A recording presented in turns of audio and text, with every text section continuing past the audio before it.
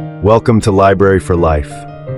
Here you'll find a wide variety of audiobooks across different categories, perfect for learning or relaxing before bedtime. Support us by hitting the like button and subscribing to stay updated with our latest releases. Recording by Mary Anderson. Pollyanna by Eleanor H. Porter. Chapter 1, Miss Polly. Miss Polly Harrington entered her kitchen a little hurriedly this June morning. Miss Polly did not usually make hurried movements. She specially prided herself on her repose of manner. But today she was hurrying, actually hurrying. Nancy, washing dishes at the sink, looked up in surprise. Nancy had been working in Miss Polly's kitchen only 2 months, but already she knew that her mistress did not usually hurry. "Nancy?" "Yes, ma'am," Nancy answered cheerfully, but she still continued wiping the pitcher in her hand. "Nancy," Miss Polly's voice was very stern now, "when I am talking to you, I wish you to stop your work and listen to what I have to say." Nancy flushed miserably. She set the pitcher down at once, with the cloth still about it, thereby nearly tipping it over, which did not add to her composure. "Yes, ma'am, I will, ma'am," she stammered, righting the pitcher and turning hastily. "I was only keepin' on with my work 'cause you specially told me this morning to hurry with my dishes, you know." Her mistress frowned. "That will do, Nancy. I did not ask for explanations. I asked for your attention." "Yes, ma'am." Nancy stifled a sigh. She was wondering if ever in any way she could please this woman. Nancy had never worked out before, but a sick mother suddenly widowed and left with 3 younger children besides Nancy herself had forced the girl into doing something toward their support. And she had been so pleased when she found a place in the kitchen of the great house in the hill. Nancy had come from the Corners 6 miles away, and she knew Miss Polly Harrington only as the mistress of the old Harrington homestead and one of the wealthiest residents of the town. That was 2 months before. She knew Miss Polly now as a stern, severe-faced woman who frowned if a knife clattered to the floor or if a door banged, but who never thought to smile even when knives and doors were still. "When you finished your morning work, Nancy," Miss Polly was saying now, "you may clear the little room at the head of the stairs in the attic and make up the cot bed. Sweep the room and clean it, of course, after you clear out the trunks and boxes." "Yes, ma'am. And where shall I put the things, please, that I take out?" "In the front attic." Miss Polly hesitated, then went on. "I suppose I may as well tell you now, Nancy. My niece, Miss Pollyanna Whittier, is coming to live with me. She is 11 years old and will sleep in that room." "A little girl coming here, Miss Harrington? Oh, won't that be nice?" cried Nancy, thinking of the sunshine her own little sisters made in the home at the Corners. "Nice? Well, that isn't exactly the word I should use," rejoined Miss Polly stiffly. "However, I intend to make the best of it, of course. I am a good woman, I hope, and I know my duty." Nancy colored hotly. "Of course, ma'am. It was only that I thought a little girl here might brighten things up for you," she faltered. "Thank you," rejoined the lady dryly. "I can't say, however, that I see any immediate need for that." "But, of course, you'd want her, your sister's child," ventured Nancy, vaguely feeling that somehow she must prepare a welcome for this lonely little stranger. Miss Polly lifted her chin haughtily. "Well, really, Nancy, just because I happen to have a sister who was silly enough to marry and bring unnecessary children into a world, That was already quite full enough. I can't see how I should particularly want to have the care of them myself. However, as I said before, I hope I know my duty. See that you clean the corners, Nancy," she finished sharply, as she left the room. "Yes, ma'am," sighed Nancy, picking up the half-dried pitcher, now so cold it must be rinsed again. In her own room, Miss Polly took out once more the letter which she had received 2 days before from the far-away western town, and which had been so unpleasant a surprise to her. The letter was addressed to Miss Polly Harrington, Beldingsville, Vermont, and it read as follows: "Dear Madame, I regret to inform you that the Reverend John Whittier died 2 weeks ago, leaving one child, a girl 11 years old. He left practically nothing else save a few books, for as you doubtless know, he was the pastor of this small mission church and had a very meager salary. I believe he was your deceased sister's husband, but he gave me to understand the families were not on the best of terms. He thought, however, that for your sister's sake you might wish to take the child and bring her up among her own people in the East. Hence, I am writing to you. The little girl will be all ready to start by the time you get this letter, and if you can take her, we would appreciate it very much if you would write that she might come at once, as there is a man and his wife here who are going East very soon, and they would take her with them to Boston and put her on the Beldingsville train. Of course, you would be notified what day and train to expect Pollyanna on. Hoping to hear favorably from you soon, I remain respectfully yours, Jeremiah O. White." With a frown, Miss Polly folded the letter and tucked it into its envelope. She had answered it the day before, and she had said she would take the child, of course. She hoped she knew her duty well enough for that, disagreeable as the task would be. As she sat now with the letter in her hands, her thoughts went back to her sister, Jenny, who had been this child's mother, and to the time when Jenny, as a girl of 20, had insisted upon marrying the young minister, in spite of her family's remonstrances. There had been a man of wealth who had wanted her, and the family had much preferred him to the minister, but Jenny had not. The man of wealth had more years, as well as more money to his credit, while the minister had only a young head full of youth's ideals and enthusiasm, and a heart full of love.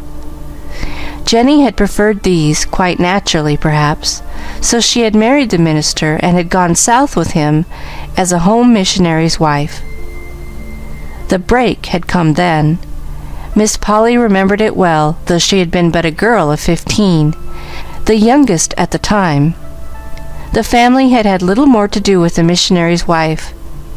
To be sure, Jenny herself had written for a time, and had named her last baby Pollyanna.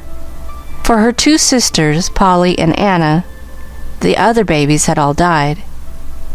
This had been the last time that Jenny had written, and in a few years there had come the news of her death, told in a short but heartbroken little note from the minister himself, dated at a little town in the West. Meanwhile, time had not stood still for the occupants of the great house on the hill. Miss Polly, looking out at the far-reaching valley below, thought of the changes those 25 years had brought to her. She was 40 now, and quite alone in the world. Father, mother, sisters, all were dead. For years now, she had been the sole mistress of the house, and of the thousands left her by her father. There were people who had openly pitied her lonely life, and who urged her to have some friend or companion to live with her. But she had not welcomed either their sympathy or their advice. She was not lonely, she said. She liked being by herself. She preferred quiet. But now... Miss Polly rose with a frowning face and closely shut lips. She was glad, of course, that she was a good woman, and that she not only knew her duty, but had sufficient strength of character to perform it. But Pollyanna, what a ridiculous name. End of Chapter 1. Chapter 2. Old Tom and Nancy. In the little attic room, Nancy swept and scrubbed vigorously, paying particular attention to the corners. There were times, indeed, when the vigor she put into her work was more of a relief to her feelings than it was an ardor to efface dirt. Nancy, in spite of her frightened submission to her mistress, was no saint. "I just wish I could dig out the corners of her soul," she muttered jerkily, punctuating her words with murderous jabs of her pointed cleaning stick. "There's plenty of 'em needs cleaning, all right, all right.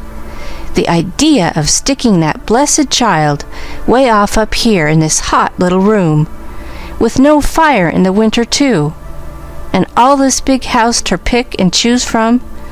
Unnecessary children, indeed." "Humph!"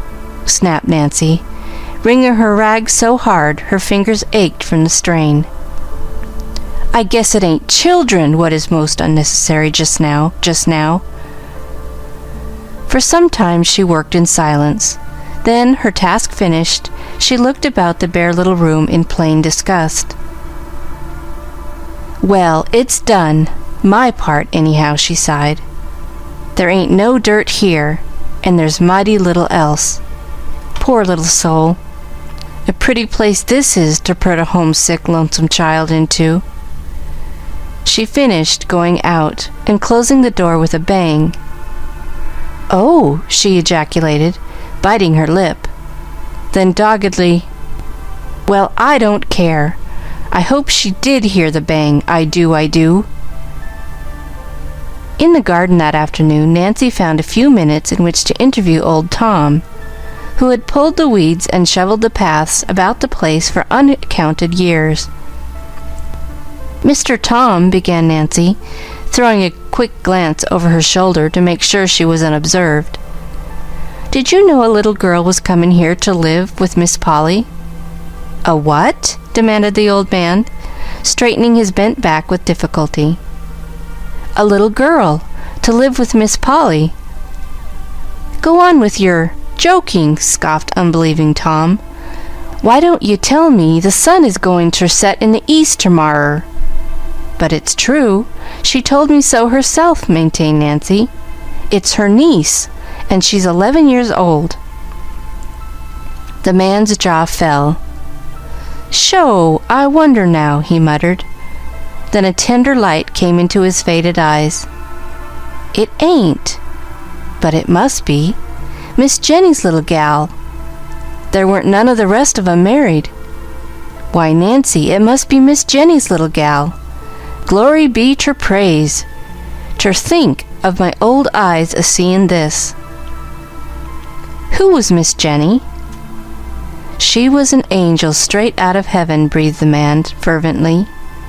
"But the old master and missus knew her as their oldest daughter.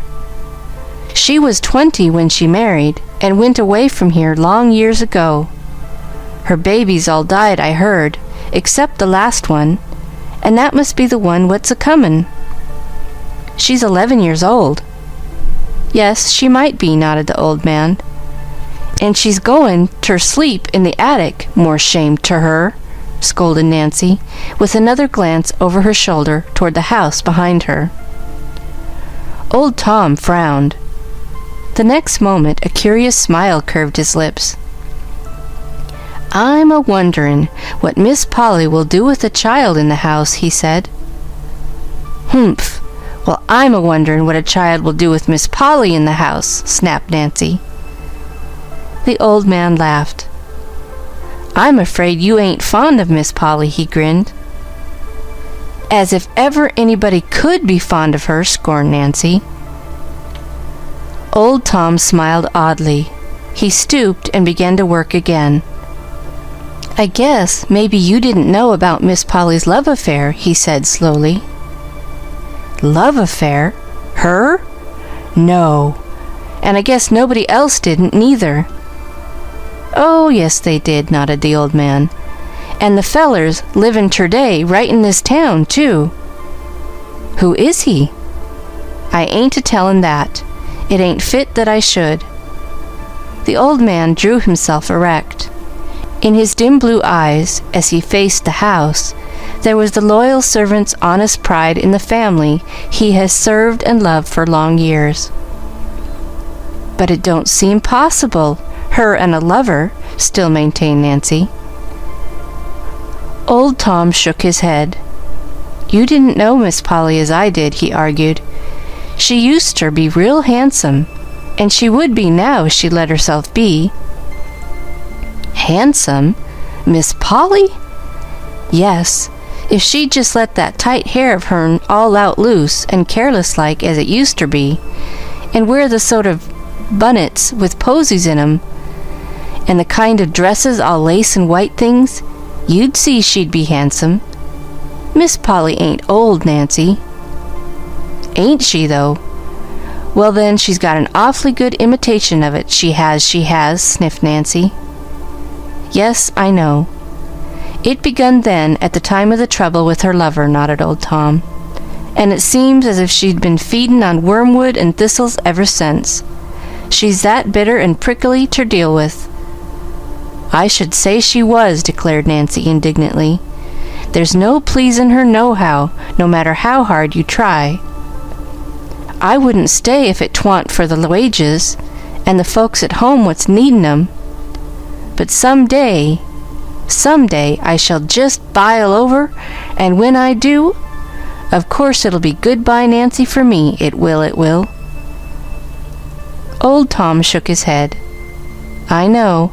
I've felt it. It's natural, but 'tain't best. Child, 'tain't best. Take my word for it, 'tain't best." And again he bent his head to the work before him. "Nancy!" called a sharp voice. Yes, ma'am," stammered Nancy, and hurried toward the house. End of Chapter 2. Chapter 3. The Coming of Pollyanna. In due time came the telegram announcing that Pollyanna would arrive in Beldingsville the next day, the 25th of June, at 4 o'clock. Miss Polly read the telegram, frowned, then climbed the stairs to the attic room. She still frowned as she looked about her. The room contained a small bed neatly made, 2 straight-back chairs, a washstand, a bureau without any mirror, and a small table. There were no drapery curtains at the dormer windows, no pictures on the wall.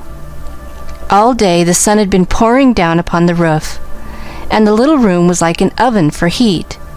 As there were no screens, the windows had not been raised. A big fly was buzzing angrily at one of them now, up and down, trying to get out.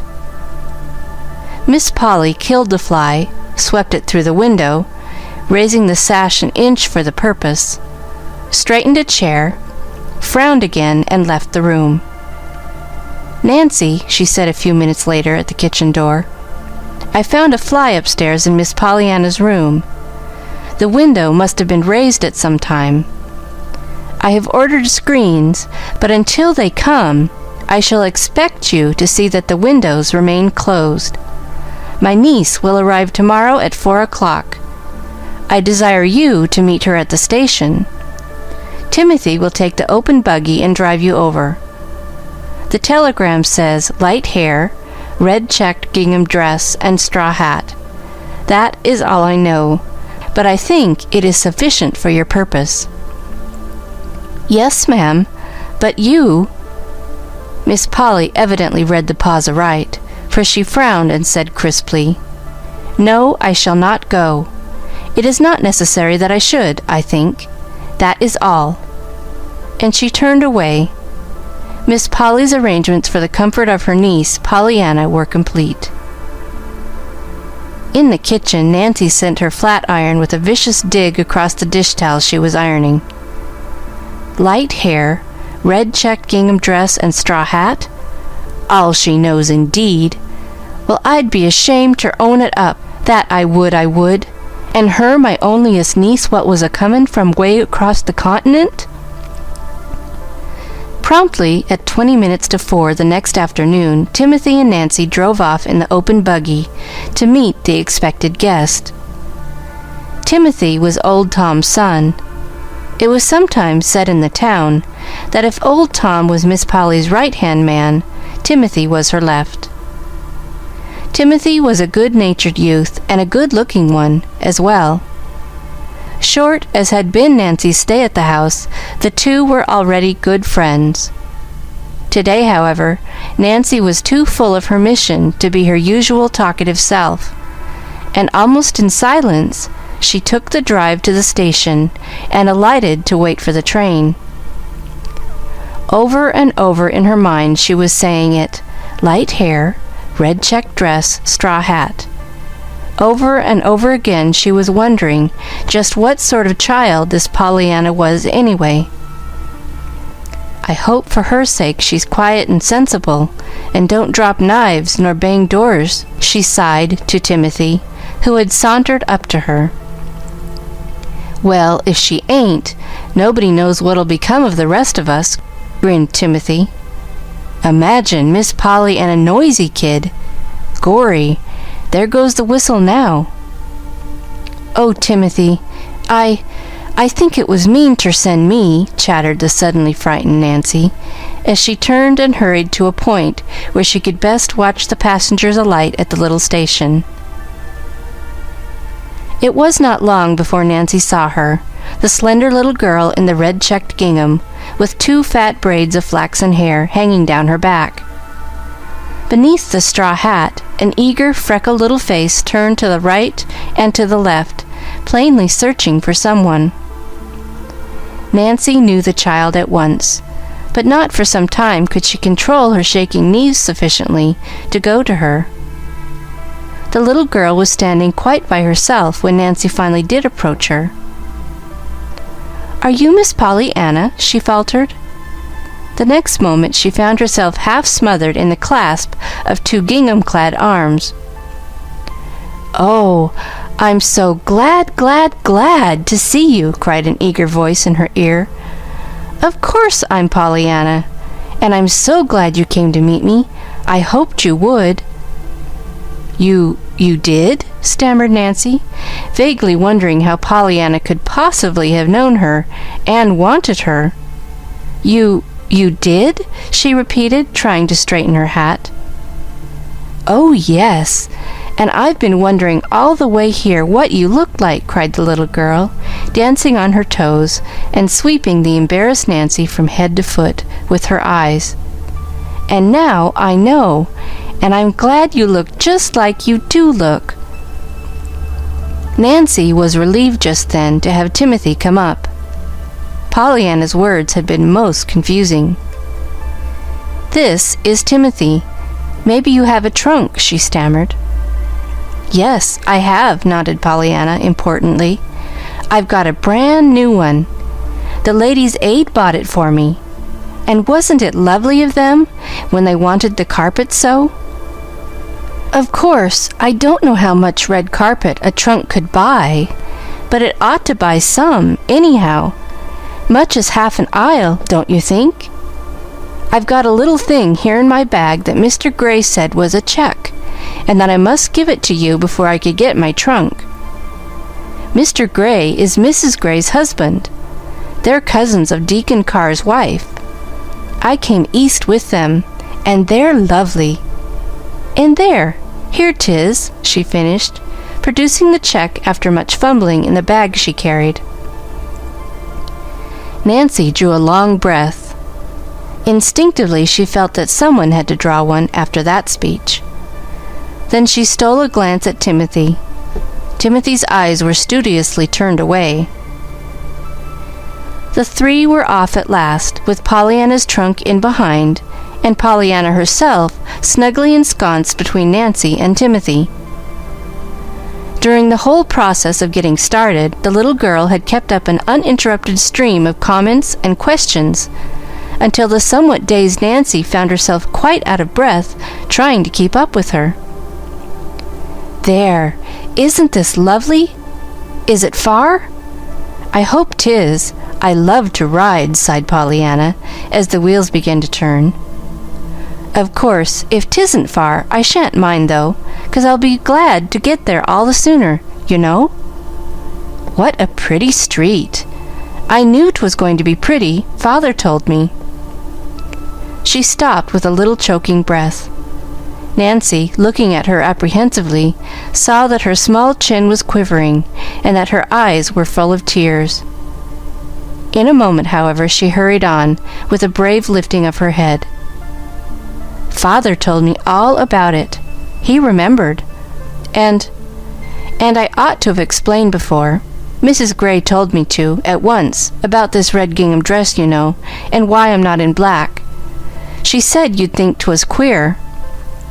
But there weren't any black things in the last missionary barrel. Only a lady's velvet basque, which Deacon Carr's wife said wasn't suitable for me at all. Besides, it had white spots, worn, you know, on both elbows, and some other places. Part of the Ladies' Aid wanted to buy me a black dress and hat, but the other part thought the money ought to go toward the red carpet they're trying to get, for the church, you know. Mrs. White said maybe it was just as well anyway, for she didn't like children in black. That is, she liked the children, of course, but not the black part." Pollyanna paused for breath, and Nancy managed to stammer, "Well, I'm sure it'll be all right." "I'm glad you feel that way.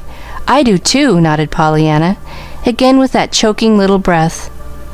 "Of course, 'twould have been a good deal harder to be glad in black." "Glad?" gasped Nancy, surprised into an interruption. "Yes, that Father's gone to heaven to be with Mother and the rest of us, you know. He said I must be glad, but it's been pretty hard to do it, even in red gingham, because I wanted him so. And I couldn't help thinking I ought to have him, especially as Mother and the rest have God and all the angels, while I didn't have anybody but the Ladies' Aid. But now I'm sure it'll be easier because I've got you, Aunt Polly. I'm so glad I've got you." Nancy's aching sympathy for the poor little forlornness beside her turned suddenly into shocked terror. "Oh, but you've made an awful mistake, dear," she faltered. "I'm only Nancy. I ain't your Aunt Polly at all." You aren't?" stammered the little girl in plain dismay. "No, I'm only Nancy. I never thought of your taking me for her. We ain't a bit alike, we ain't." Timothy chuckled softly, but Nancy was too disturbed to answer the merry flash from his eyes. "But who are you?" questioned Pollyanna. "You don't look a bit like a Ladies' Aider." Timothy laughed outright this time. "I'm Nancy, the hired girl. I do all the work except the washing and hard ironing. Miss Durgan does that." "But there is an Aunt Polly?" demanded the child anxiously. "You bet your life there is," cut in Timothy. Pollyanna relaxed visibly. "Oh, that's all right then." There was a moment's silence, then she went on brightly. "And do you know, I'm glad after all that she didn't come to meet me, because now I've got her still coming, and I've got you besides." Nancy flushed. Timothy turned to her with a quizzical smile. "I call that a pretty slick compliment," he said. "Why don't you thank the little lady?" I was thinking about Miss Polly," faltered Nancy. Pollyanna sighed contentedly. "I was too. I'm so interested in her. You know, she's all the aunt I've got, and I didn't know I had her for ever so long. Then Father told me. He said she lived in a lovely great big house way on top of a hill." "She does. You can see it now, said Nancy. It's that big white one with the green blinds way ahead. Oh, how pretty! And what a lot of trees and grass all around it. I never saw such a lot of green grass. Seems so all at once. Is my Aunt Polly rich, Nancy? Yes, miss. I'm so glad. It must be perfectly lovely to have lots of money. I never knew anyone that did have, only the Whites. They're some rich. They have carpets in every room and ice cream sundaes. Does Aunt Polly have ice cream sundaes? Nancy shook her head. Her lips twitched. She threw a merry look into Timothy's eyes. No, miss, your aunt doesn't like ice cream, I guess. Leastways, I never saw it on her table. Pollyanna's face fell. Oh, doesn't she? I'm so sorry. I don't see how she can help liking ice cream. But anyhow, I can be kinder glad about that. 'Cause the ice cream you don't eat can't make your stomach ache, like Mrs. White's did, that is. I ate hers, you know, lots of it. Maybe Aunt Polly has got the carpets, though. Yes, she's got the carpets. In every room? Well, in almost every room, answered Nancy, frowning suddenly at the thought of that bare little attic room where there was no carpet. Oh, I'm so glad, exulted Pollyanna. I love carpets. We didn't have any, only 2 little rugs that came in a missionary barrel, and one of those had ink spots on it. Mrs. White had pictures, too, perfectly beautiful ones, of roses and little girls kneeling, and a kitty, and some lambs and a lion. Not together, you know, the lambs and the lion. Oh, of course the Bible says they will sometime, but they haven't yet, that is. I mean, Mrs. White's haven't. Don't you just love pictures? I don't know, answered Nancy in a half-stifled voice.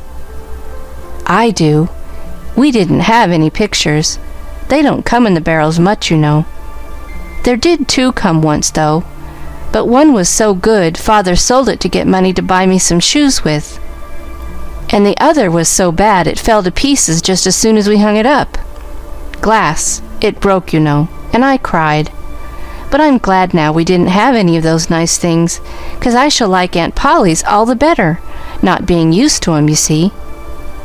Just as it is when the pretty hair ribbons come in the barrels after a lot of freighted-out brown ones.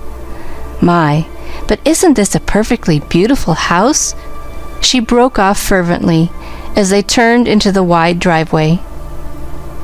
It was when Timothy was unloading the trunk that Nancy found an opportunity to mutter low in his ear, "Don't you never say nothin' ter me again about leavin', Timothy Durgin.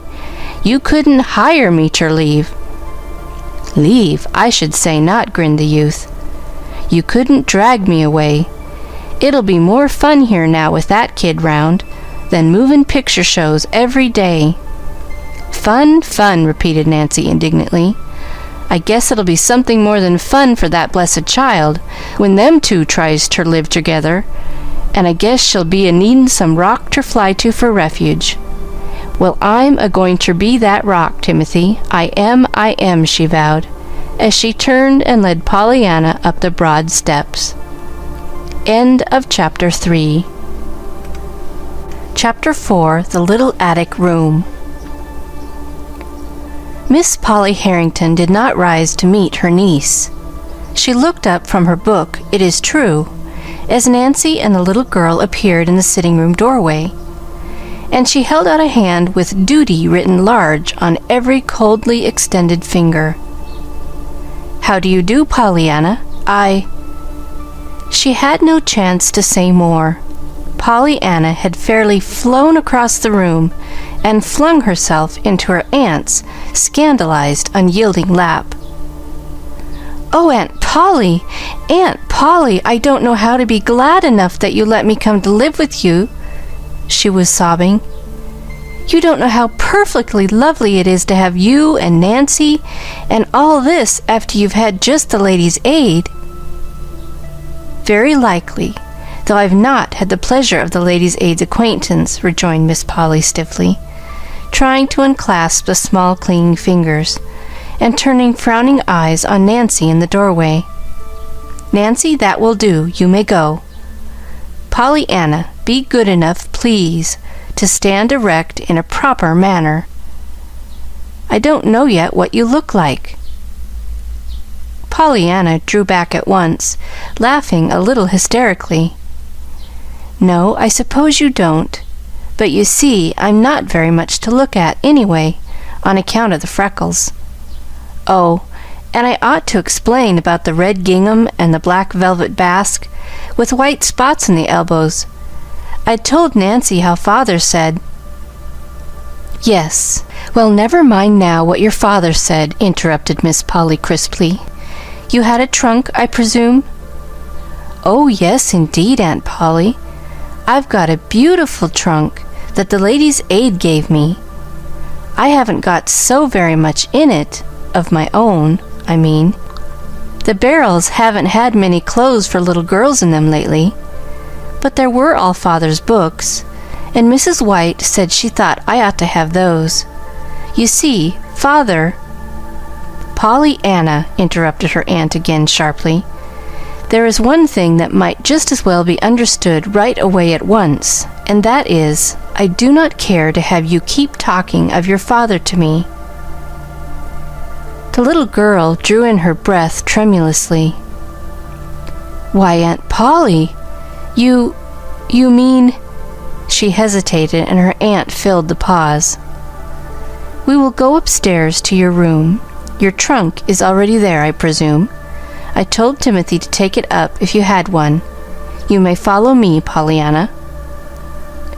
Without speaking, Pollyanna turned and followed her aunt from the room.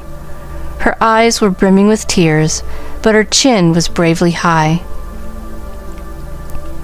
"After all, I reckon I'm glad she doesn't want me to talk about Father," Pollyanna was thinking. "It'll be easier, maybe, if I don't talk about him. Probably. Anyhow, that is why she told me not to talk about him." And Pollyanna, convinced anew of her aunt's kindness, blinked off the tears and looked eagerly about her. She was on the stairway now. Just ahead, her aunt's black silk skirt rustled luxuriously. Behind her, an open door allowed a glimpse of soft-tinted rugs and satin-colored chairs. Beneath her feet, a marvelous carpet was like green moss to the tread. On every side, the gilt of picture frames or the glint of sunlight through the filmy mesh of lace curtains flashed in her eyes. "Oh, Aunt Polly! Aunt Polly!" breathed the little girl rapturously. "What a perfectly lovely, lovely house! How awfully glad you must be you're so rich!" "Pollyanna!" ejaculated her aunt, turning sharply about as she reached the head of the stairs. "I'm surprised at you, making a speech like that to me." "Why, Aunt Polly, aren't you?" queried Pollyanna in frank wonder. "Certainly not, Pollyanna. I hope I could not so far forget myself as to be sinfully proud of any gift the Lord has seen fit to bestow upon me," declared the lady. "Certainly not of riches." Miss Polly turned and walked down the hall toward the attic stairway door. She was glad now that she had put the child in the attic room. Her idea at first had been to get her niece as far away as possible from herself, and at the same time place her where her childish heedlessness would not destroy valuable furnishings. Now, with this evident strain of vanity showing thus early, it was all the more fortunate that the room planned for her was plain and sensible, thought Miss Polly. Eagerly, Pollyanna's small feet pattered behind her aunt. Still more eagerly, her big blue eyes tried to look in all directions at once, that no thing of beauty or interest in this wonderful house might be passed unseen. Most eagerly of all, her mind turned to the wondrously exciting problem about to be solved. Behind which of all these fascinating doors was waiting now her room, the dear, beautiful room full of curtains, rugs, and pictures that was to be her very own. Then abruptly her aunt opened a door and ascended another stairway. There was little to be seen here. A bare wall rose on either side. At the top of the stairs, wide reaches of shadowy space led to far corners where the roof came almost down to the floor, and where was stacked innumerable trunks and boxes. It was hot and stifling, too. Unconsciously, Pollyanna lifted her head higher. It seemed so hard to breathe. Then she saw that her aunt had thrown open a door at the right. "There, Pollyanna, here is your room, and your trunk is here, I see. Have you your key?" Pollyanna nodded dumbly. Her eyes were a little wide and frightened. Her aunt frowned. "When I ask a question, Pollyanna, I prefer that you should answer aloud, not merely with your head." "Yes, Aunt Polly." "Thank you, that is better. I believe you have everything that you need here," she added, glancing at the well-filled towel rack and water pitcher. "I will send Nancy up to help you unpack. Supper is at 6 o'clock," she finished, as she left the room and swept downstairs. For a moment after she had gone, Pollyanna stood quite still, looking after her. Then she turned her wide eyes to the bare wall, the bare floor, the bare windows. She turned them last to the little trunk that had stood not so long before in her own little room in the faraway Western home. The next moment she stumbled blindly toward it and fell on her knees at its side, covering her face with her hands. Nancy found her there when she came up a few minutes later. "There, there, you poor lamb," she crooned, dropping to the floor and drawing the little girl into her arms. "I was just a-fearin' I'd find you like this. Pollyanna shook her head. "But I'm bad and wicked, Nancy, awful wicked," she sobbed. "I just can't make myself understand that God and the angels needed my father more than I did." "No more they did neither," declared Nancy stoutly. "Oh, Nancy!" The burning horror in Pollyanna's eyes dried the tears. Nancy gave a shamefaced smile and rubbed her own eyes vigorously. "There, there, child, I didn't mean it, of course," she cried briskly. "Come, let's have your key, and we'll get inside this trunk and take out your dresses in no time. Somewhat tearfully, Pollyanna produced the key. "There aren't very many there anyway," she faltered. "Then they're all the sooner unpacked," declared Nancy. Pollyanna gave a sudden radiant smile. "That's so. I can be glad of that, can't I?" she cried. Nancy stared. "Why, of course," she answered a little uncertainly. Nancy's capable hands made short work of unpacking the books, the patched undergarments, and the few pitifully unattractive dresses. Pollyanna, smiling bravely now, flew about, hanging the dresses in the closet, stacking the books on the table, and putting away the undergarments in the bureau drawers. "I'm sure it's going to be a very nice room. Don't you think so?" she stammered after a while. There was no answer. Nancy was very busy, apparently, with her head in the trunk. Pollyanna, standing at the bureau, gazed a little wistfully at the bare wall above. "And I can be glad there isn't any looking-glass here, too, 'cause where there isn't any glass, I can't see my freckles." Nancy made a sudden queer little sound with her mouth, but when Pollyanna turned, her head was in the trunk again. At one of the windows, a few minutes later, Pollyanna gave a glad cry and clapped her hands joyously. "Oh, Nancy, I hadn't seen this before," she breathed.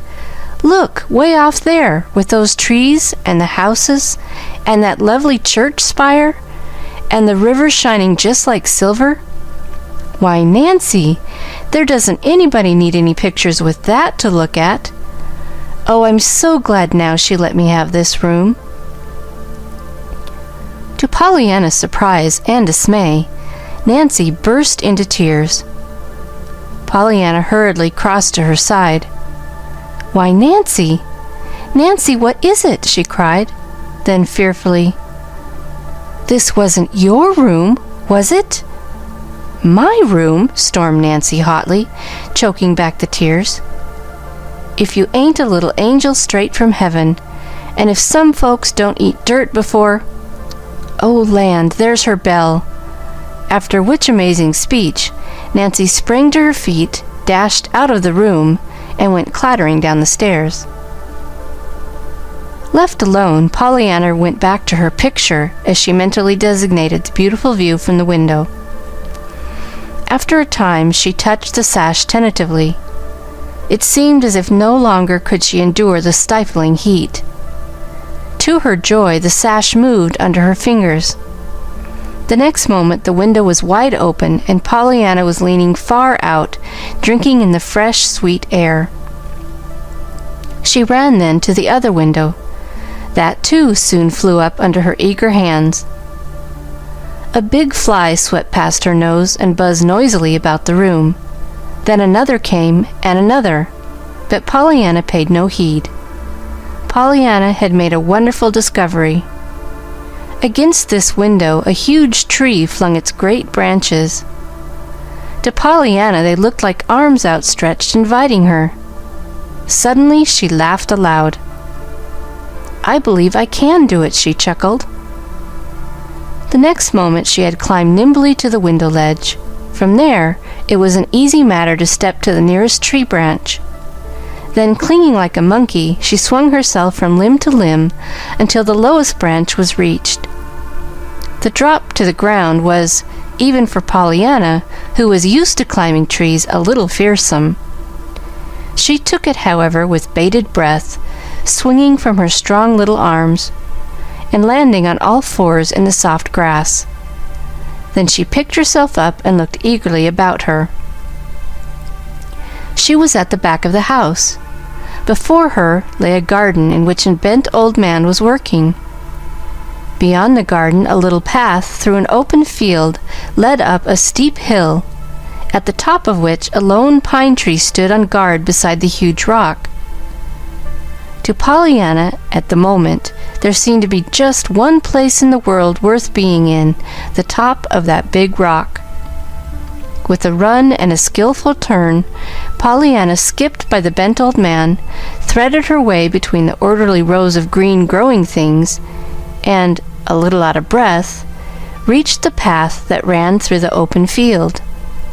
Then, determinedly, she began to climb. Already, however, she was thinking what a long, long way off that rock must be, when back at the window it had looked so near. 15 minutes later, the great clock in the hallway of the Harrington homestead struck 6. At precisely the last stroke, Nancy sounded the bell for supper. 1, 2, 3 minutes passed. Miss Polly frowned and tapped the floor with her slipper. A little jerkily, she rose to her feet, went into the hall, and looked upstairs, plainly impatient. For a minute she listened intently. Then she turned and swept into the dining room. "Nancy," she said with decision, as soon as the little serving-maid appeared, "my niece is late. No, you need not call her," she added severely, as Nancy made a move toward the hall door. "I told her what time supper was, and now she will have to suffer the consequences. She may as well begin at once to learn to be punctual. When she comes down, she may have bread and milk in the kitchen." "Yes, ma'am." It was well, perhaps, that Miss Polly did not happen to be looking at Nancy's face just then. At the earliest possible moment after supper, Nancy crept up the back stairs and thence to the attic room. Bread and milk, indeed! And when the poor lamb hain't only just cried herself to sleep, she was muttering fiercely, as she softly pushed open the door. The next moment she gave a frightened cry. "Where are you? Where have you gone? Where have you gone?" she panted, looking in the closet, under the bed, and even in the trunk, and down the water pitcher. Then she flew downstairs and out to old Tom in the garden. "Mr. Tom, Mr. Tom, that blessed child's gone," she wailed. "She's vanished right up into heaven, where she came from, poor lamb. And me told ter give her bread and milk in the kitchen. Her what's eatin' angel food this minute, I'll warrant, I'll warrant." The old man straightened up. "Gone? Heaven?" he repeated stupidly, unconsciously sweeping the brilliant sunset sky with his gaze. He stopped, stared a moment intently, then turned with a slow grin. "Well, Nancy, it do look like as if she'd tried ter get as nigh heaven as she could, and that's a fact," he agreed, pointing with a crooked finger to where, sharply outlined against the reddening sky, a slender, wind-blown figure was poised on top of a huge rock. "Well, she ain't going ter heaven that way ternight, not if I has my say," declared Nancy doggedly. "If the mistress asks, tell her I ain't forgettin' the dishes, but I gone on a stroll," she flung back over her shoulder as she sped toward the path that led through the open field. End of Chapter 4. Chapter 5. The Game. "For the land's sake, Miss Pollyanna, what a scare you did give me," panted Nancy, hurrying up to the big rock, down which Pollyanna had just regretfully slid. "Scare? Oh, I'm so sorry. But you mustn't really ever get scared about me, Nancy. Father and the Ladies' Aid used to do it too, till they found I always came back all right." "But I didn't even know you'd went," cried Nancy, tucking the little girl's hand under her arm and hurrying her down the hill. "I didn't see you go, and nobody didn't. I guess you flew right up through the roof, I do. Pollyanna skipped gleefully. "I did, most. Only I flew down instead of up. I came down the tree." Nancy stopped short. "You did what?" "Came down the tree outside my window." "My stars and stockings," gasped Nancy, hurrying on again. "I'd like ter know what your aunt would say ter that." "Would you? Well, I'll tell her then, so you can find out," promised the little girl cheerfully. "Mercy!" gasped Nancy. No. Why, you don't mean she'd care?" cried Pollyanna, plainly disturbed. "No. Yes. Well, never mind. I ain't so very particular about knowing what she'd say truly," stammered Nancy, determined to keep one scolding from Pollyanna, if nothing more. "But say, we'd better hurry. I've got ter get them dishes done, you know." "I'll help," promised Pollyanna promptly. "Oh, Miss Pollyanna," demurred Nancy. For a moment there was silence. The sky was darkening fast. Pollyanna took a firmer hold of her friend's arm. "I reckon I'm glad after all that you did get scared a little, 'cause then you came after me," she shivered. "Poor little lamb, and you must be hungry too. I'm afraid you'll have to have bread and milk in the kitchen with me. Your aunt didn't like it because you didn't come down ter supper, you know." "But I couldn't. I was up here." "Yes, but she didn't know that, you see," observed Nancy dryly, stifling a chuckle. "I'm sorry about the bread and milk. I am. "Oh, I'm not. I'm glad." "Glad? Why?" "Why, I like bread and milk, and I'd like to eat with you. I don't see any trouble about being glad about that." "You don't seem ter see any trouble being glad about everything," retorted Nancy, choking a little over her remembrance of Pollyanna's brave attempts to like the bare little attic room. Pollyanna laughed softly. "Well, that's the game, you know, anyway." "The game?" "Yes, the just being glad game." "Whatever in the world are you talking about?" "Why, it's a game. Father told it to me, and it's lovely," rejoined Pollyanna, We've played it always, ever since I was a little girl. I told the Ladies' Aid, and they played it, some of them. What is it? I ain't much on games, though. Pollyanna laughed again, but she sighed, too, and in the gathering twilight her face looked thin and wistful.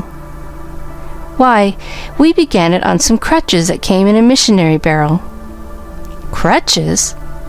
Yes, you see, I'd wanted a doll, and Father had written them so. But when the barrel came, the lady wrote that there hadn't any dolls come in, but the little crutches had, so she sent them along as they might come in handy for some child sometime. And that's when we began it. Well, I must say I can't see any game about that, declared Nancy, almost irritably. Oh, yes, the game was to just find something about everything to be glad about, no matter what 'twas, rejoined Pollyanna earnestly. And we began right then on the crutches. Well, goodness me, I can't see anything ter be glad about, gettin' a pair of crutches when you wanted a doll. Pollyanna clapped her hands. There is, she crowed. But I couldn't see it either, Nancy, at first, she added with quick honesty. Father had to tell it to me. Well, then suppose you tell me, almost snapped Nancy. Goosey, why, just be glad, because you don't need them, exulted Pollyanna triumphantly. You see, it's just as easy when you know how. Well, of all the queer doings, breathed Nancy, regarding Pollyanna with almost fearful eyes. Oh, but it isn't queer. It's lovely, maintained Pollyanna, enthusiastically. And we've played it ever since. And the harder 'tis, the more fun 'tis to get 'em out. Only sometimes it's almost too hard, like when your father goes to heaven, and there isn't anybody but a Ladies' Aid left. Yes, or when you're put in a snippy little room way at the top of the house with nothing in it, growled Nancy. Pollyanna sighed. That was a hard one at first, she admitted, especially when I was so kind of lonesome. I just didn't feel like playing the game anyway, and I had been wanting pretty things so. Then I happened to think how I hated to see my freckles in the looking glass, and I saw that lovely picture out the window, too. So then I knew I'd found the things to be glad about. You see, when you're hunting for the glad things, you sort of forget the other kind, like the doll you wanted, you know. Humph, choked Nancy, trying to swallow the lump in her throat. Most generally it doesn't take so long, sighed Pollyanna. And lots of times, now I just think of them without thinking, you know. I've got so used to playing it. It's a lovely game. Father and I used to like it so much, she faltered. I suppose, though, it'll be a little harder now, as long as I haven't anybody to play it with. Maybe Aunt Polly will play it, though, she added as an afterthought. My stars and stockings, her? Breathed Nancy behind her teeth. Then aloud she said doggedly, See here, Miss Pollyanna, I ain't sayin' that I'll play it very well, and I ain't sayin' that I know how, anyway, but I'll play it with ye after a fashion. I just will, I will. Oh, Nancy, exulted Pollyanna, giving her a rapturous hug. That'll be splendid. Won't we have fun? Maybe, conceded Nancy in open doubt. But you mustn't count too much on me, you know.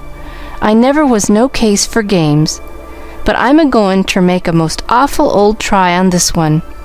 You're going to have someone ter play it with anyhow, she finished, as they entered the kitchen together. Pollyanna ate her bread and milk with good appetite. Then, at Nancy's suggestion, she went into the sitting room, where her aunt sat reading. Miss Polly looked up coldly. Have you had your supper, Pollyanna? Yes, Aunt Polly. I am very sorry, Pollyanna, to have been obliged so soon to send you into the kitchen to eat bread and milk. But I was real glad you did it, Aunt Polly. I like bread and milk, and Nancy, too. You mustn't feel bad about that one bit. Aunt Polly sat suddenly a little more erect in her chair. "Pollyanna, it's quite time you were in bed. You have had a hard day, and tomorrow we must plan your hours and go over your clothing to see what it is necessary to get for you. Nancy will give you a candle. Be careful how you handle it. Breakfast will be at 7:30. See that you are down to that. Good night." Quite as a matter of course, Pollyanna came straight to her aunt's side and gave her an affectionate hug. "I've had such a beautiful time so far," she sighed happily. "I know I'm going to just love living with you, but then I knew I should before I came. Good night," she called cheerfully as she ran from the room. "Well, upon my soul," ejaculated Miss Polly half aloud, "what a most extraordinary child!" Then she frowned. "She's glad I punished her, and I mustn't feel bad one bit. And she's going to love to live with me?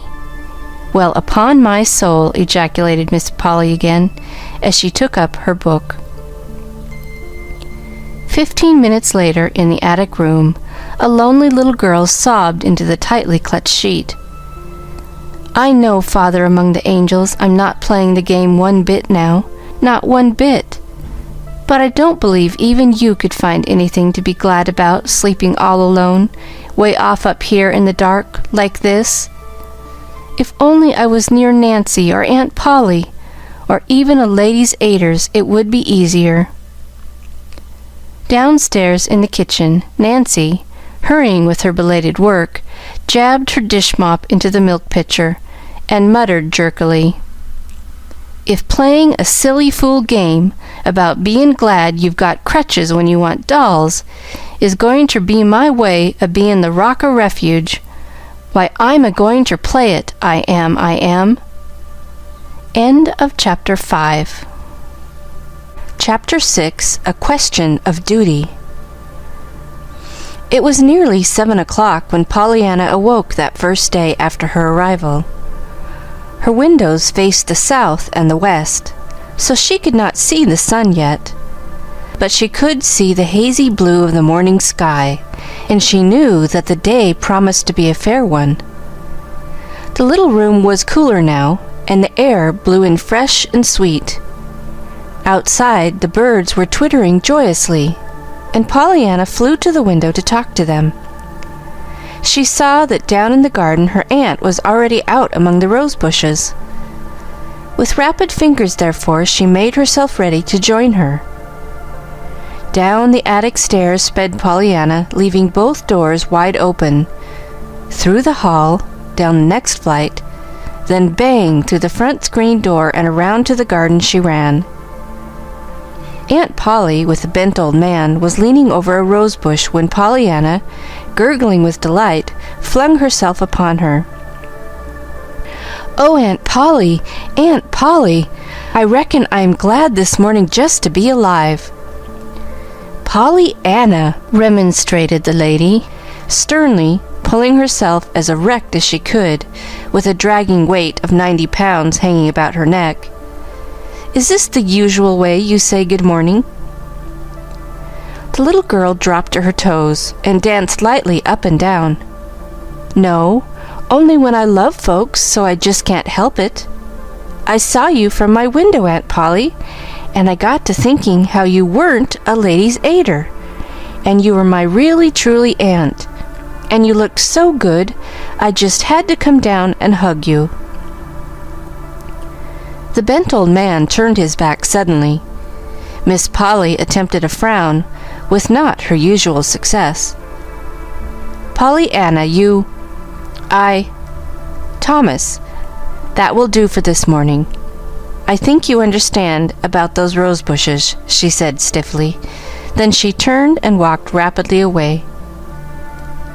"Do you always work in the garden, Mr. Man?" asked Pollyanna interestedly. The man turned. His lips were twitching, but his eyes looked blurred as if with tears. "Yes, miss, I'm old Tom, the gardener," he answered. Timidly, but as if impelled by an irresistible force, He reached out a shaking hand and let it rest for a moment on her bright hair. "You are so like your mother, little miss. I used to know her when she was even littler than you be. You see, I used to work in the garden then." Pollyanna caught her breath audibly. "You did? And you knew my mother? Really? When she was just a little earth angel and not a heaven one? Oh, please tell me about her." And down plumped Pollyanna in the middle of the dirt path by the old man's side. A bell sounded from the house. The next moment Nancy was seen flying out the back door. "Miss Pollyanna, that bell means breakfast mornings," she panted, pulling the little girl to her feet and hurrying her back to the house. "And other times it means other meals, but it always means that you're to run like time when you hear it, no matter where ye be. If you don't, well, it'll take something smarter'n we be ter fix anythin', ter be glad about in that," she finished, shooing Pollyanna into the house as she would shoo an unruly chicken into a coop. Breakfast for the first 5 minutes was a silent meal. Then Miss Polly, her disapproving eyes following the airy wings of 2 flies, darting here and there over the table, said sternly, "Nancy, where did those flies come from?" "I don't know, ma'am. There wasn't one in the kitchen." Nancy had been too excited to notice Pollyanna's upflung windows the afternoon before. "I reckon maybe they're my flies, Aunt Polly," observed Pollyanna amiably. "There were lots of them this morning having a beautiful time upstairs." Nancy left the room precipitately, though to do so she had to carry out the hot muffins she had just brought in. "Yours?" gasped Miss Polly. "What do you mean? Where did they come from?" "Why, Aunt Polly, they came from out of doors, of course, through the windows. I saw some of them come in." "You saw them? You mean you raised those windows without any screens?" "Why, yes. There weren't any screens there, Aunt Polly." Nancy at this moment came in again with the muffins. Her face was grave but very red. "Nancy," directed her mistress sharply, "you may set the muffins down and go at once to Miss Pollyanna's room and shut the windows. Shut the doors also. Later, when your morning work is done, go through every room with a spatter. See that you make a thorough search." To her niece she said, "Pollyanna, I have ordered screens for those windows. I knew, of course, that it was my duty to do that, but it seems to me that you have quite forgotten your duty." "My duty?" Pollyanna's eyes were wide with wonder. "Certainly. I know it is warm, but I consider it your duty to keep your windows closed till those screens come. Flies, Pollyanna, are not only unclean and annoying, but very dangerous to health. After breakfast I will give you a little pamphlet on this matter to read." "To read? Oh, thank you, Aunt Polly. I love to read." Miss Polly drew in her breath audibly. Then she shut her lips together hard. Pollyanna, seeing her stern face, frowned a little thoughtfully. "Of course, I'm sorry about the duty I forgot, Aunt Polly," she apologized timidly. "I won't raise the windows again." Her aunt made no reply. She did not speak, indeed, until the meal was over. Then she rose, went to the bookcase in the sitting room, took out a small paper booklet, and crossed the room to her niece's side. "This is the article I spoke of, Pollyanna. I desire you to go to your room at once and read it. I will be up in half an hour to look over your things." Pollyanna, her eyes on the illustration of a fly's head, many times magnified, cried joyously, "Oh, thank you, Aunt Polly." The next moment she skipped merrily from the room, banging the door behind her. Miss Polly frowned, hesitated, then crossed the room majestically and opened the door. But Pollyanna was already out of sight, clattering up the attic stairs. Half an hour later, when Miss Polly, her face expressing stern duty in every line, climbed those stairs and entered Pollyanna's room, she was greeted with a burst of eager enthusiasm. "Oh, Aunt Polly, I never saw anything so perfectly lovely and interesting in my life. I'm so glad you gave me that book to read. Why, I didn't suppose flies could carry such a lot of things on their feet. And—" "That will do," observed Aunt Polly with dignity. "Pollyanna, you may bring out your clothes now, and I will look them over. What are not suitable for you, I shall give to the Sullivans, of course." With visible reluctance, Pollyanna laid down the pamphlet and turned toward the closet. "I'm afraid you'll think they're worse than the Ladies' Aid did, and they said they were shameful," she sighed. "But there were mostly things for boys and older folks in the last 2 or 3 barrels. And did you ever have a missionary barrel, Aunt Polly?" At her aunt's look of shocked anger, Pollyanna corrected herself at once. "Why, no, of course you didn't, Aunt Polly," she hurried on, with a hot blush. "I forgot. Rich folks never have to have them. But you see, sometimes I kind of forget that you are rich, up here in this room, you know." Miss Polly's lips parted indignantly, but no words came.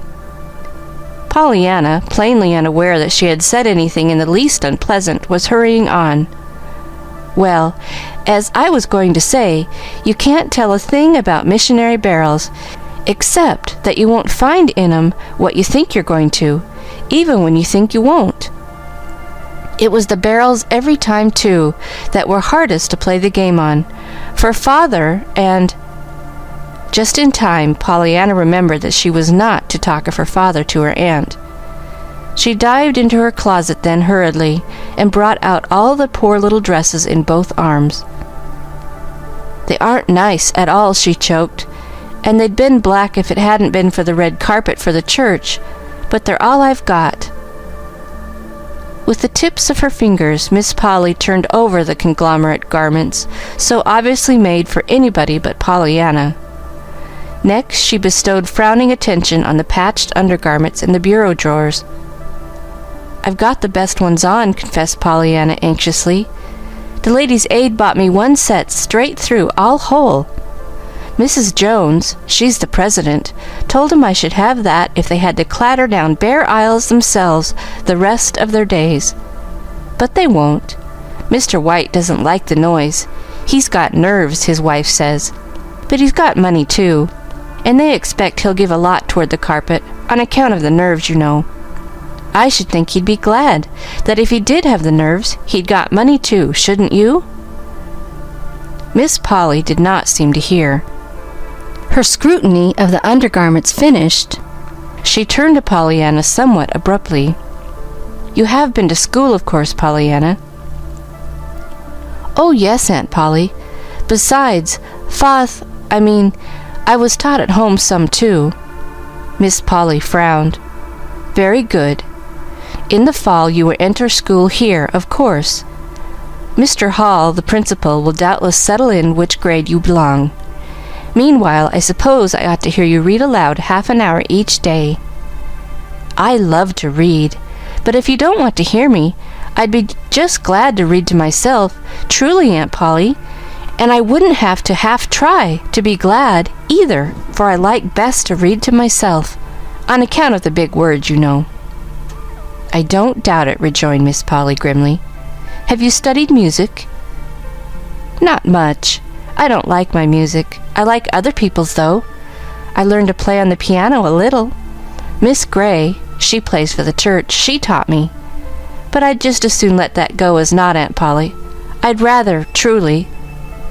"Very likely," observed Aunt Polly, with slightly uplifted eyebrows. "Nevertheless, I think it is my duty to see that you are properly instructed in at least the rudiments of music. You sew, of course?" "Yes, ma'am," Pollyanna sighed. "The Ladies' Aid taught me that, but I had an awful time. Mrs. Jones didn't believe in holding your needle like the rest of 'em did on buttonholing, and Mrs. White thought backstitching ought to be taught you before hemming, or else the other way, And Mrs. Harriman didn't believe in putting you on patchwork ever, at all. Well, there will be no difficulty of that kind any longer, Pollyanna. I shall teach you sewing myself, of course. You do not know how to cook, I presume?" Pollyanna laughed suddenly. "They were just beginning to teach me that this summer, but I hadn't got far. They were more divided up on that than they were on the sewing. They were going to begin on bread, but there wasn't two of 'em that made it alike. So after arguing it all one sewing meeting, they decided to take turns at me one forenoon a week, in their own kitchens, you know. I'd only learned chocolate fudge and fig cake, though, when I had to stop." Her voice broke. "Chocolate fudge and fig cake, indeed," scorned Miss Polly. "I think we can remedy that very soon." She paused in thought for a minute, then went on slowly. "At 9 o'clock every morning you will read aloud 1/2 hour to me. Before that you will use the time to put this room in order. Wednesday and Saturday forenoons, after 9:30, you will spend with Nancy in the kitchen, learning to cook. Other mornings you will sew with me. That will leave the afternoons for your music. I shall, of course, procure a teacher at once for you," she finished decisively as she arose from the chair. Pollyanna cried out in dismay. "Oh, but Aunt Polly, you haven't left me any time at all just to live." "To live, child? What do you mean? As if you weren't living all the time." "Oh, of course I'd be breathing all the time. I was doing those things, Aunt Polly, but I wouldn't be living. You breathe all the time you're asleep, but you aren't living. I mean living. Doing the things you want to do. Playing outdoors, reading, to myself, of course, climbing hills, talking to Mr. Tom in the garden, and Nancy, and finding out all about the houses and the peoples, and everything everywhere all through the perfectly lovely streets I came through yesterday. That's what I call living, Aunt Polly. Just breathing isn't living." Miss Polly lifted her head irritably. "Pollyanna, you are the most extraordinary child.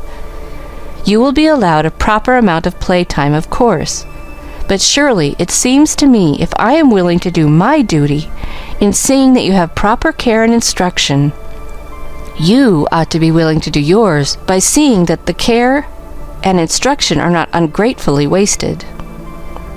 Pollyanna looked shocked. "Oh, Aunt Polly, as if I could ever be ungrateful to you! Why, I love you, and you aren't even a lady's aider, you're an aunt." "Very well, then. See that you don't act ungrateful," vouchsafed Miss Polly as she turned toward the door. She had gone halfway down the stairs when a small, unsteady voice called after her. "Please, Aunt Polly, you didn't tell me which of my things you wanted to give away."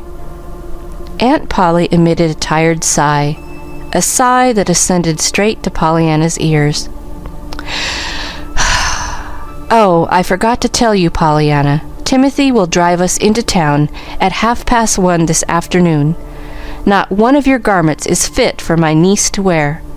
Certainly I should be very far from doing my duty by you if I should let you appear out in any one of them." Pollyanna sighed now. She believed she was going to hate that word duty. "Aunt Polly, please," she called wistfully.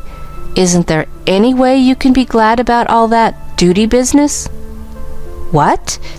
Miss Polly looked up in dazed surprise. Then suddenly, with very red cheeks, she turned and swept angrily down the stairs. "Don't be impertinent, Pollyanna." In the hot little attic room, Pollyanna dropped herself onto one of the straight-backed chairs.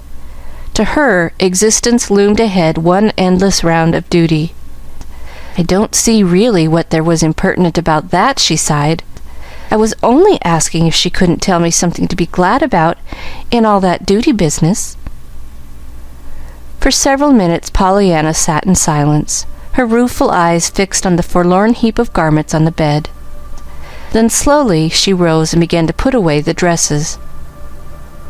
"There just isn't anything to be glad about that I can see," she said aloud. "Unless it's to be glad when the duty's done." Whereupon she laughed suddenly.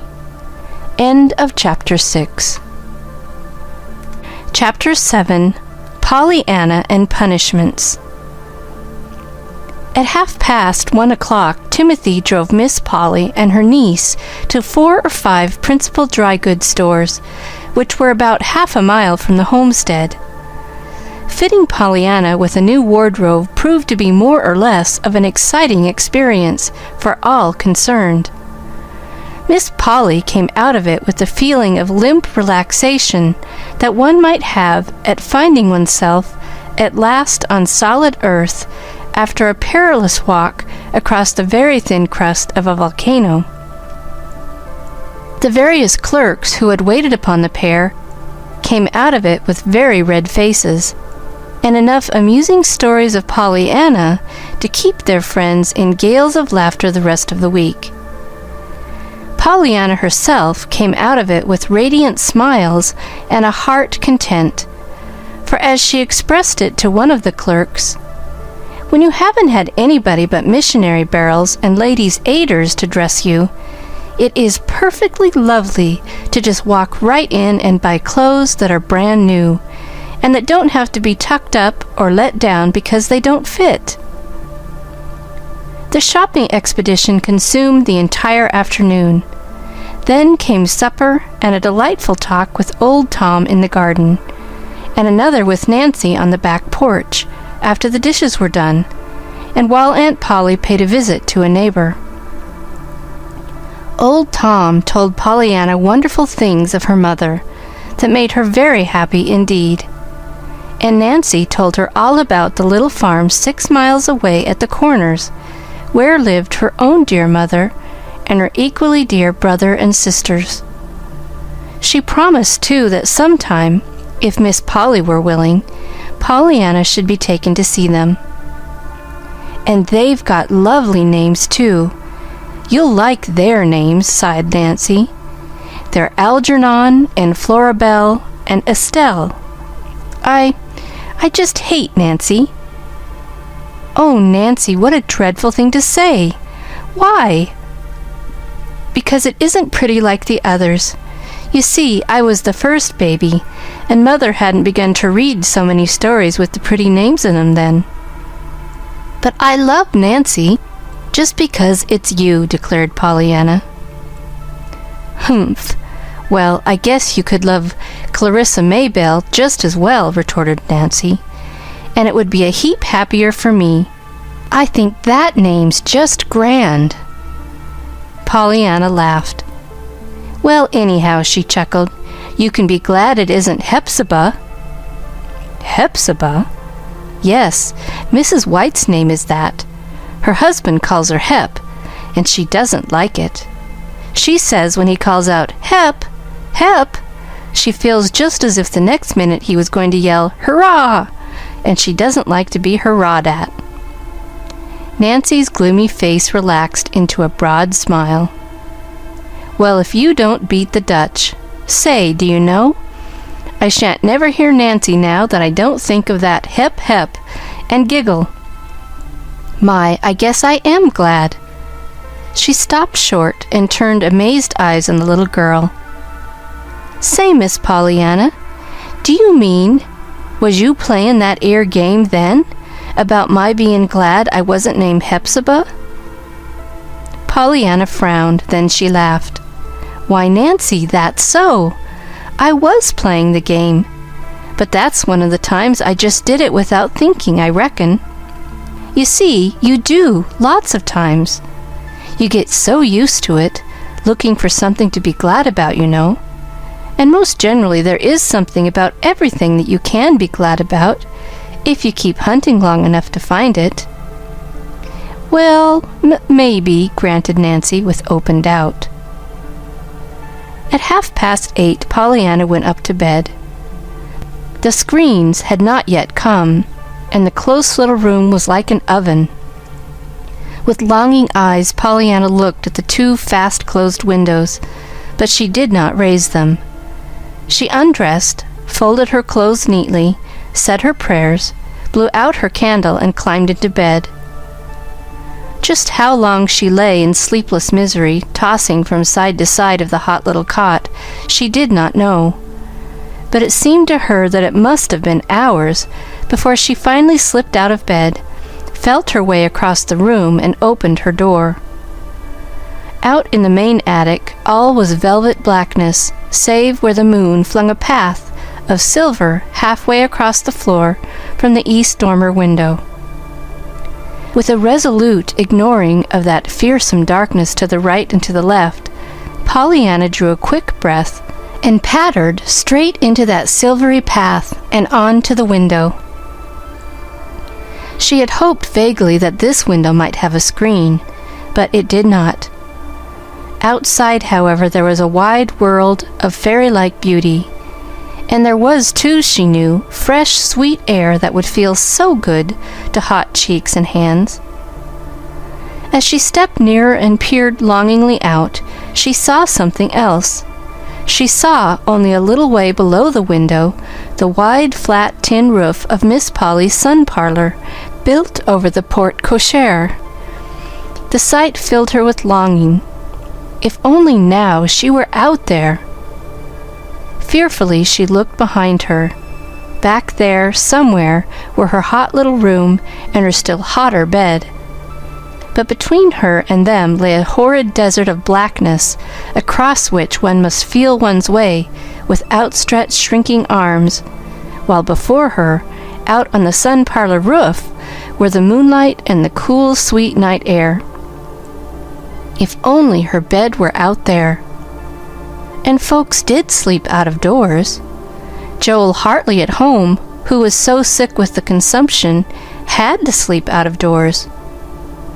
Suddenly, Pollyanna remembered that she had seen near this attic window a row of long white bags hanging from nails. Nancy had said that they contained the winter clothing put away for the summer. A little fearfully now, Pollyanna felt her way to these bags, selected a nice fat soft one — it contained Miss Polly's sealskin coat — for a bed, and a thinner one to be doubled up for a pillow, and still another, which was so thin it seemed almost empty, for a covering. Thus equipped, Pollyanna, in high glee, pattered to the moonlit window again, raised the sash, stuffed her burden through to the roof below, then let herself down after it, closing the window carefully behind her. Pollyanna had not forgotten those flies with the marvelous feet that carried things. How deliciously cool it was! Pollyanna quite danced up and down with delight, drawing in long, full breaths of the refreshing air. The tin roof under her feet crackled with little resounding snaps that Pollyanna rather liked. She walked, indeed, 2 or 3 times back and forth from end to end. It gave her such a pleasant sensation of airy space after her hot little room, and the roof was so broad and flat that she had no fear of falling off. Finally, with a sigh of content, she curled herself up on the sealskin coat mattress, arranged one bag for a pillow and the other for a covering, and settled herself to sleep. "I'm so glad now that the screens didn't come," she murmured, blinking up at the stars, "else I couldn't have had this." Downstairs, in Miss Polly's room next the sun parlor, Miss Polly herself was hurrying into dressing gown and slippers, her face white and frightened.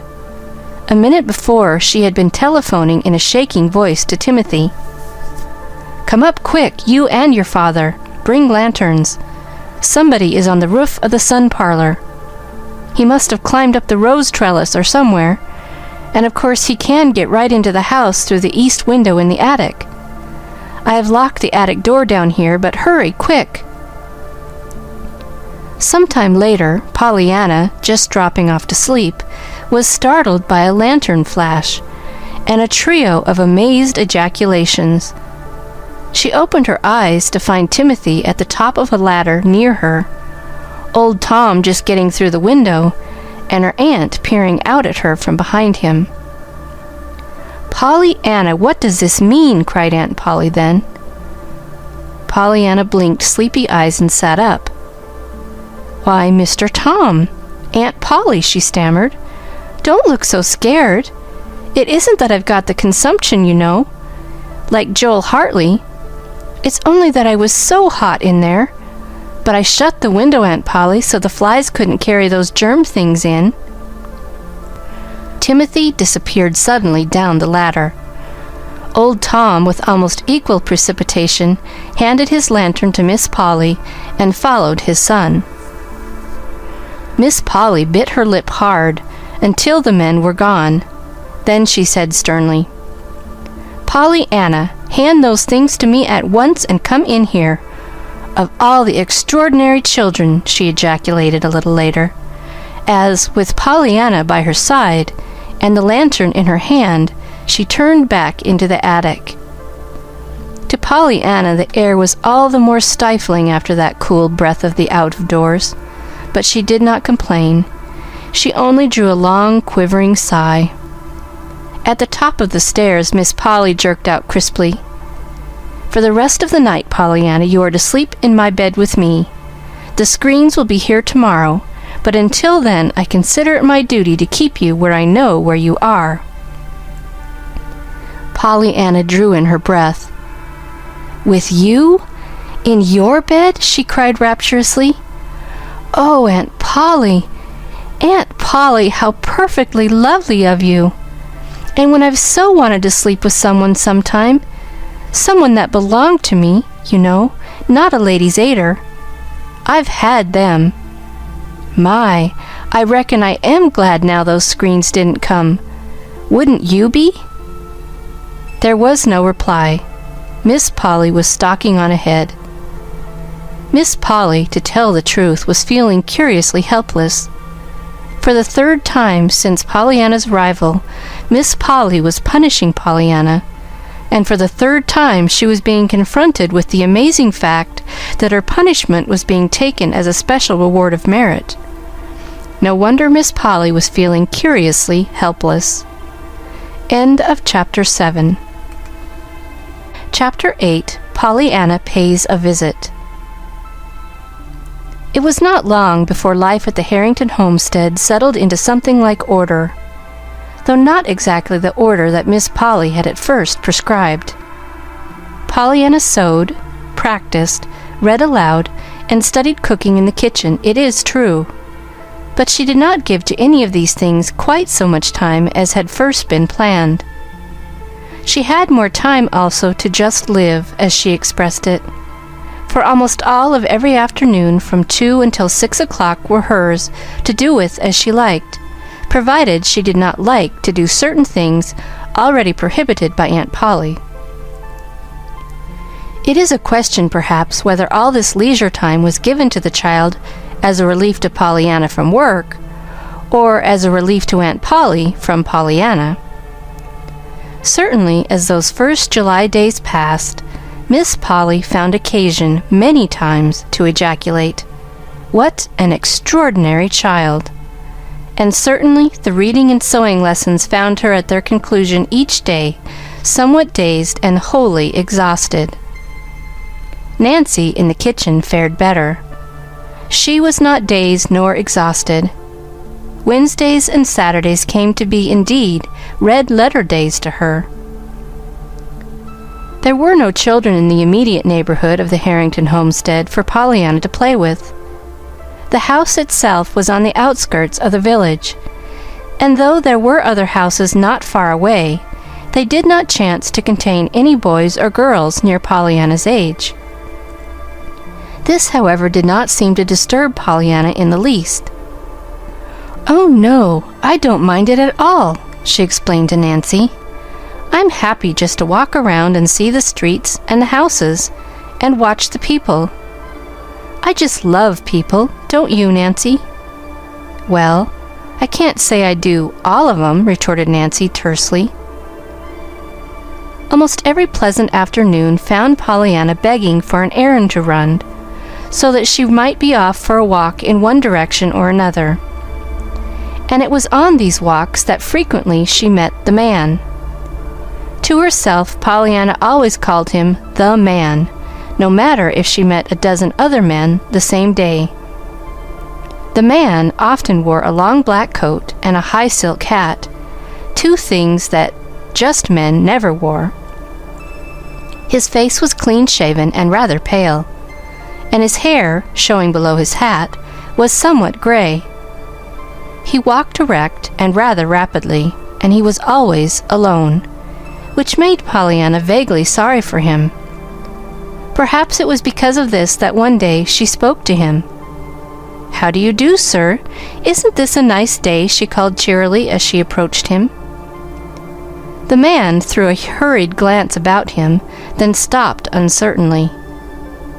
"Did you speak to me?" he asked in a sharp voice.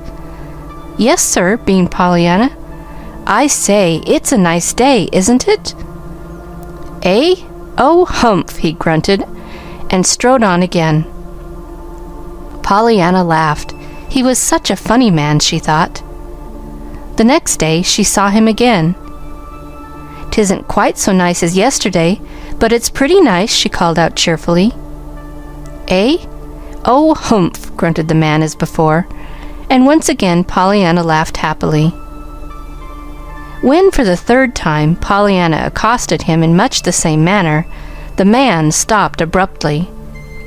"See here, child, who are you, and why are you speaking to me every day?" "I'm Pollyanna Whittier, and I thought you looked lonesome. I'm so glad you stopped. Now we're introduced, only I don't know your name yet." "Well, of all the..." The man did not finish his sentence, but strode on faster than ever. Pollyanna looked after him with a disappointed droop to her usually smiling lips. Maybe he didn't understand, but that was only half an introduction. "I don't know his name yet," she murmured as she proceeded on her way. Pollyanna was carrying calf's foot jelly to Mrs. Snow today. Miss Polly Harrington always sent something to Mrs. Snow once a week. She said she thought that it was her duty, inasmuch as Mrs. Snow was poor, sick, and a member of her church. It was the duty of all the church members to look out for her, of course. Miss Polly did her duty by Mrs. Snow usually on Thursday afternoons, not personally, but through Nancy. Today, Pollyanna had begged the privilege, and Nancy had promptly given in to her in accordance with Miss Polly's orders. "And it's glad that I am ter get rid of it," Nancy had declared in private afterwards to Pollyanna, "though it's a shame ter be tuckin' the job off onter you, poor lamb. So it is. "But I'd love to do it, Nancy." "Well, you won't after you've done it once," predicted Nancy sourly. "Why not?" "Because nobody does. If folks weren't sorry for her, there wouldn't a soul go near her from morning till night. She's that cantankerous. All is, I pity her daughter what has to take care of her." "But why, Nancy?" Nancy shrugged her shoulders. "Well, in plain words, it's just that nothing whatever has happened right in Miss Snow's eyes. Even the days of the week ain't run to her mind. If it's Monday, she's bound ter say she wished 'twas Sunday, and if you take her jelly, you're pretty sure to hear she wanted chicken. But if you did bring her chicken, she'd be just hankerin' for lamb broth." "Why, what a funny woman," laughed Pollyanna.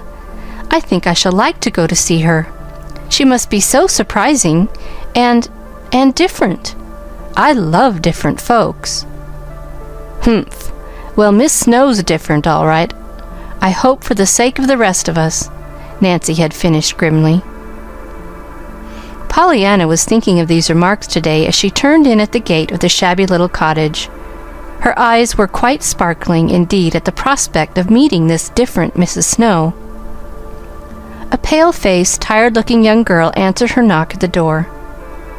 "How do you do?" began Pollyanna politely. "I'm from Miss Polly Harrington, and I'd like to see Mrs. Snow, please." "Well, if you would, you're the first one who ever liked to see her," muttered the girl under her breath. But Pollyanna did not hear this. The girl had turned and was leading the way through the hall to a door at the end of it. In the sick room, after the girl had ushered her in and closed the door, Pollyanna blinked a little before she could accustom her eyes to the gloom. Then she saw, dimly outlined, a woman half sitting up in the bed across the room. Pollyanna advanced at once. "How do you do, Mrs. Snow? Aunt Polly says she hopes you are comfortable today, and she sent you some calf's foot jelly." "Dear me, jelly," murmured a fretful voice. "Of course, I'm very much obliged, but I was hoping 'twould be lamb broth today." Pollyanna frowned a little. "Why, I thought it was chicken you wanted when folks brought you jelly," she said. "What?" The sick woman turned sharply. "Why, nothing much," apologized Pollyanna hurriedly. "And of course it doesn't really make any difference. It's only that Nancy said it was chicken you wanted when we brought jelly, and lamb broth when we brought chicken, but maybe 'twas the other way and Nancy forgot." The sick woman pulled herself up till she sat erect in the bed, a most unusual thing for her to do, though Pollyanna did not know this. "Well, Miss Impertinence, who are you?" she demanded. Pollyanna laughed gleefully. "Oh, that isn't my name, Mrs. Snow, and I'm so glad 'tisn't too. That would be worse than Hepzibah, wouldn't it? I'm Pollyanna Whittier, Miss Polly Harrington's niece, and I've come to live with her. That's why I'm here with the jelly this morning." All through the first part of this sentence, the sick woman had sat interestedly erect, but at the reference to the jelly, she fell back on her pillow listlessly. "Very well, thank you. Your aunt is very kind, of course, but my appetite isn't very good this morning, and I was wanting lamb." She stopped suddenly, then went on with an abrupt change of subject. "I never slept a wink last night, not a wink." "Oh dear, I wish I didn't," sighed Pollyanna, placing the jelly on the little stand and seating herself comfortably in the nearest chair. "You lose such a lot of time just sleeping, don't you think so?" "Lose time sleeping?" exclaimed the sick woman. "Yes, when you might be just living, you know. It seems such a pity we can't live nights, too." Once again the woman pulled herself erect in her bed. "Well, if you ain't the amazing young one," she cried. "Here, do you go to that window and pull up the curtain," she directed. "I should like to know what you look like." Pollyanna rose to her feet, but she laughed a little ruefully. "Oh dear, then you'll see my freckles, won't you?" she sighed, as she went to the window. "And just when I was being so glad it was dark and you couldn't see 'em. There, now you can. Oh!" She broke off excitedly as she turned back to the bed. "I'm so glad you wanted to see me, because now I can see you. They didn't tell me you were so pretty." "Me?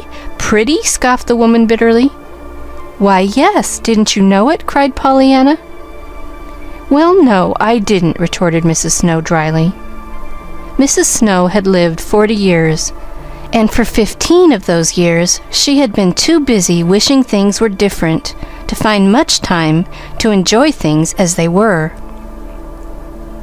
"Oh, but your eyes are so big and dark, and your hair's all dark too, and curly," cooed Pollyanna. "I love black curls. That's one of the things I'm going to have when I get to heaven. And you've got 2 little red spots in your cheeks. Why, Mrs. Snow, you are pretty. I should think you'd know it when you looked at yourself in the glass." "The glass?" snapped the sick woman, falling back on her pillow. "Yes, well, I hain't done much prinkin' before the mirror these days, and you wouldn't if you was flat on your back as I am." "Why, no, of course not," agreed Pollyanna sympathetically. "But wait, just let me show you," she exclaimed, skipping over to the bureau and picking up a small hand glass. On the way back to the bed, she stopped, eyeing the sick woman with a critical gaze. "I reckon maybe, if you don't mind, I'd like to fix your hair just a little before I let you see it," she proposed. "May I fix your hair, please?" "Why, I suppose so, if you want to," permitted Mrs. Snow grudgingly. but 'twon't stay, you know." "Oh, thank you. I love to fix people's hair," exulted Pollyanna, carefully laying down the hand glass and reaching for a comb. "I shan't do much today, of course. I'm in such a hurry for you to see how pretty you are. But someday I'm going to take it all down and have a perfectly lovely time with it," she cried, touching with soft fingers the waving hair above the sick woman's forehead. For 5 minutes, Pollyanna worked swiftly, deftly, combing a refractory curl into fluffiness, perking up a drooping ruffle at the neck, or shaking a pillow into plumpness so the head might have a better pose. Meanwhile, the sick woman, frowning prodigiously and openly scoffing at the whole procedure, was, in spite of herself, beginning to tingle with a feeling perilously near to excitement. "There," panted Pollyanna, hastily plucking a pink from a vase nearby and tucking it into the dark hair where it would give the best effect. "Now I reckon we're ready to be looked at." And she held out the mirror in triumph. "Humph," grunted the sick woman, eyeing her reflection severely. "I like red pinks better than pink ones, but then it'll fade anyhow before night, so what's the difference?" "But I should think you'd be glad they did fade," laughed Pollyanna, "'cause then you could have the fun of getting some more. I just love your hair fluffed out like that," she finished with a satisfied gaze. "Don't you?" Maybe. Still, 'twon't last with me tossing back and forth on the pillow as I do."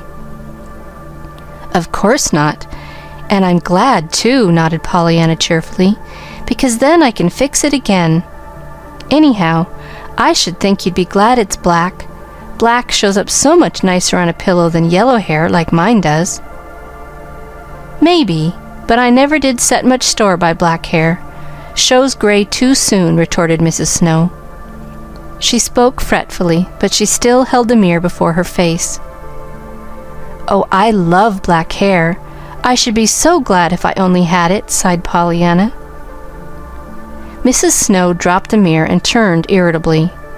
"Well, you wouldn't. Not if you were me. You wouldn't be glad for black hair nor anything else if you had to lie here all day as I do." Pollyanna bent her brows in a thoughtful frown. "Why, 'twould be kind of hard to do it then, wouldn't it?" she mused aloud. "Do what?" "Be glad about things." "Be glad about things when you're sick in bed all your days? Well, I should say it would," retorted Mrs. Snow. "If you don't think so, just tell me one something to be glad about. That's all." To Mrs. Snow's unbounded amazement, Pollyanna sprang to her feet and clapped her hands. "Oh, goody! That'll be a hard one, won't it? I've got to go now, but I'll think and think all the way home, and maybe the next time I come, I can tell it to you. Goodbye. I've had a lovely time." "Goodbye," she called again as she tripped through the doorway. "Well, I never! Now what does she mean by that?" ejaculated Mrs. Snow, staring after her visitor. By and by she turned her head and picked up the mirror, eyeing her reflection critically. "That little thing has got a knack with hair, and no mistake," she muttered under her breath. "I declare I didn't know it could look so pretty. But then what's the use?" she sighed, dropping the little glass into the bedclothes and rolling her head on the pillow fretfully. A little later, when Millie, Mrs. Snow's daughter, came in, the mirror still lay among the bedclothes. It had been carefully hidden from sight. "Why, Mother, the curtain is up!" cried Millie, dividing her amazed stare between the window and the pink in her mother's hair. "Well, what if it is?" snapped the sick woman. "I needn't stay in the dark all my life if I am sick, need I?" "Why, no, of course not," rejoined Millie, in hasty conciliation, as she reached for the medicine bottle. "It's only, well, you know very well that I've tried to get you to have a lighter room for ages, and you wouldn't." There was no reply to this. Mrs. Snow was picking at the lace on her nightgown. At last she spoke fretfully.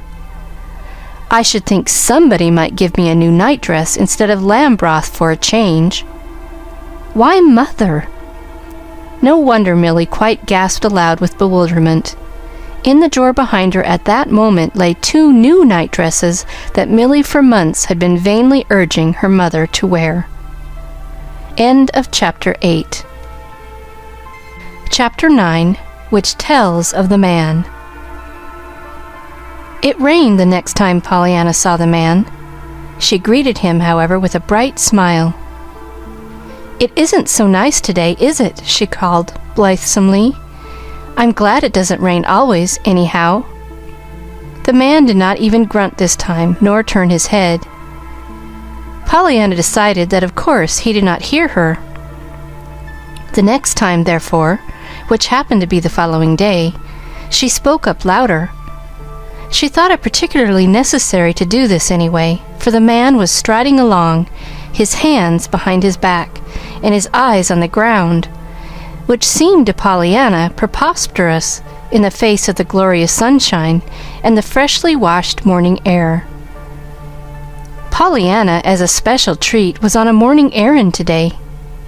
"How do you do?" she chirped. "I'm so glad it isn't yesterday, aren't you?" The man stopped abruptly.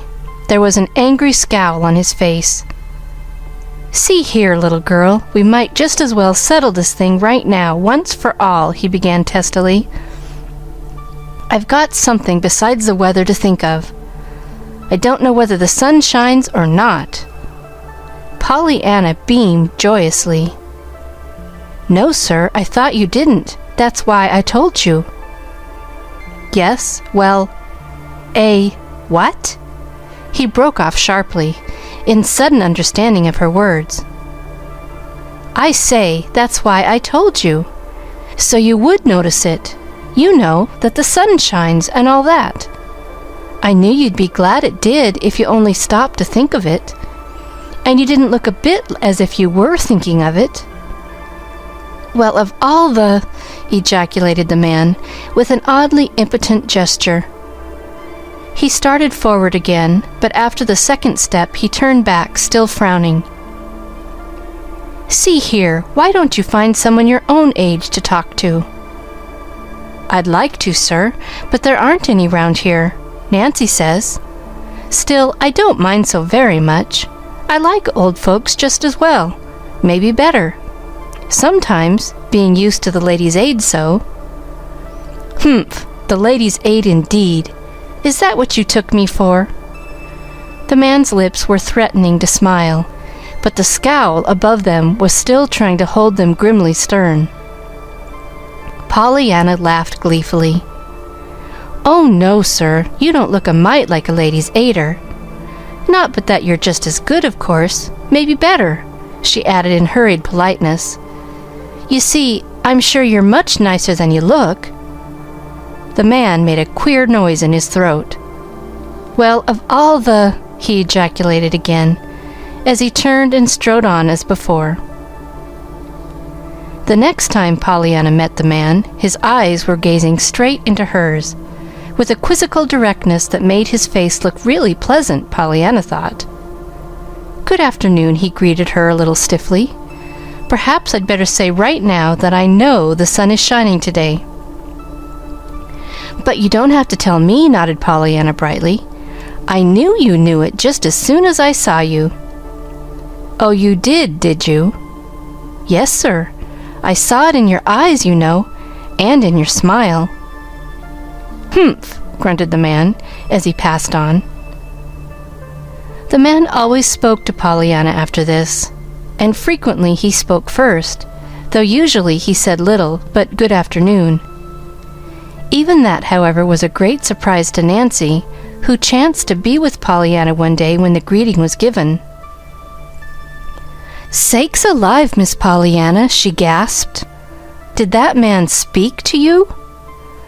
"Why, yes, he always does now," smiled Pollyanna. "He always does? Goodness! Do you know who he is?" demanded Nancy. Pollyanna frowned and shook her head. "I reckon he forgot to tell me one day. You see, I did my part of the introducing, but he didn't." Nancy's eyes widened. "But he never speaks to anybody, child. He hain't for years, I guess, except when he just has to for business and all that. He's John Pendleton. He lives all by himself in the big house on Pendleton Hill. He won't even have anyone round ter cook for him. Comes down to the hotel for his meals 3 times a day. I know Sally Miner, who waits on him, and she says he hardly opens his head enough to tell her what he wants to eat. She has to guess it more'n half the time, only it'll be something cheap. She knows that without no tellin'. Pollyanna nodded sympathetically. I know. You have to look for cheap things when you're poor. Father and I took meals out a lot. We had beans and fish balls most generally. We used to say how glad we were we liked beans. That is, we said it specially when we were looking at the roast turkey plate. You know, that was 60 cents. Does Mr. Pendleton like beans? Like 'em? What if he does or don't? Why, Miss Pollyanna, he ain't poor. He's got loads of money, John Pendleton has, from his father. There ain't nobody in town as rich as he is. He could eat dollar bills if he wanted to and not know it. Pollyanna giggled. As if anybody could eat dollar bills and not know it, Nancy, when they come to try to chew 'em. Ho, I mean he's rich enough ter do it, shrugged Nancy. He ain't spendin' his money, that's all. He's a savin' of it. Oh, for the heathen, surmised Pollyanna. How perfectly splendid. That's denying yourself and taking up your cross. I know, Father told me. Nancy's lips parted abruptly, as if they were angry words all ready to come. But her eyes, resting on Pollyanna's jubilantly trustful face, saw something that prevented the words being spoken. Humph, she vouchsafed. Then, showing her old-time interest, she went on. But say, it is queer his speaking to you honestly, Miss Pollyanna. He don't speak ter no one. And he lives all alone in a great big lovely house, all full of just grand things, they say. Some says he's crazy, and some just cross, and some says he's got a skeleton in his closet. Oh, Nancy, shuddered Pollyanna. How can he keep such a dreadful thing? I should think he'd throw it away. Nancy chuckled.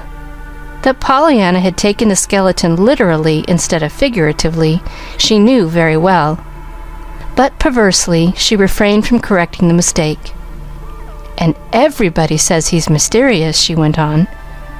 Some years he just travels week in and week out. And it's always in heathen countries, Egypt and Asia and the desert of Sirah, you know. Oh, a missionary, nodded Pollyanna. Nancy laughed oddly. Well, I didn't say that, Miss Pollyanna. When he comes back, he writes books. Queer, odd books, they say, about some gimcrack he's found in them heathen countries. But he don't never seem ter want ter spend no money here, lestways, not for just livin'. Of course not, if he's saving it for the heathen, declared Pollyanna.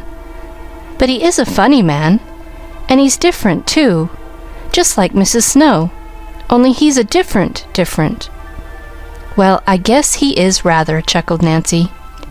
I'm gladder'n ever now, anyhow, that he speaks to me, sighed Pollyanna contentedly. End of Chapter 9. Chapter 10. A Surprise for Mrs. Snow. The next time Pollyanna went to see Mrs. Snow, she found that lady, as at first, in a darkened room. It's the little girl from Miss Polly's, Mother, announced Millie in a tired manner. Then Pollyanna found herself alone with the invalid. Oh, it's you, is it? Asked a fretful voice from the bed. I remember you. Anybody'd remember you, I guess, if they saw you once. I wish you had come yesterday. I wanted you yesterday. Did you? Well, I'm glad 'tisn't any farther away from yesterday than today is, then, laughed Pollyanna, advancing cheerily into the room and setting her basket carefully down on a chair. "My, but aren't you dark here, though? I can't see you a bit," she cried, unhesitatingly crossing to the window and pulling up the shade. "I want to see if you fixed your hair like I did." "Oh, you haven't. But never mind, I'm glad you haven't, after all, 'cause maybe you'll let me do it later. But now I want you to see what I've brought you." The woman stirred restlessly. "Just as if how it looks would make any difference in how it tastes," she scoffed. But she turned her eyes toward the basket. "Well, what is it?" "Guess. What do you want?" Pollyanna had skipped back to the basket. Her face was alight. The sick woman frowned.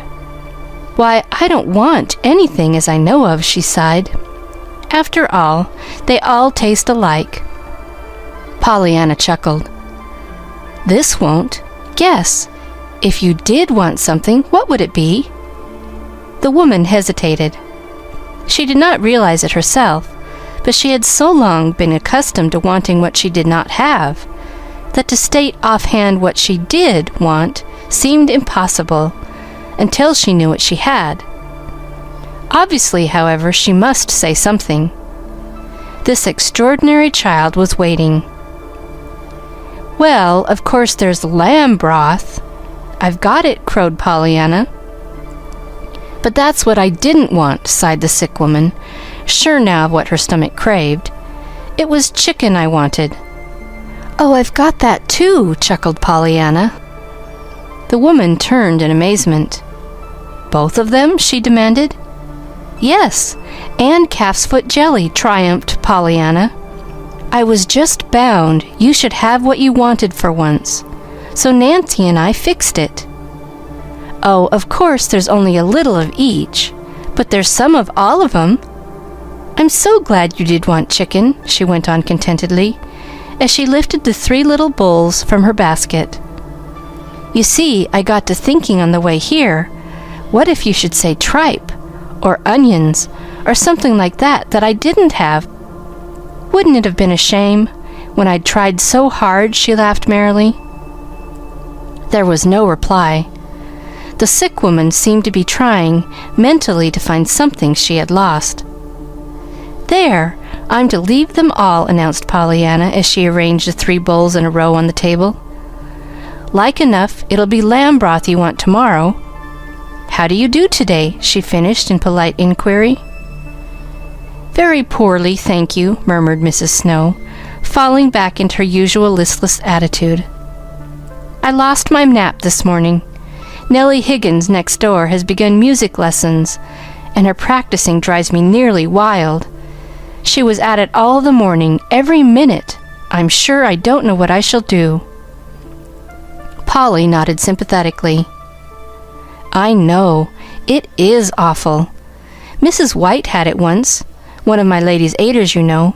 She had rheumatic fever, too, at the same time, so she couldn't thrash round. She said 'twould have been easier if she could have. Can you?" "Can I what?" "Thrash round. Move, you know, so as to change your position when the music gets too hard to stand." Mrs. Snow stared a little. "Why, of course I can move, anywhere in bed," she rejoined a little irritably. "Well, you can be glad of that then, anyhow, can't you?" nodded Pollyanna. "Mrs. White couldn't. You can't thrash when you have rheumatic fever, though you want to something awful. Mrs. White says. She told me afterwards she reckoned she'd have gone raving crazy if it hadn't been for Mr. White's sister's ears, being deaf so." "Sister's ears? What do you mean?" Pollyanna laughed. "Well, I reckon I didn't tell it all, and I forgot you didn't know Mrs. White. You see, Miss White was deaf, awfully deaf, and she came to visit 'em, and to help take care of Mrs. White and the house. Well, they had such an awful time making her understand anything that after that, every time the piano commenced to play across the street, Mrs. White felt so glad she could hear it that she didn't mind so much that she did hear it, 'cause she couldn't help thinking how awful 'twould be if she was deaf and couldn't hear anything, like her husband's sister. You see, she was playing the game too. I'd told her about it. The game? Pollyanna clapped her hands. There, I most forgot. But I've thought it up, Mrs. Snow, what you can be glad about. Glad about? What do you mean? Why, I told you I would, don't you remember? You asked me to tell you something to be glad about. Glad, you know, even though you did have to lie here abed all day? Oh, scoffed the woman, that? Yes, I remember that. But I didn't suppose you were in earnest any more than I was. Oh, yes, I was, nodded Pollyanna triumphantly. And I found it, too. But 'twas hard. It's all the more fun, though, always when 'tis hard. And I will own up, honest to true, that I couldn't think of anything for a while. Then I got it.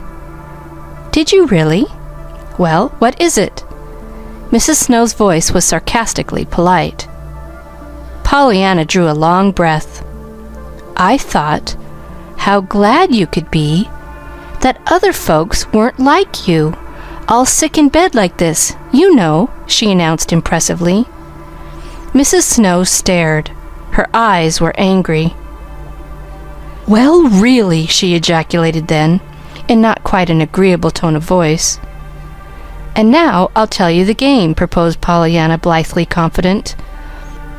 It'll be just lovely for you to play. It'll be so hard, and there's so much more fun when it is hard. You see, it's like this. And she began to tell of the missionary barrel, the crutches, and the doll that did not come. The story was just finished when Millie appeared at the door. Your aunt is wanting you, Miss Pollyanna, she said with a dreary listlessness. She telephoned down to the Harlows across the way.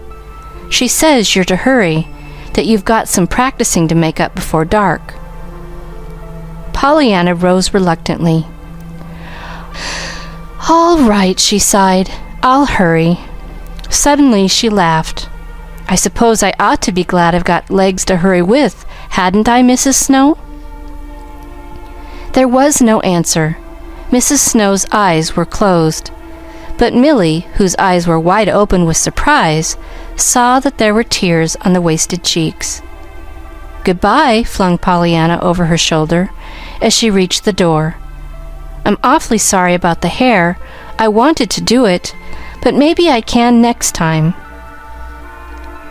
One by one, the July days passed. To Pollyanna, they were happy days indeed. She often told her aunt joyously how very happy they were, whereupon her aunt would usually reply wearily, Very well, Pollyanna, I am gratified, of course, that they are happy, but I trust that they are profitable as well. Otherwise, I should have failed signally in my duty. Generally, Pollyanna would answer this with a hug and a kiss, a proceeding that was still always most disconcerting to Miss Polly. But one day she spoke. It was during the sewing hour. Do you mean that it wouldn't be enough then, Aunt Polly, that they should be just happy days? She asked wistfully. That is what I mean, Pollyanna. They must be profitable as well? Certainly. What is being profitable?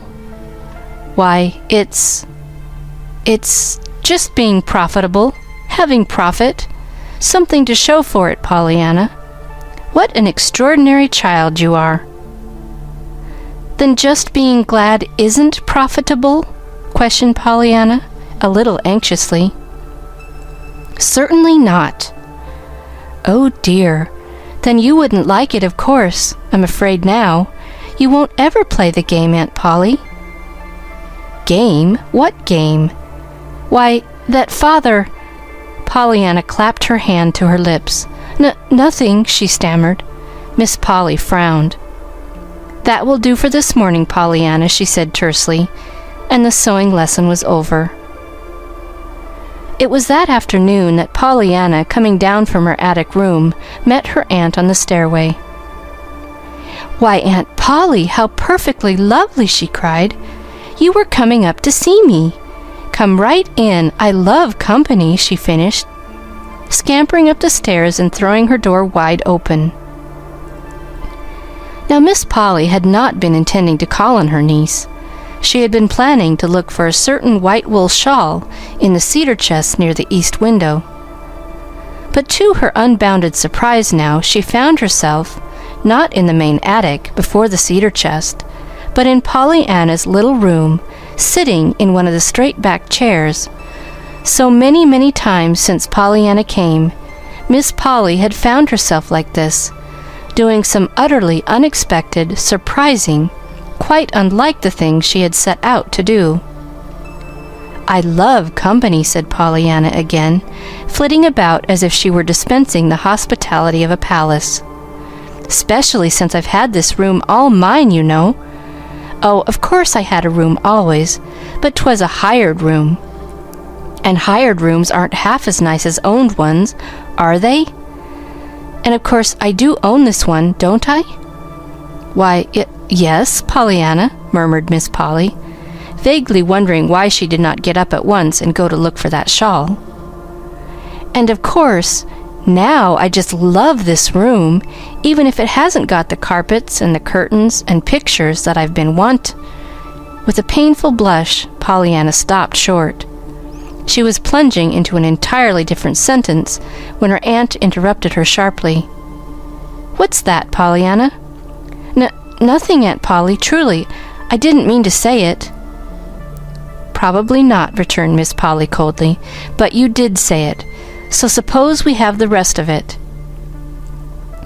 "But it wasn't anything, only that I'd been kind of planning on pretty carpets and lace curtains and things, you know. But of course—" "Planning on them?" interrupted Miss Polly sharply. Pollyanna blushed still more painfully. "I ought not to have, of course, Aunt Polly," she apologized. "It was only because I'd always wanted them, and hadn't had them, I suppose. Oh, we'd had 2 rugs in the barrels, but they were little, you know, and one had ink spots, and the other holes, and there never were only those 2 pictures, the one the good one we sold, and the bad one that broke. Of course, if it hadn't been for all that, I shouldn't have wanted them. So, pretty things, and I shouldn't have got to planning all through the hall that first day how pretty mine would be here. But truly, Aunt Polly, it wasn't but just a minute, a few minutes, before I was being glad that the bureau didn't have a looking glass because it didn't show my freckles. And there couldn't be a nicer picture than the one out of my window there.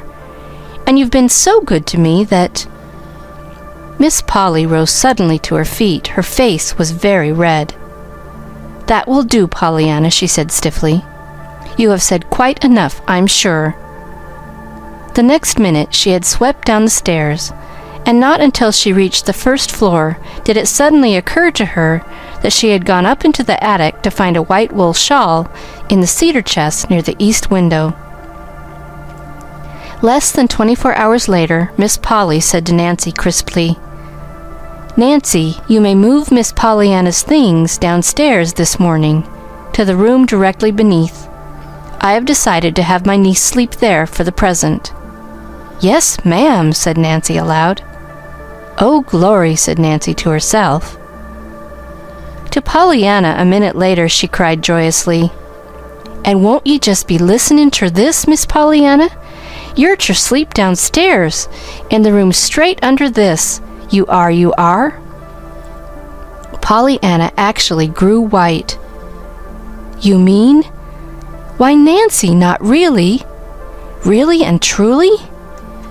"I guess you'll think it's really and truly," prophesied Nancy, exultingly, nodding her head to Pollyanna over the armful of dresses she had taken from the closet. "I'm told ter take down your things, and I'm going ter take them down too, 'fore she gets a chance to change her mind." Pollyanna did not stop to hear the end of this sentence. At the imminent risk of being dashed headlong, she was flying downstairs 2 steps at a time. Bang went 2 doors and a chair before Pollyanna at last reached her goal, Aunt Polly. "Oh, Aunt Polly! Aunt Polly, did you mean it, really? Why, that room's got everything. The carpet and curtains and 3 pictures, besides the one outdoors, too, 'cause the windows look the same way. Oh, Aunt Polly! Very well, Pollyanna. I am gratified that you like the change, of course. But if you think so much of all those things, I trust you will take proper care of them. That's all. Pollyanna, please pick up that chair, and you have banged 2 doors in the last half-minute. Miss Polly spoke sternly, all the more sternly because, for some inexplicable reason, she felt inclined to cry, and Miss Polly was not used to feeling inclined to cry. Pollyanna picked up the chair. "Yes'm, I know I banged 'em, those doors," she admitted cheerfully. "You see, I'd just found out about the room, and I reckoned you'd have banged doors if—" Pollyanna stopped short and eyed her aunt with new interest. "Aunt Polly, did you ever bang doors?" "I hope not, Pollyanna." Miss Polly's voice was properly shocked. "Why, Aunt Polly, what a shame!" Pollyanna's face expressed only concerned sympathy. "A shame?" repeated Aunt Polly, too dazed to say more. "Why, yes. You see, if you'd felt like banging doors, you'd have banged 'em, of course. And if you didn't, that must have meant that you weren't ever glad over anything, or you would have banged 'em. You couldn't have helped it. And I'm so sorry you weren't ever glad over anything." "Pollyanna!" gasped the lady. But Pollyanna was gone, and only the distant bang of the attic stairway door answered for her. Pollyanna had gone to help Nancy bring down her things.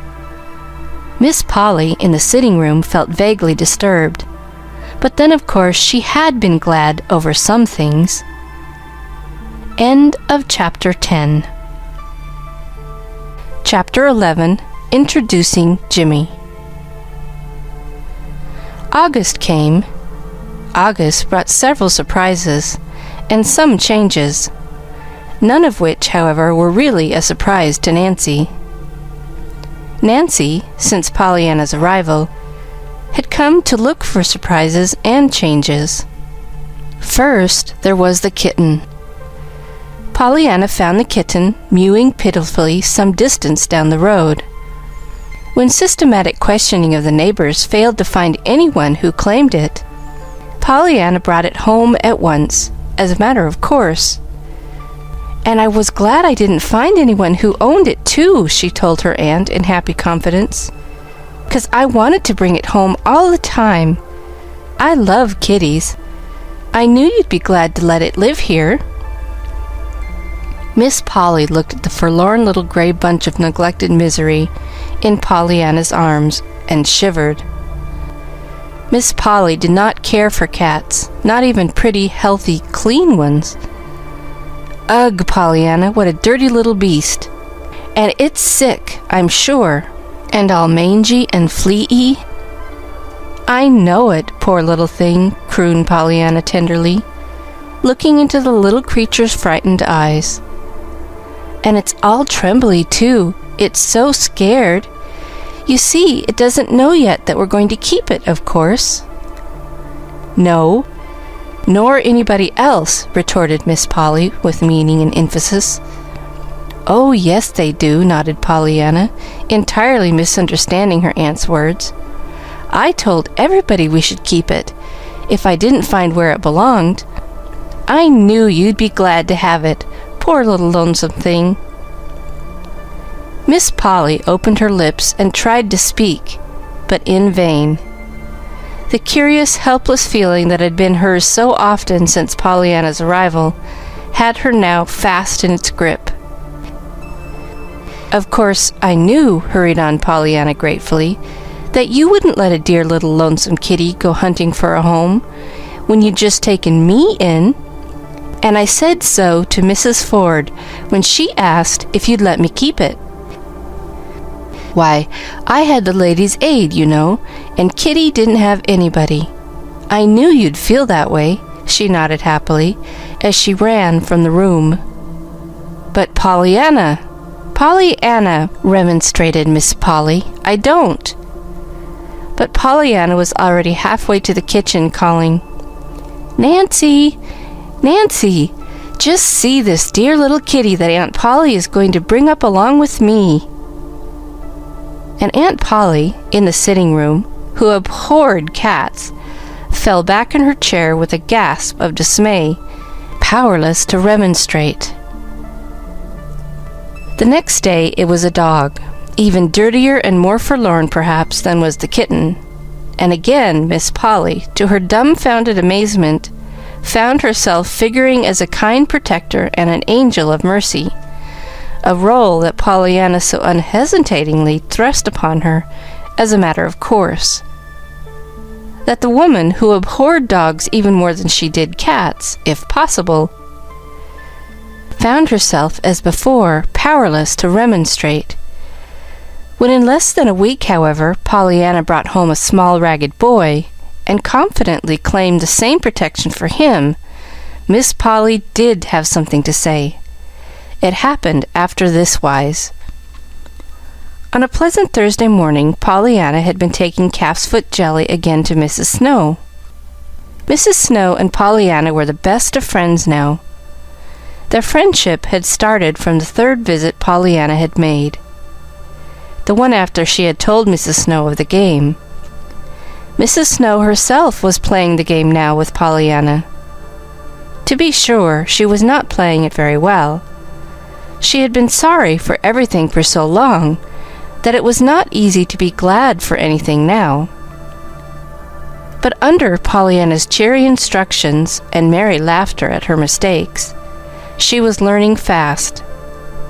Today even, to Pollyanna's huge delight, she had said that she was glad Pollyanna brought calf's foot jelly, because that was just what she had been wanting. She did not know that Millie, at the front door, had told Pollyanna that the minister's wife had already that day sent over a great bowlful of that same kind of jelly. Pollyanna was thinking of this now when suddenly she saw the boy. The boy was sitting in a disconsolate little heap by the roadside, whittling half-heartedly at a small stick. "Hello," smiled Pollyanna engagingly. The boy glanced up, but he looked away again at once. "Hello yourself," he mumbled. Pollyanna laughed. "Now you don't look as if you'd be glad even for calf's foot jelly," she chuckled, stopping before him. The boy stirred restlessly, gave her a surprised look, and began to whittle again at his stick, with the dull, broken-bladed knife in his hand. Pollyanna hesitated, then dropped herself comfortably down on the grass near him. In spite of Pollyanna's brave assertion that she was used to ladies' aiders and didn't mind, she had sighed at times for some companion of her own age. Hence her determination to make the most of this one. "My name's Pollyanna Whittier," she began pleasantly. "What's yours?" Again the boy stirred restlessly. He even almost got to his feet, but he settled back. "Jimmy Bean," he grunted with ungracious indifference. "Good. Now we're introduced. I'm glad you did your part. Some folks don't, you know. I live at Miss Polly Harrington's house. Where do you live?" "Nowhere." "Nowhere? Why, you can't do that. Everybody lives somewhere," asserted Pollyanna. "Well, I don't, just now. I'm hunting up a new place." "Oh? Where is it?" The boy regarded her with scornful eyes. "Silly. As if I'd be a-huntin' for it if I knew." Pollyanna tossed her head a little. This was not a nice boy, and she did not like to be called silly. Still, he was somebody besides old folks. "Where did you live before?" she queried. "Well, if you ain't the beatin' 'em for askin' questions," sighed the boy impatiently. "I have to be," retorted Pollyanna calmly, "else I couldn't find out a thing about you. If you'd talk more, I wouldn't talk so much." The boy gave a short laugh. It was a sheepish laugh, and not quite a willing one, but his face looked a little pleasanter when he spoke this time. "All right then, here goes. I'm Jimmy Bean, and I'm 10 years old, going on 11. I come last year to live at the orphan's home, but they've got so many kids there ain't much room for me. And I weren't never wanted. Anyhow, I don't believe, so I've quit. I'm going to live somewheres else, but I hain't found a place yet. I'd like a home, just a common one, you know, with a mother in it, instead of a matron. If you has a home, ye has folks, and I hain't had folks since Dad died, so I'm a-huntin' now. I've tried 4 houses, but they didn't want me, though I said I expected to work, course. There, is that all you want to know?" The boy's voice had broken a little over the last 2 sentences. "Why, what a shame," sympathized Pollyanna. "And didn't there anybody want you?" "Oh, dear, I know just how you feel, because after my father died, too, there wasn't anybody but the Ladies' Aid for me, until Aunt Polly said she'd take." Pollyanna stopped abruptly. The dawning of a wonderful idea began to show on her face. "Oh, I know just the place for you," she cried. "Aunt Polly'll take you. I know she will. Didn't she take me? And didn't she take Fluffy and Buffy when they didn't have anyone to love them or any place to go? And they're only cats and dogs. Oh, come, I know Aunt Polly'll take you. You don't know how good and kind she is."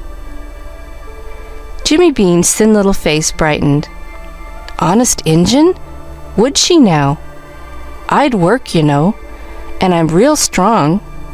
He bared a small bony arm. "Of course she would. Why, my Aunt Polly is the nicest lady in the world. Now that my mama has gone to be a heaven angel, and there's rooms, heaps of 'em," she continued, springing to her feet and tugging at his arm. "It's an awful big house. Maybe, though," she added a little anxiously as they hurried on, "maybe you'll have to sleep in the attic room. I did at first, but there's screens now, so 'twon't be so hot, and the flies can't get in either, to bring in the germ things on their feet. Did you know about that? It's perfectly lovely. Maybe she'll let you read the book if you're good.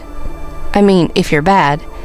And you've got freckles, too," with a critical glance, "so you'll be glad there isn't any looking glass, and the outdoor picture is nicer than any wall one could be, so you won't mind sleeping in that room at all, I'm sure," panted Pollyanna, finding suddenly that she needed the rest of her breath for purposes other than talking. "Gory!" exclaimed Jimmy Bean tersely and uncomprehendingly, but admiringly. Then he added, "I shouldn't think anybody who could talk like that, runnin', would need to ask no questions to fill up time with." Pollyanna laughed. "Well, anyhow, you can be glad of that," she retorted, "for when I'm talking, you don't have to." When the house was reached, Pollyanna unhesitatingly piloted her companion straight into the presence of her amazed aunt. "Oh, Aunt Polly," she triumphed, "just look-a-here. I've got something ever so much nicer even than Fluffy and Buffy for you to bring up. It's a real live boy. He won't mind a bit sleeping in the attic at first, you know, and he says he'll work, but I shall need him most of the time to play with, I reckon." Miss Polly grew white, then very red. She did not quite understand, but she thought she understood enough. "Pollyanna, what does this mean? Who is this dirty little boy? Where did you find him?" she demanded sharply. The dirty little boy fell back a step and looked toward the door. Pollyanna laughed merrily. "There, if I didn't forget to tell you his name. I'm as bad as the man. And he is dirty, too, isn't he? I mean, the boy is. Just like Fluffy and Buffy were when you took them in. But I reckon he'll improve all right by washing, just as they did. And oh, I most forgot again." She broke off with a laugh. "This is Jimmy Bean, Aunt Polly." "Well, what is he doing here?" "Why, Aunt Polly, I just told you." Pollyanna's eyes were wide with surprise. "He's for you. I brought him home so he could live here, you know. He wants a home and folks. I told him how good you were to me and to Fluffy and Buffy, and that I knew you would be to him, because, of course, he's even nicer than cats and dogs." Miss Polly dropped back in her chair and raised a shaking hand to her throat. The old helplessness was threatening once more to overcome her. With a visible struggle, however, Miss Polly pulled herself suddenly erect. "That will do, Pollyanna. This is a little the most absurd thing you've done yet. As if tramp cats and mangy dogs weren't bad enough. But you must needs bring home ragged little beggars from the street, who—" There was a sudden stir from the boy. His eyes flashed and his chin came up. With 2 strides of his sturdy little legs, he confronted Miss Polly fearlessly. "I ain't a beggar, marm, and I don't want nothin' of you. I was calculating to work, of course, for my board and keep. I wouldn't have come to your old house anyway if this 'ere girl hadn't a-made me, a-tellin' me how you were so good and kind that you'd be just dyin' to take me in. So there!" And he wheeled about and stalked from the room with a dignity that would have been absurd had it not been so pitiful. "Oh, Aunt Polly," choked Pollyanna. "Why, I thought you'd be glad to have him here." "I'm sure I should think you'd be glad." Miss Polly raised her hand with a peremptory gesture of silence. Miss Polly's nerves had snapped at last. The good and kind of the boy's words were still ringing in her ears, and the old helplessness was almost upon her, she knew. Yet she rallied her forces with the last atom of her willpower. "Pollyanna," she cried sharply, "will you stop using that everlasting word glad? It's glad, glad, glad from morning till night until I think I shall grow wild." From sheer amazement, Pollyanna's jaw dropped. "Why, Aunt Polly," she breathed, "I should think you'd be glad to have me Oh!" She broke off, clapping her hand to her lips and hurrying blindly from the room. Before the boy had reached the end of the driveway, Pollyanna overtook him. Boy! Jimmy Bean! I want you to know how sorry I am," she panted, catching him with a detaining hand. "Sorry nothin'. I ain't blamin' you," retorted the boy sullenly. "But I ain't no beggar," he added, with sudden spirit. "Of course you aren't. But you mustn't blame Auntie," appealed Pollyanna. "Probably I didn't do the introducing right, anyhow. And I reckon I didn't tell her much who you were. She is good and kind, really. She's always been, but I probably didn't explain it right. I do wish I could find some place for you, though." The boy shrugged his shoulders and half turned away. "Never mind. I guess I can find one myself. I ain't no beggar, you know." Pollyanna was frowning thoughtfully. Of a sudden she turned, her face illumined. "Say, I'll tell you what I will do. The Ladies' Aid meets this afternoon. I heard Aunt Polly say so. I'll lay your case before them. That's what Father always did when he wanted anything. Educating the heathen in new carpets, you know." The boy turned fiercely. "Well, I ain't a heathen or a new carpet. Besides, what is a Ladies' Aid?" Pollyanna stared in shocked disapproval. "Why, Jimmy Bean, wherever have you been brought up not to know what a Ladies' Aid is?" "Oh, all right, if you ain't tellin'," grunted the boy, turning and beginning to walk away indifferently. Pollyanna sprang to his side at once. It's Why, it's just a lot of ladies that meet and sew and give suppers and raise money and talk. That's what a ladies' aid is. They're awfully kind. That is, most of mine was back home. I haven't seen this one here, but they're always good, I reckon. I'm going to tell them about you this afternoon." Again the boy turned fiercely. "Not much you will. Maybe you think I'm going to stand round and hear a whole lot of women call me a beggar instead of just one. Not much." "Oh, but you wouldn't be there," argued Pollyanna quickly. "I'd go alone, of course, and tell them." "You would?" "Yes, and I'd tell it better this time," hurried on Pollyanna, quick to see the signs of relenting in the boy's face. "And there'd be some of 'em I know that would be glad to give you a home." "I'd work, don't forget to say that," cautioned the boy. "Of course not," promised Pollyanna happily, sure now that her point was gained. "Then I'll let you know tomorrow." "Where?" "By the road where I found you today, near Mrs. Snow's house." "All right, I'll be there." The boy paused before he went on slowly. "Maybe I'd better go back then, for ternight, ter the home. You see, I hain't no other place ter stay, and I didn't leave till this mornin'. I slipped out. I didn't tell 'em I wasn't comin' back, else they'd pretend I couldn't come. Though I'm thinkin' they won't do no worryin' when I don't show up sometime. They ain't like folks, you know. They don't care." "I know," nodded Pollyanna with understanding eyes. "But I'm sure when I see you tomorrow, I'll have just a common home and folks that do care all ready for you. Goodbye," she called brightly as she turned back toward the house. In the sitting room window at that moment, Miss Polly, who had been watching the two children, followed with somber eyes the boy until a bend of the road hid him from sight. Then she sighed, turned, and walked listlessly up the stairs. And Miss Polly did not usually move listlessly. In her ears still was the boy's scornful, "You was so kind and good." In her heart was a curious sense of desolation, as of something lost. End of Chapter 11. Chapter 12. Before the Ladies' Aid. Dinner, which came at noon in the Harrington homestead, was a silent meal on the day of the Ladies' Aid meeting.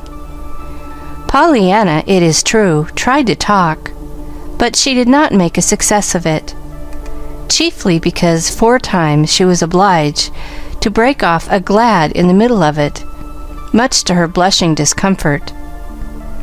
The 5th time it happened, Miss Polly moved her head wearily. "There, there, child, say it if you want to," she sighed.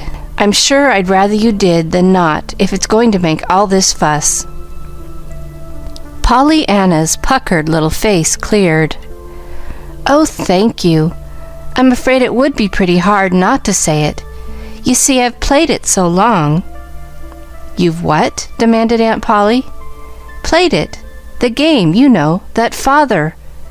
Pollyanna stopped with a painful blush at finding herself so soon again on forbidden ground. Aunt Polly frowned and said nothing. The rest of the meal was a silent one. Pollyanna was not sorry to hear Aunt Polly tell the minister's wife, over the telephone a little later, that she would not be at the Ladies' Aid meeting that afternoon, owing to a headache.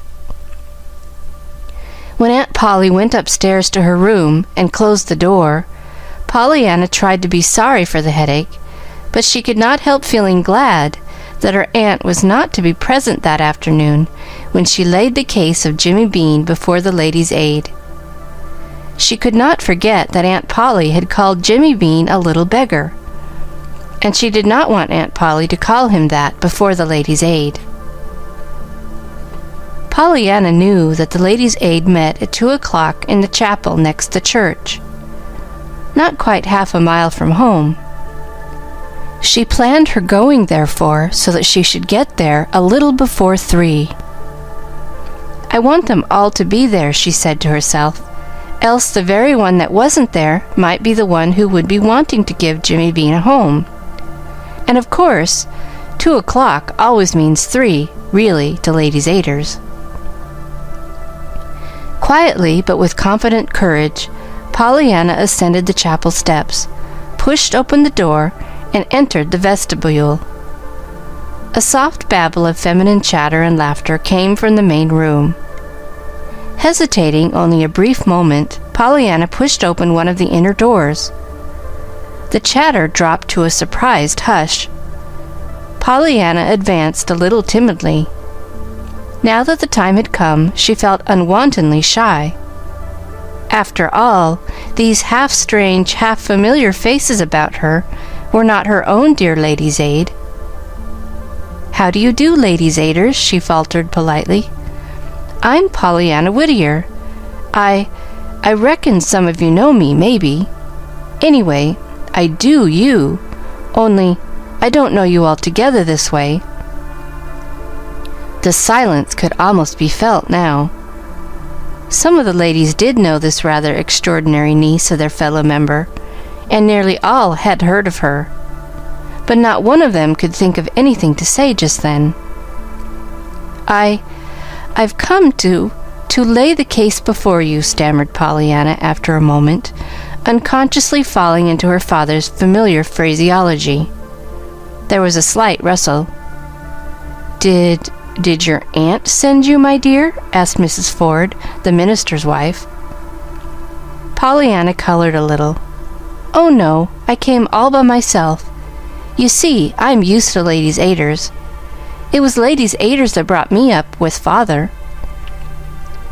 Somebody tittered hysterically, and the minister's wife frowned. "Yes, dear, what is it?" "Well, it's Jimmy Bean," sighed Pollyanna. "He hasn't any home except the orphan one, and they're full and don't want him, anyhow he thinks. So he wants another. He wants one of the common kind, that has a mother instead of a matron in it. Folks, you know, that'll care. He's 10 years old, going on 11. I thought some of you might like him, to live with you, you know." "Well, did you ever?" murmured a voice, breaking the dazed pause that followed Pollyanna's words. With anxious eyes, Pollyanna swept the circle of faces about her. "Oh, I forgot to say he will work," she supplemented eagerly. Still there was silence. Then coldly, one or two women began to question her.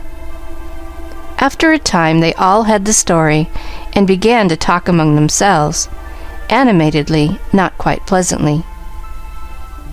Pollyanna listened with growing anxiety. Some of what was said she could not understand. She did gather after a time, however, that there was no woman there who had a home to give him, though every woman seemed to think that some of the others might take him, as there were several who had no little boys of their own already in their homes. But there was no one who agreed herself to take him.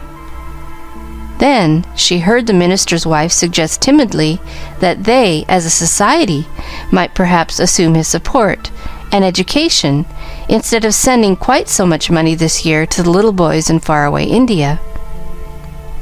A great many ladies talked then, and several of them talked all at once, and even more loudly and more unpleasantly than before. It seemed that their society was famous for its offering to Hindu missions, and several said they should die of mortification if it should be less this year. Some of what was said at this time Pollyanna again thought she could not have understood, too, for it sounded almost as if they did not care at all what the money did, so long as the sum opposite the name of their society in a certain report headed the list. And of course that could not be what they meant at all. But it was all very confusing and not quite pleasant, so that Pollyanna was glad indeed when at last she found herself outside in the hushed, sweet air. Only she was very sorry, too, for she knew it was not going to be easy, or anything but sad, to tell Jimmy Bean tomorrow that the Ladies' Aid had decided that they would rather send all their money to bring up the little India boys than to save out enough to bring up one little boy in their own town, for which they would not get a bit of credit in the report, according to the tall lady who wore spectacles. Not but that it's good, of course, to send money to the heathen, and I shouldn't want 'em not to send some there, sighed Pollyanna to herself, as she trudged sorrowfully along. But they acted as if little boys here weren't any account, only little boys way off. I should think, though, they'd rather see Jimmy Bean grow than just a report. End of Chapter 12. Chapter 13, In Pendleton Woods. Pollyanna had not turned her steps toward home when she left the chapel. She had turned them instead toward Pendleton Hill. It had been a hard day, for all it had been a vacation one, as she termed the infrequent days when there was no sewing or cooking lesson. And Pollyanna was sure that nothing would do her quite so much good as a walk through the green quiet of Pendleton Woods. Up Pendleton Hill, therefore, she climbed steadily, in spite of the warm sun on her back. I don't have to get home till 5:30 anyway, she was telling herself, and it'll be so much nicer to go around by the way of the woods, even if I do have to climb to get there. It was very beautiful in the Pendleton Woods, as Pollyanna knew by experience, but today it seemed even more delightful than ever. Notwithstanding her disappointment over what she must tell Jimmy Bean tomorrow. I wish they were up here, all those ladies who talked so loud, sighed Pollyanna to herself, raising her eyes to the patches of vivid blue between the sunlit green of the treetops. Anyhow, if they were up here, I just reckon they'd change and take Jimmy Bean for their little boy, all right, she finished, secure in her conviction, but unable to give a reason for it, even to herself. Suddenly, Pollyanna lifted her head and listened. A dog had barked some distance ahead. A moment later, he came dashing toward her, still barking. "Hello, doggy, hello!" Pollyanna snapped her fingers at the dog and looked expectantly down the path. She had seen the dog once before, she was sure. He had been with the man, Mr. John Pendleton. She was looking now, hoping to see him. For some minutes she watched eagerly, but he did not appear. Then she turned her attention toward the dog. The dog, as even Pollyanna could see, was acting strangely. He was still barking, giving little short, sharp yelps, as if of alarm. He was running back and forth, too, in the path ahead. Soon they reached a side path, and down this the little dog fairly flew, only to come back at once, whining and barking. "Oh, that isn't the way home," laughed Pollyanna, still keeping to the main path. The little dog seemed frantic now, back and forth, back and forth. Between Pollyanna and the side path he vibrated, barking and whining pitifully. Every quiver of his little brown body and every glance from his beseeching brown eyes were eloquent with appeal. So eloquent that at last Pollyanna understood, turned, and followed him. Straight ahead now, the little dog dashed madly, and it was not long before Pollyanna came upon the reason for it all. A man lying motionless at the foot of a steep, overhanging mass of rock, a few yards from the side path. A twig cracked sharply under Pollyanna's foot, and the man turned his head. With a cry of dismay, Pollyanna ran to his side. "Mr. Pendleton! Oh, are you hurt?" "Hurt? Oh, no, I'm just taking a siesta in the sunshine," snapped the man irritably. "See here, how much do you know? What can you do? Have you got any sense?" Pollyanna caught her breath with a little gasp. But as was her habit, she answered the questions literally one by one. "Why, Mr. Pendleton, I don't know so very much, and I can't do a great many things, but most of the ladies' aiders, except Mrs. Rawson, said I had real good sense. I heard 'em say so one day. They didn't know I heard, though." The man smiled grimly. There, child, I beg your pardon, I'm sure. It's only this confounded leg of mine. Now listen." He paused, and with some difficulty reached his hand into his trousers pocket and brought out a bunch of keys, singling out one between his thumb and forefinger. "Straight through the path there, about 5 minutes' walk, is my house. This key will admit you to the side door under the porte cochere. Do you know what a porte cochere is?" "Oh, yes, sir. Auntie has one with a sun parlor over it. That's the roof I slept on, only I didn't sleep, you know. They found me." "Eh?" "Oh, well, when you get into the house, go straight through the vestibule and hall to the door at the end. On the big flat-top desk in the middle of the room, you'll find a telephone. Do you know how to use a telephone?" "Oh, yes, sir. Why, once when Aunt Polly—" "Never mind Aunt Polly now," cut in the man scowlingly, as he tried to move himself a little. "Hunt up Dr. Thomas Chilton's number on the card you'll find somewhere around there. It ought to be on the hook down at the side, but it probably won't be. You know a telephone card, I suppose, when you see one?" "Oh, yes, sir. I just love Aunt Polly's. There's such a lot of queer names, and—" "Tell Dr. Chilton that John Pendleton is at the foot of Little Eagle Ledge in Pendleton Woods, with a broken leg, and to come at once with a stretcher and 2 men. He'll know what to do besides that. Tell him to come by the path from the house." "A broken leg? Oh, Mr. Pendleton, how perfectly awful!" shuddered Pollyanna. "But I'm so glad I came. Can't I do—" "Yes, you can, but evidently you won't. Will you go and do what I ask, and stop talking?" moaned the man, faintly. And with a little sobbing cry, Pollyanna went.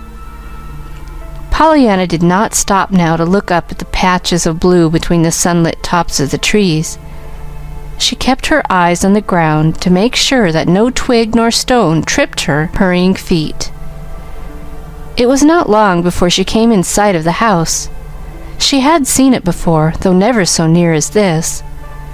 She was almost frightened now at the massiveness of the great pile of gray stone, with its pillared verandas and its imposing entrance. Pausing only a moment, however, she sped across the big neglected lawn and around the house to the side door under the porte cochere. Her fingers, stiff from their tight clutch upon the keys, were anything but skillful in their efforts to turn the bolt in the lock. But at last, the heavy carved door swung slowly back on its hinges.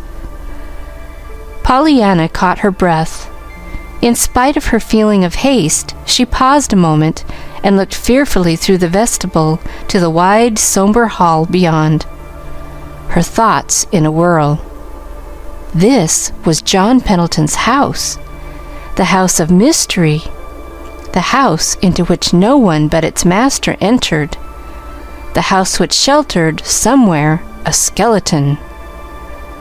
Yet she, Pollyanna, was expected to enter alone these fearsome rooms and telephone the doctor that the master of the house lay now.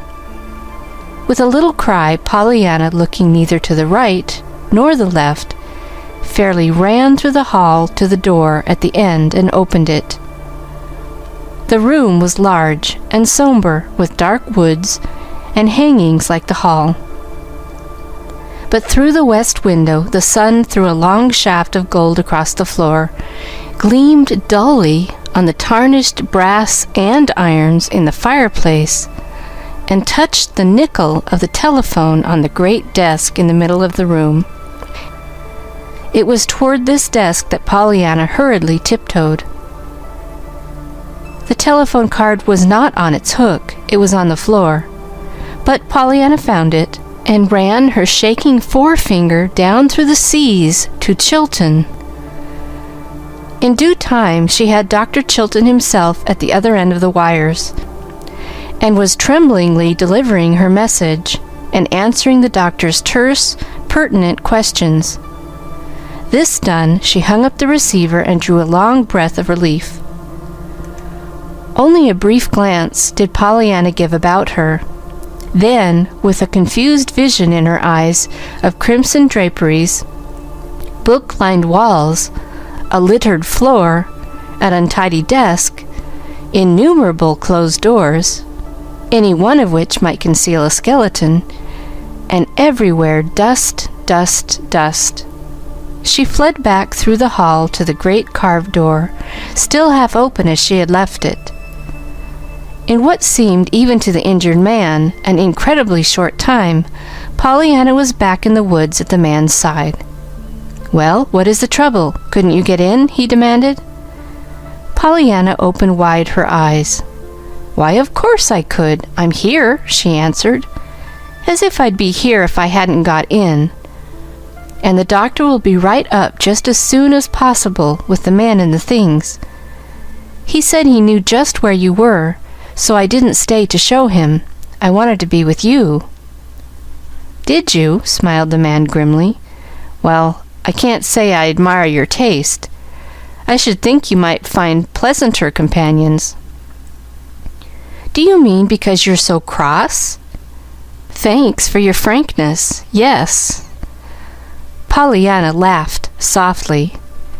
"But you're only cross outside. You aren't cross inside a bit." "Indeed? How do you know that?" asked the man, trying to change the position of his head without moving the rest of his body. "Oh, lots of ways.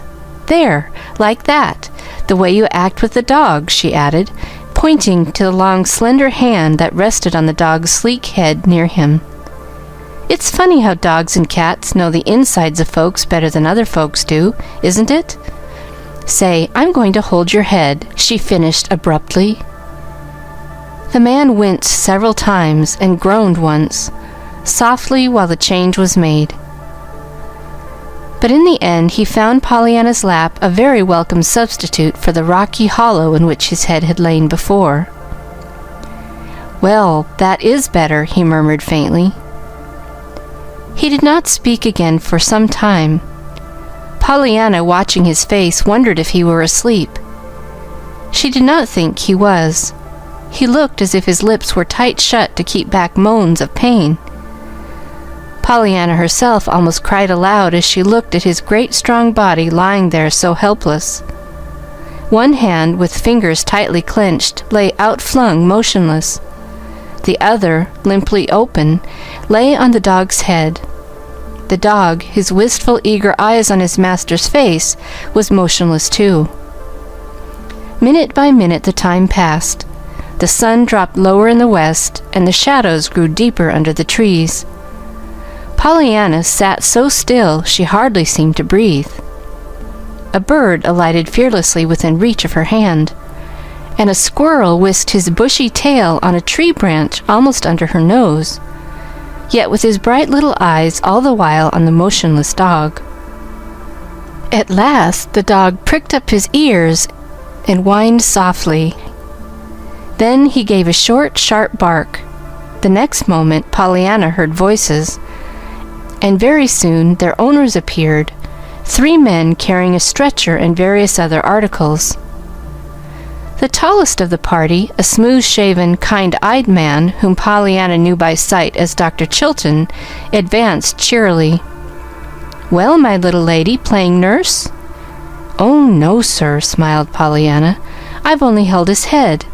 I haven't given him a mite of medicine, but I'm glad I was here."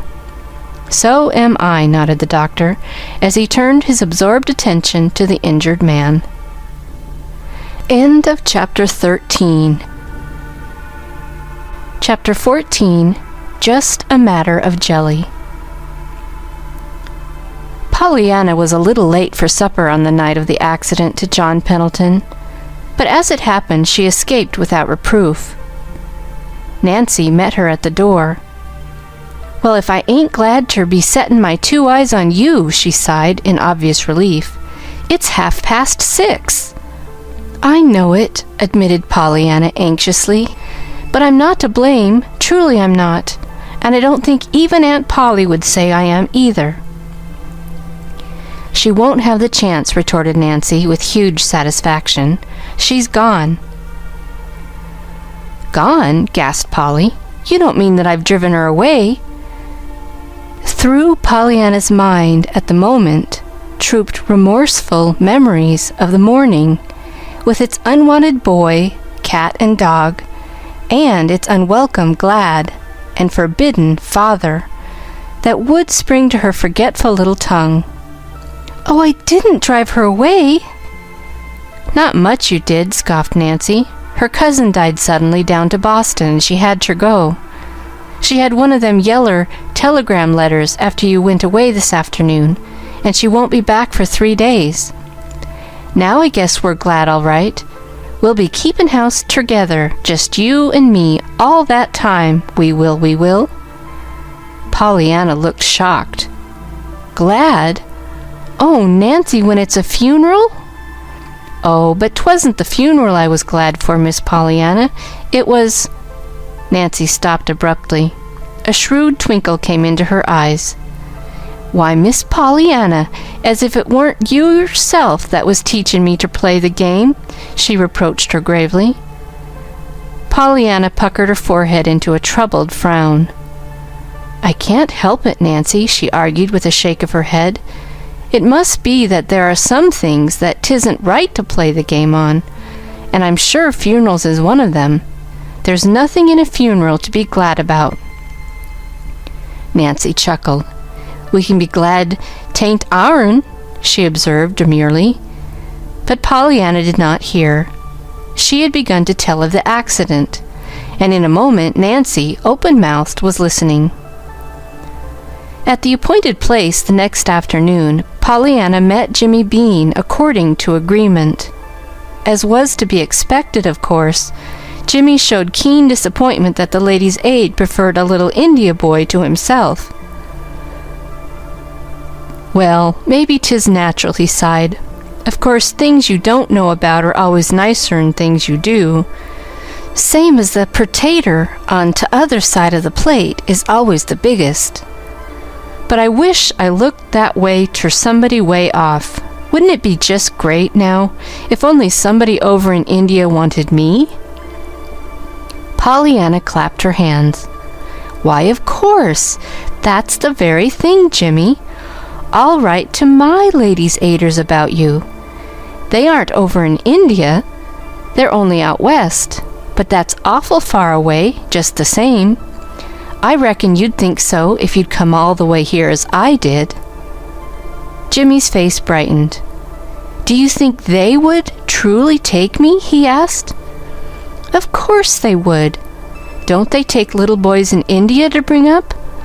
Well, they can just play you were the little India boy this time. I reckon you're far enough away to make a report all right. You wait. I'll write 'em. I'll write Mrs. White. No, I'll write Mrs. Jones. Mrs. White has got the most money, but Mrs. Jones gives the most, which is kind of funny, isn't it, when you think of it? But I reckon some of the Aiders will take you." "All right, but don't forget ter say I'll work for my board and keep," put in Jimmy. "I ain't no beggar, and business is business, even with Ladies' Aiders, I'm thinkin'." He hesitated, then added, "Anne, I suppose I'd better stay where I be for a spell yet, till you hear." "Of course," nodded Pollyanna emphatically. "Then I'll know just where to find you, and they'll take you. I'm sure you're far enough away for that. Didn't Aunt Polly take— Say!" she broke off suddenly. "Do you suppose I was Aunt Polly's little girl from India?" "Well, if you ain't the queerest kid," grinned Jimmy as he turned away. It was about a week after the accident in Pendleton Woods that Pollyanna said to her aunt one morning, "Aunt Polly, please would you mind very much if I took Mrs. Snow's calf-foot jelly this week to someone else? I'm sure Mrs. Snow wouldn't this once." "Dear me, Pollyanna, what are you up to now?" sighed her aunt. "You are the most extraordinary child." Pollyanna frowned a little anxiously. "Aunt Polly, please, what is extraordinary? If you're extraordinary, you can't be ordinary, can you?" "You certainly cannot." "Oh, that's all right then. I'm glad I'm extraordinary," sighed Pollyanna, her face clearing. "You see, Mrs. White used to say Mrs. Rawson was a very ordinary woman, and she disliked Mrs. Rawson something awful. They were always Father had, we had more trouble keeping peace between them than we did between any of the rest of the Aiders," corrected Pollyanna, a little breathless from her efforts to steer between the Scylla of her father's past commands in regard to speaking of church quarrels and the Charybdis of her aunt's present commands in regard to speaking of her father. Yes, well, never mind," interposed Aunt Polly a trifle impatiently. "You do run on so, Pollyanna, and no matter what we're talking about, you always bring up at those ladies' Aiders." "Yes'm," smiled Pollyanna cheerfully. "I reckon I do, maybe. But you see, they used to bring me up, and—" "That will do, Pollyanna," interrupted a cold voice. "Now what is it about this jelly?" "Nothing, Aunt Polly, truly, that you would mind, I'm sure. You let me take jelly to her, so I thought you would to him. This once, you see. Broken legs aren't like lifelong invalids, so he won't last forever as Mrs. Snow's does, and she can have all the rest of the things after just once or twice." "Him? He? Broken leg? What are you talking about, Pollyanna?" Pollyanna stared, then her face relaxed. "Oh, I forgot. I reckon you didn't know. You see, it happened while you were gone. It was the very day you went that I found him in the woods, you know. And I had to unlock his house and telephone for the men and the doctor, and hold his head and everything. And of course, then I came away and haven't seen him since. But when Nancy made the jelly for Mrs. Snow this week, I thought how nice it would be if I could take it to him instead of her, just this once. Aunt Polly, may I?" Yes, I suppose so," acquiesced Miss Polly, a little wearily. "Who did you say he was?" "The man. Mr. John Pendleton." Miss Polly almost sprang from her chair. "John Pendleton?" "Yes. Nancy told me his name. Maybe you know him." Miss Polly did not answer this. Instead, she asked, "Do you know him?" Pollyanna nodded. "Oh, yes, he always speaks and smiles now. He's only cross outside, you know. I'll go and get the jelly. Nancy had it most fixed when I came in," finished Pollyanna, already halfway across the room. "Pollyanna, wait!" Miss Polly's voice was suddenly very stern. "I've changed my mind. I would prefer that Mrs. Snow had that jelly today as usual. That is all. You may go now." Pollyanna's face fell. "Oh, but Aunt Polly, hers will last. She can always be sick and have things, you know, but his is just a broken leg, and legs don't last. Broken ones. He's had it a whole week now." "Yes, I remember. I heard Mr. John Pendleton had met with an accident," said Miss Polly, a little stiffly. "But I do not care to be sending jelly to John Pendleton, Pollyanna." "I know, he is cross outside," admitted Pollyanna sadly, "so I suppose you don't like him. But I wouldn't say 'twas you sent it. I'd say 'twas me. I like him. I'd be glad to send him jelly." Miss Polly began to shake her head again. Then suddenly she stopped and asked in a curiously quiet voice, "Does he know who you are, Pollyanna?" The little girl sighed. "I reckon not. I told him my name once, but he never calls me it, never. Does he know where you live? Oh no, I never told him that. Then he doesn't know you're my niece? I don't think so. For a moment there was silence.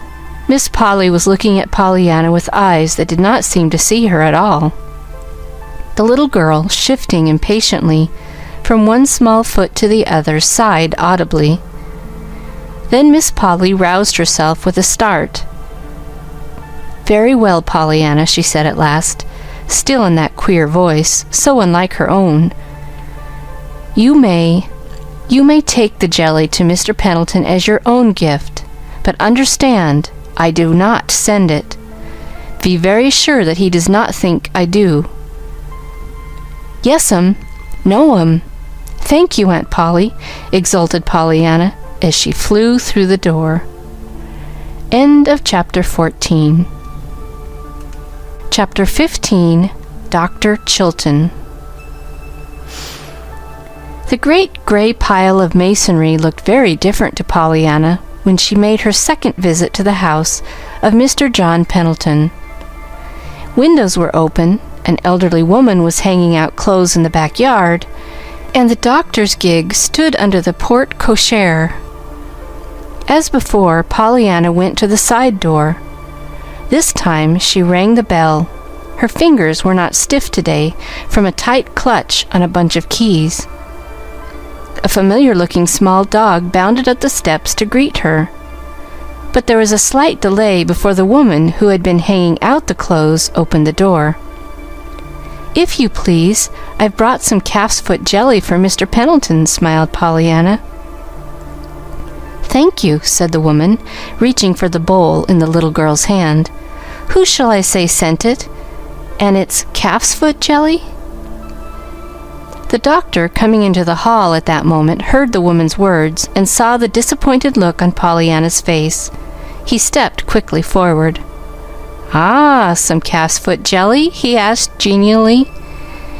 "That will be fine. Maybe you'd like to see our patient, eh?" "Oh, yes, sir," beamed Pollyanna. And the woman, in obedience to a nod from the doctor, led the way down the hall at once, though plainly with vast surprise on her face. Behind the doctor, a young man, a trained nurse from the nearest city, gave a disturbed exclamation. "But, doctor, didn't Mr. Pendleton give orders not to admit anyone?" "Oh, yes," nodded the doctor imperturbably. "But I'm giving orders now. I'll take the risk." Then he added whimsically, "You don't know, of course, but that little girl is better than a 6-quart bottle of tonic any day. If anything or anybody can take the grouch out of Pendleton this afternoon, she can. That's why I sent her in."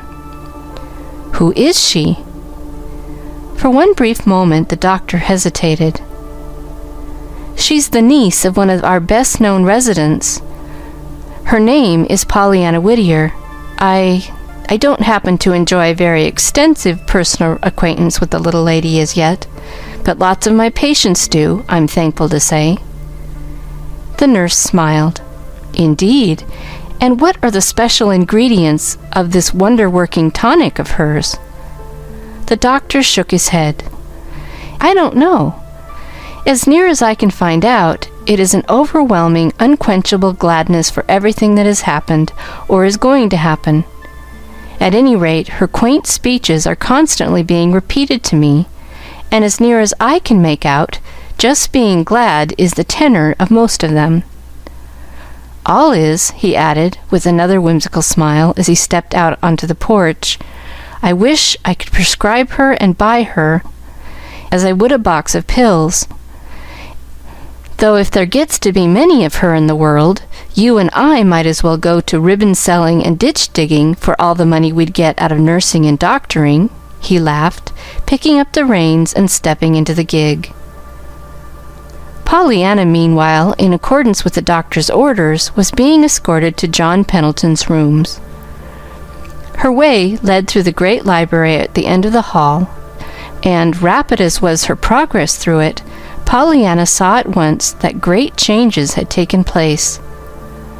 The book-lined walls and the crimson curtains were the same, but there were no litter on the floor, no untidiness on the desk, and not so much as a grain of dust in sight.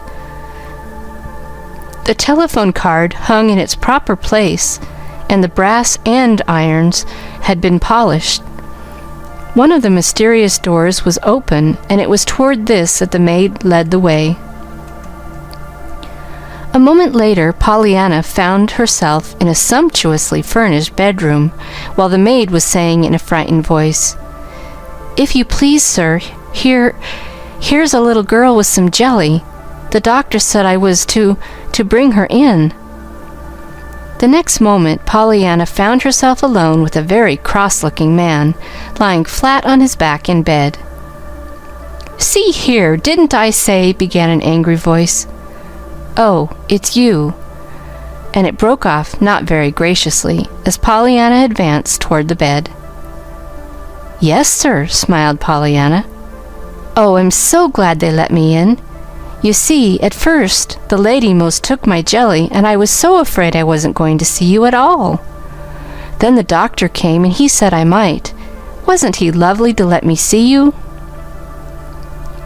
In spite of himself, the man's lips twitched into a smile, but all he said was, "Humph." "And I've brought you some jelly," resumed Pollyanna. "Calf's foot. I hope you like it?" There was a rising inflection in her voice. "Never ate it." The fleeting smile had gone, and the scowl had come back to the man's face. For a brief instant, Pollyanna's countenance showed disappointment, but it cleared as she set the bowl of jelly down. "Didn't you? Well, if you didn't, then you can't know you don't like it anyhow, can you? So I reckon I'm glad you haven't, after all. Now, if you knew—" Yes, well, there's one thing I know all right, and that is that I'm flat on my back right here this minute, and that I'm liable to stay here till doomsday, I guess." Pollyanna looked shocked. "Oh, no, it couldn't be till doomsday, you know, when the angel Gabriel blows his trumpet, unless it should come quicker than we think it will." "Oh, of course, I know the Bible says it may come quicker than we think, but I don't think it will. That is, of course I believe the Bible, but I mean I don't think it will come as much quicker as it would if it should come now." And John Pendleton laughed suddenly and aloud. The nurse, coming in at that moment, heard the laugh and beat a hurried but a very silent retreat. He had the air of a frightened cook who, seeing the danger of a breath of cold air striking a half-done cake, hastily shuts the oven door. "Aren't you getting a little mixed?" asked John Pendleton of Pollyanna. The little girl laughed. "Maybe. But what I mean is that legs don't last, broken ones, you know, like lifelong invalids, same as Mrs. Snow has got. So yours won't last till doomsday at all. I should think you could be glad of that." "Oh, I am," retorted the man grimly. "And you didn't break but one. You can be glad 'twasn't two." Pollyanna was warming to her task. "Of course, so fortunate," sniffed the man with uplifted eyebrows. "Looking at it from that standpoint, I suppose I might be glad I wasn't a centipede and didn't break 50. Pollyanna chuckled. "Oh, that's the best yet," she crowed. "I know what a centipede is. They've got lots of legs. And you could be glad—" "Oh, of course," interrupted the man sharply, all the old bitterness coming back to his voice. "I can be glad, too, for all the rest, I suppose. The nurse and the doctor and that confounded woman in the kitchen." "Why, yes, sir. Only think how bad 'twould be if you didn't have them." "Well, Eh?" he demanded sharply. "Why, I say, only think how bad it would be if you didn't have them, and you lying here like this."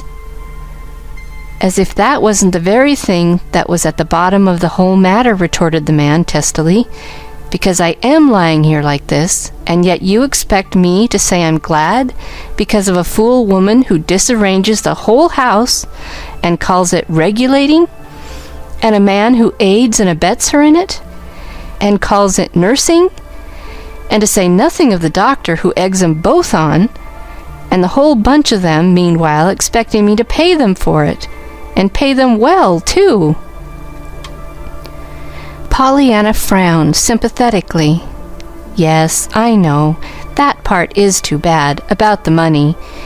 When you've been saving it, too, all this time." "When, eh?" "Saving it, buying beans and fish balls, you know. Say, do you like beans? Or do you like turkey better, only on account of the 60 cents? "Look-a-here, child, what are you talking about?" Pollyanna smiled radiantly. "About your money. You know, denying yourself and saving it for the heathen. You see, I found out about it. Why, Mr. Pendleton, that's one of the ways I knew you weren't cross inside. Nancy told me." The man's jaw dropped. "Nancy told you I was saving money for the... Well, may I inquire who Nancy is?" "Our Nancy. She works for Aunt Polly." "Aunt Polly? Well, who is Aunt Polly?" "She's Miss Polly Harrington. I live with her." The man made a sudden movement. "Miss Polly Harrington?" he breathed. "You live with her?" "Yes, I'm her niece. She's taken me to bring up on account of my mother, you know," faltered Pollyanna in a low voice. "She was her sister.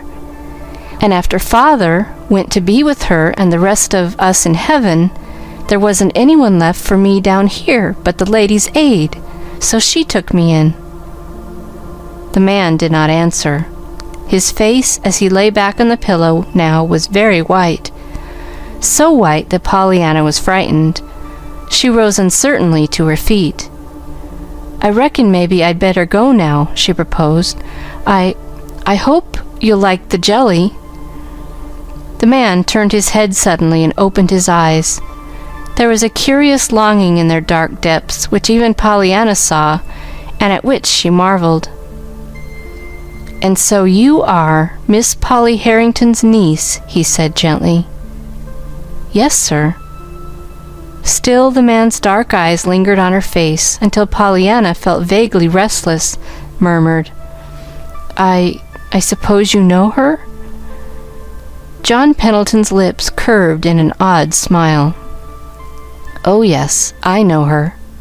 He hesitated, then went on, still with that curious smile. "But you can't mean that it was Miss Polly Harrington who sent that jelly to me," he said slowly. Pollyanna looked distressed. No, sir, she didn't. She said I must be very sure not to let you think she did send it. But I thought as much," vouchsafed the man, shortly turning away his head, and Pollyanna, still more distressed, tiptoed from the room. Under the porte cochere, she found the doctor waiting in his gig. The nurse stood on the steps. "Well, Miss Pollyanna, may I have the pleasure of seeing you home?" asked the doctor smilingly. "I started to drive on a few minutes ago, then it occurred to me that I'd wait for you." "Thank you, sir. I'm glad you did. I just love to ride," beamed Pollyanna, as he reached out his hand to help her in. "Do you?" smiled the doctor, nodding his head in farewell to the young man on the steps. "Well, as near as I can judge, there are a good many things you love to do, eh?" he added, as they drove briskly away. Pollyanna laughed. "Why, I don't know. I reckon perhaps there are," she admitted. "I like to do most everything that's living. Of course, I don't like the other things very well, sewing and reading out loud and all that, but they aren't living." "No? What are they, then?" "Aunt Polly says they're learning to live," sighed Pollyanna with a rueful smile. The doctor smiled now a little queerly. "Does she? Well, I should think she might say just that." "Yes," responded Pollyanna, "but I don't see it that way at all. I don't think you have to learn how to live. I didn't, anyhow." The doctor drew a long sigh. "After all, I'm afraid some of us do have to, little girl," he said. Then for a time he was silent. Pollyanna, stealing a glance at his face, felt vaguely sorry for him. He looked so sad. She wished, uneasily, that she could do something. It was this, perhaps, that caused her to say in a timid voice, "Dr. Chilton, I should think being a doctor would be the very gladdest kind of a business there was." The doctor turned in surprise. "Gladdest? When I see so much suffering always, everywhere I go?" he cried. She nodded. "I know, but you're helping it, don't you see? And of course you're glad to help it, and so that makes you the gladdest of any of us all the time." The doctor's eyes filled with sudden hot tears. The doctor's life was a singularly lonely one. He had no wife and no home save his 2-room office in a boarding house. His profession was very dear to him. Looking now into Pollyanna's shining eyes, he felt as if a loving hand had been suddenly laid on his head in blessing. He knew, too, that never again would a long day's work or a long night's weariness be quite without that new-found exultation that had come to him through Pollyanna's eyes. "God bless you, little girl," he said unsteadily. Then, with the bright smile his patients knew and loved so well, he added, "And I'm thinking, after all, that it was the doctor, quite as much as his patients, that needed a draught of that tonic." All of which puzzled Pollyanna very much, until a chipmunk running across the road drove the whole matter from her mind. The doctor left Pollyanna at her own door, smiled at Nancy, who was sweeping off the front porch, then drove rapidly away. "I've had a perfectly beautiful ride with the doctor," announced Pollyanna, bounding up the steps. "He's lovely, Nancy." "Is he?" "Yes, and I told him I should think his business would be the very gladdest one there was." "What? Goin' ter see sick folks? And folks what ain't sick, but thinks they is? Which is worse." Nancy's face showed open skepticism. Pollyanna laughed gleefully. "Yes, that's what he said, too. But there is a way to be glad even then. Guess." Nancy frowned in meditation. Nancy was getting so she could play this game of being glad quite successfully, she thought. She rather enjoyed studying out Pollyanna's posers, too, as she called some of the little girls questions. "Oh, I know," she chuckled. "It's just the opposite from what you told Miss Snow." "Opposite?" repeated Pollyanna, obviously puzzled. "Yes, you told her she could be glad because other folks wasn't like her. All sick, you know." "Yes," nodded Pollyanna. "Well, the doctor can be glad because he isn't like other folks, the sick ones. I mean, what he doctors," finished Nancy in triumph. It was Pollyanna's turn to frown. "Why, yes," she admitted. "Of course that is one way, but it isn't the way I said. In some way, I don't seem to quite like the sound of it. It isn't exactly as if he said he was glad they were sick, but you do play the game so funny sometimes, Nancy." She sighed as she went into the house. Pollyanna found her aunt in the sitting room. "Who was that man, the one who drove into the yard, Pollyanna?" questioned the lady a little sharply. "Why, Aunt Polly, that was Dr. Chilton. Don't you know him?" "Dr. Chilton? What was he doing here?" "He drove me home. Oh, and I gave the jelly to Mr. Pendleton, and—" Miss Polly lifted her head quickly. "Pollyanna, he did not think I sent it." "Oh, no, Aunt Polly, I told him you didn't." Miss Polly grew a sudden vivid pink. "You told him I didn't?" Pollyanna opened wide her eyes at the remonstrative dismay in her aunt's voice. "Why, Aunt Polly, you said to." Aunt Polly sighed. "I said, Pollyanna, that I did not send it, and for you to be very sure that he did not think I did, which is a very different matter from telling him outright that I did not send it." And she turned vexedly away. "Dear me, well, I don't see where the difference is," sighed Pollyanna, as she went to hang her hat on the one particular hook in the house upon which Aunt Polly had said that it must be hung. End of Chapter 15. Chapter 16. A Red Rose and a Lace Shawl. It was on a rainy day, about a week after Pollyanna's visit to Mr. John Pendleton, that Miss Polly was driven by Timothy to an early afternoon committee meeting of the Ladies' Aid Society.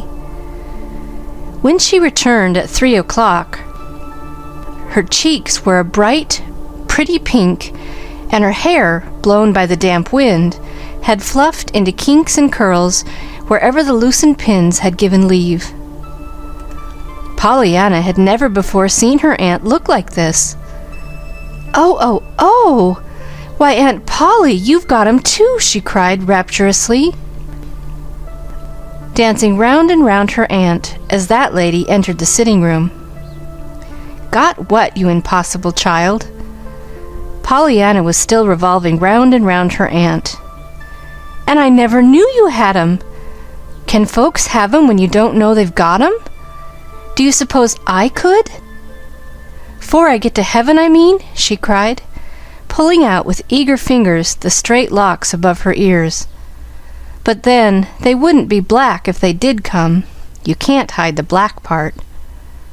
"Pollyanna, what does all this mean?" demanded Aunt Polly, hurriedly removing her hat and trying to smooth back her disordered hair. No, please, Aunt Polly." Pollyanna's jubilant voice turned to one of distressed appeal. "Don't smooth them out.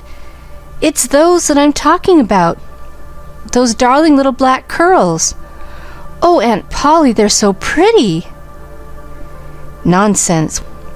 What do you mean, Pollyanna, by going to the Ladies' Aid the other day in that absurd fashion about that beggar boy?"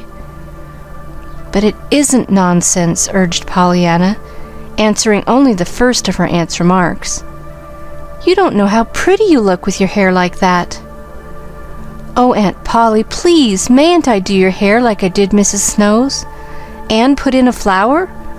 I'd so love to see you that way. Why, you'd be ever so much prettier than she was." "Pollyanna!"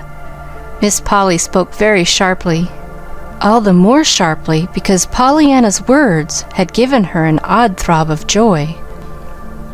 When before had anybody cared how she or her hair looked? When before had anybody loved to see her pretty? "Pollyanna, you did not answer my question. Why did you go to the Ladies' Aid in that absurd fashion?" "Yes'm, I know, but please, I didn't know it was absurd until I went and found out they'd rather see their report grow than Jimmy. So when I wrote to my Ladies' Aid, 'cause Jimmy is far away from them, you know, and I thought maybe he could be their little India boy, same as—" "Aunt Polly, was I your little India girl? And Aunt Polly, you will let me do your hair, won't you?" Aunt Polly put her hand to her throat. The old helpless feeling was upon her, she knew. "But Pollyanna, when the ladies told me this afternoon how you came to them, I was so ashamed. Pollyanna began to dance up and down lightly on her toes. You didn't say I couldn't do your hair," she crowed triumphantly. "And so I'm sure it means just the other way round, sort of like it did the other day about Mr. Pendleton's jelly that you didn't send, but didn't want me to say you didn't send, you know. Now wait just where you are. I'll get a comb." "But Pollyanna, remonstrated Aunt Polly, following the little girl from the room and panting upstairs after her. "Oh, did you come up here?" Pollyanna greeted her at the door of Miss Polly's own room. "That'll be nicer yet. I've got the comb. Now sit down, please, right here. "Oh, I'm so glad you let me do it." "But Pollyanna, I... Miss Polly did not finish her sentence. To her helpless amazement, she found herself in the low chair before the dressing table, with her hair already tumbling about her ears under 10 eager but very gentle fingers. "Oh my, what pretty hair you've got," prattled Pollyanna. "And there's so much more of it than Mrs. Snow has, too. But of course you need more anyhow, because you're well, and can go to places where folks can see it. My, I reckon folks will be glad when they do see it, and surprised, too, 'cause you've hid it so long. Why, Aunt Polly, I'll make you so pretty everybody'll just love to look at you." "Pollyanna!" gasped a stifled but shocked voice from a veil of hair. I'm sure I don't know why I'm letting you do this silly thing." "Why, Aunt Polly, I should think you'd be glad to have folks like to look at you. Don't you like to look at pretty things? I'm ever so much happier when I look at pretty folks, 'cause when I look at the other kind, I'm so sorry for them." But, and I just love to do folks' hair," purred Pollyanna contentedly. "I did quite a lot of the Ladies' Aiders, but there wasn't any of them so nice as yours. Mrs. White's was pretty nice, though, and she looked just lovely one day when I dressed her up in... Oh, Aunt Polly, I've just happened to think of something, but it's a secret and I shan't tell. Now your hair is almost done, and pretty quick. I'm going to leave you just a minute, and you must promise not to stir nor peek even till I come back. Now remember," she finished as she ran from the room. Aloud, Miss Polly said nothing. To herself, she said that of course she should at once undo the absurd work of her niece's fingers and put her hair up properly again. As for peeking, just as if she cared how... At that moment, unaccountably, Miss Polly caught a glimpse of herself in the mirror of the dressing table, and what she saw sent such a flush of rosy color to her cheeks that she only flushed the more at the sight. She saw a face, not young, it is true, but just now alight with excitement and surprise. The cheeks were a pretty pink, the eyes sparkled. The hair, dark and still damp from the outdoor air, lay in loose waves about the forehead and curved back over the ears in wonderfully becoming lines, with softening little curls here and there. So amazed and so absorbed was Miss Polly with what she saw in the glass that she quite forgot her determination to do over her hair until she heard Pollyanna enter the room again. Before she could move, then she felt a folded something slipped across her eyes and tied in the back. "Pollyanna! Pollyanna, what are you doing?" she cried. Pollyanna chuckled. "That's just what I don't want you to know, Aunt Polly, and I was afraid you would peek, so I tied on the handkerchief. Now sit still, it won't take but just a minute, then I'll let you see." "But Pollyanna," began Miss Polly, struggling blindly to her feet, "you must take this off, you child. Child, what are you doing?" she gasped as she felt a soft something slipped about her shoulders. Pollyanna only chuckled the more gleefully. With trembling fingers, she was draping about her aunt's shoulders the fleecy folds of a beautiful lace shawl, yellowed from long years of packing away, and fragrant with lavender. Pollyanna had found the shawl the week before, when Nancy had been regulating the attic, and it had occurred to her today that there was no reason why her aunt, as well as Mrs. White of her Western home, should not be dressed up. Her task completed, Pollyanna surveyed her work with eyes that approved, but that saw yet one touch wanting. Promptly, therefore, she pulled her aunt toward the sun parlor, where she could see a belated red rose blooming on the trellis within reach of her hand. "Pollyanna, what are you doing? Where are you taking me to?" recoiled Aunt Polly, vainly trying to hold herself back. "Pollyanna, I shall not." "It's just to the sun parlor, only a minute. I'll have you ready now quicker in no time," panted Pollyanna, reaching for the rose and thrusting it into the soft hair above Miss Polly's left ear. "There," she exulted, untying the knot of the handkerchief and flinging the bit of linen far from her. "Oh, Aunt Polly, now I reckon you'll be glad I dressed you up."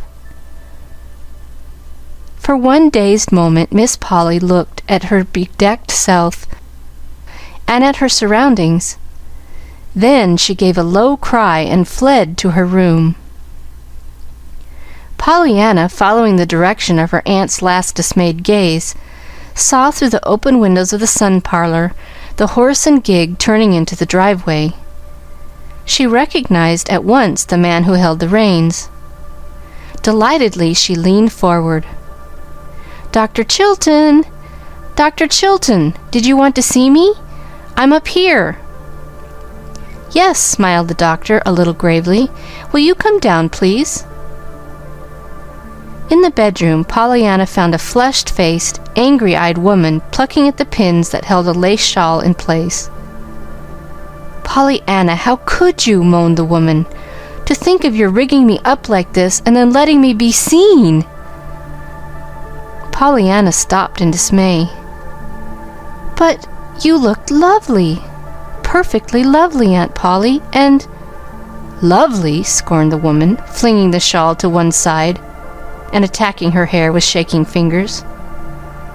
"Oh, Aunt Polly, please, please let your hair stay." "Stay? Like this? As if I would!" And Miss Polly pulled the locks so tightly back that the last curl stretched dead at the end of her fingers.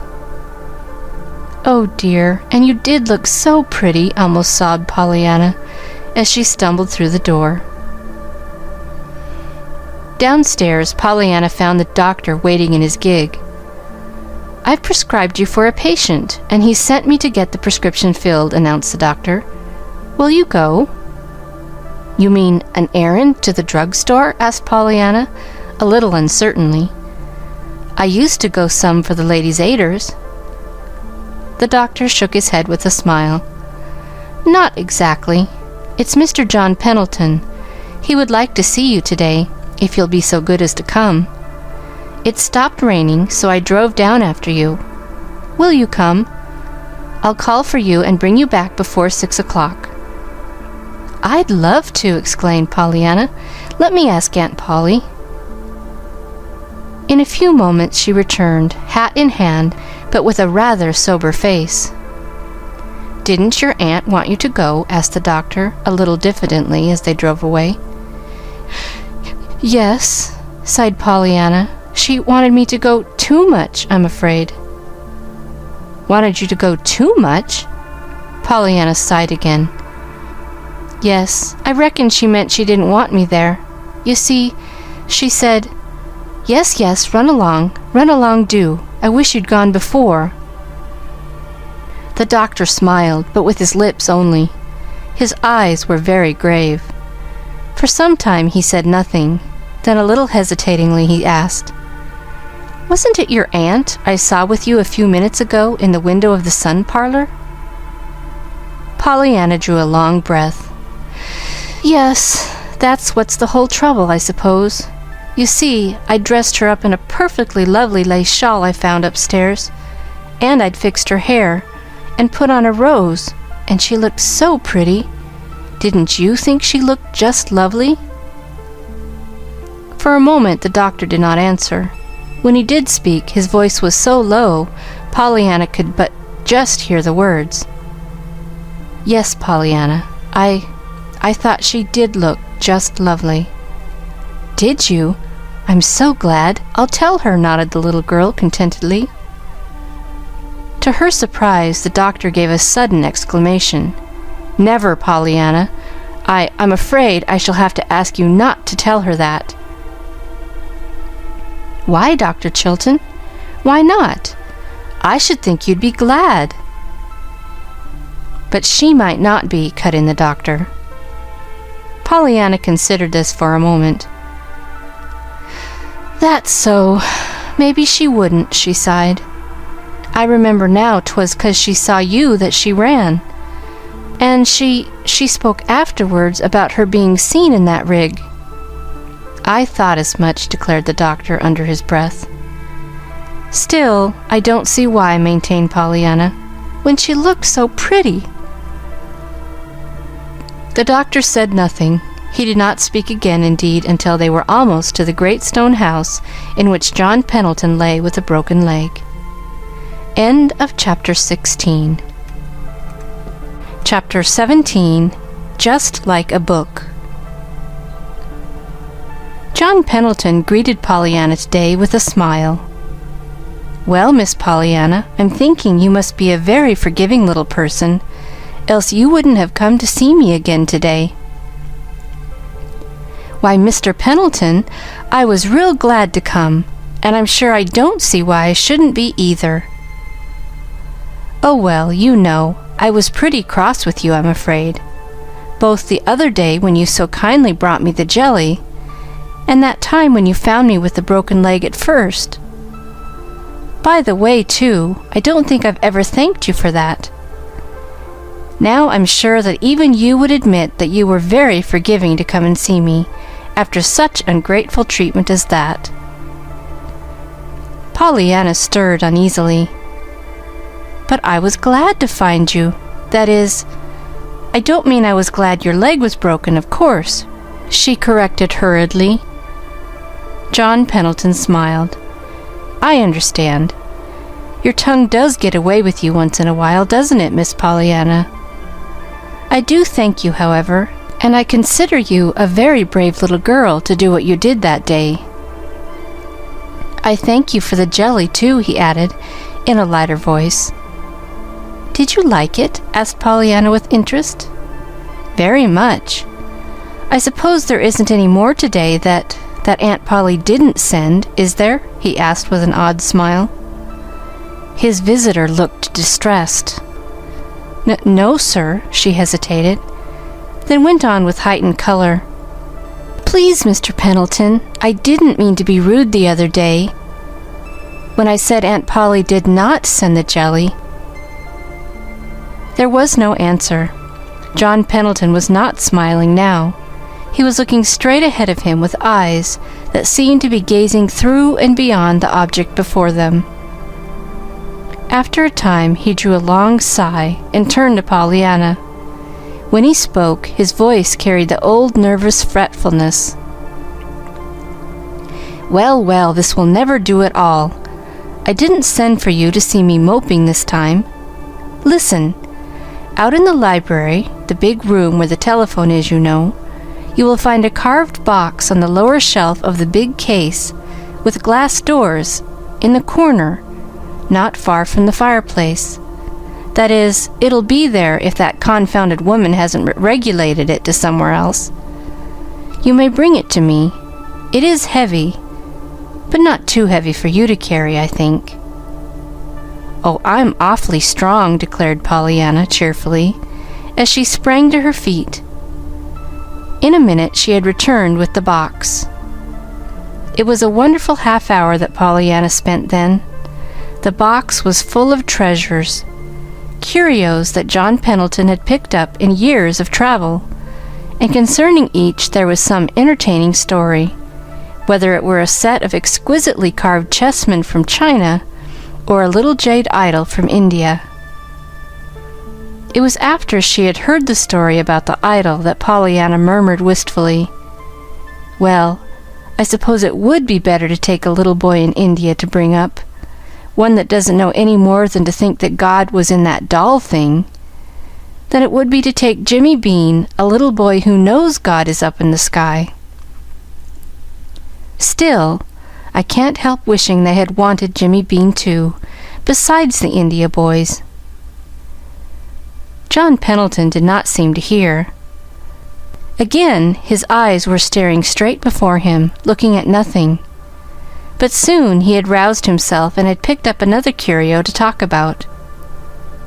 The visit certainly was a delightful one. But before it was over, Pollyanna was realizing that they were talking about something besides the wonderful things in the beautiful carved box. They were talking of herself, of Nancy, of Aunt Polly, and of her daily life. They were talking, too, even of the life and home long ago in the far western town.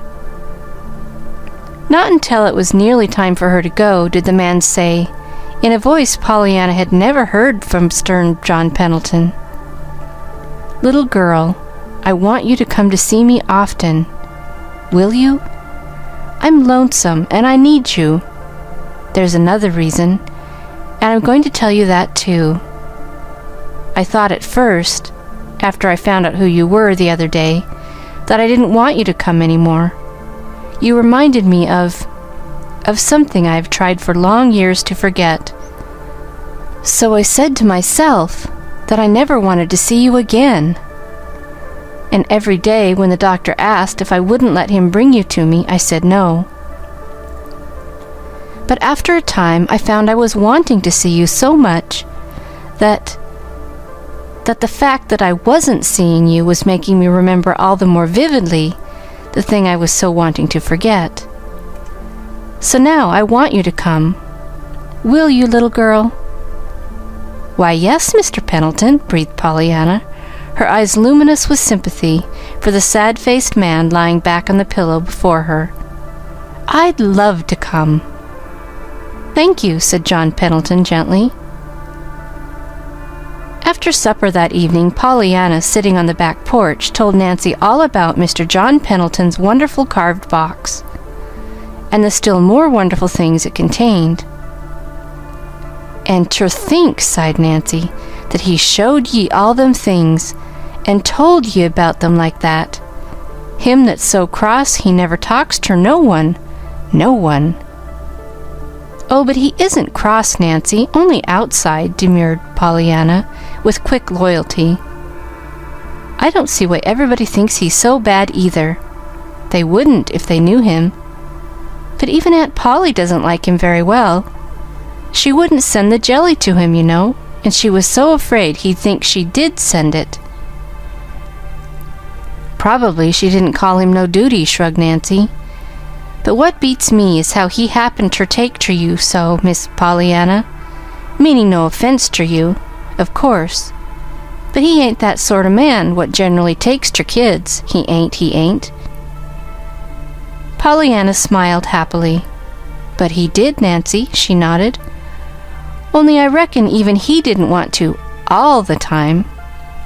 Why, only today he owned up that one time he just felt he never wanted to see me again because I reminded him of something he wanted to forget.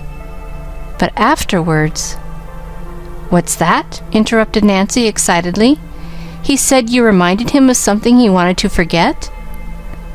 "Yes, but afterwards—" "What was it?" Nancy was eagerly insistent. "He didn't tell me. He just said it was something." "The mystery," breathed Nancy in an awestruck voice. "That's why he took to you in the first place. Oh, Miss Pollyanna, why, that's just like a book. I've read lots of 'em. Lady Maud's Secret and The Lost Heir and Hidden for Years. All of 'em had mysteries and things just like this. My stars and stockings, just think of having a book lived right under your nose like this, and me not knowing it all this time. Now tell me everything he said, Miss Pollyanna, there's a dear. No wonder he took ter you. No wonder. "But he didn't," cried Pollyanna, "not till I talked to him first. And he didn't even know who I was till I took the cast-foot jelly, and had to make him understand that Aunt Polly didn't send it. And—" Nancy sprang to her feet and clasped her hands together suddenly. "Oh, Miss Pollyanna, I know, she exulted rapturously. The next minute she was down at Pollyanna's side again. "Tell me, now think, and answer straight and true," she urged excitedly. "It was after he found out you was Miss Polly's niece that he said he didn't ever want ter see you again, wasn't it?" "Oh yes, I told him that the last time I saw him, and he told me this today." "I thought as much," triumphed Nancy. "And Miss Polly wouldn't send the jelly herself, would she?" "No." "And you told him she didn't send it?"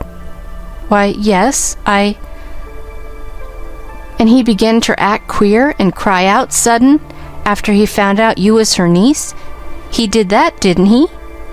"Why, yes. He did act a little queer over that jelly," admitted Pollyanna with a thoughtful frown.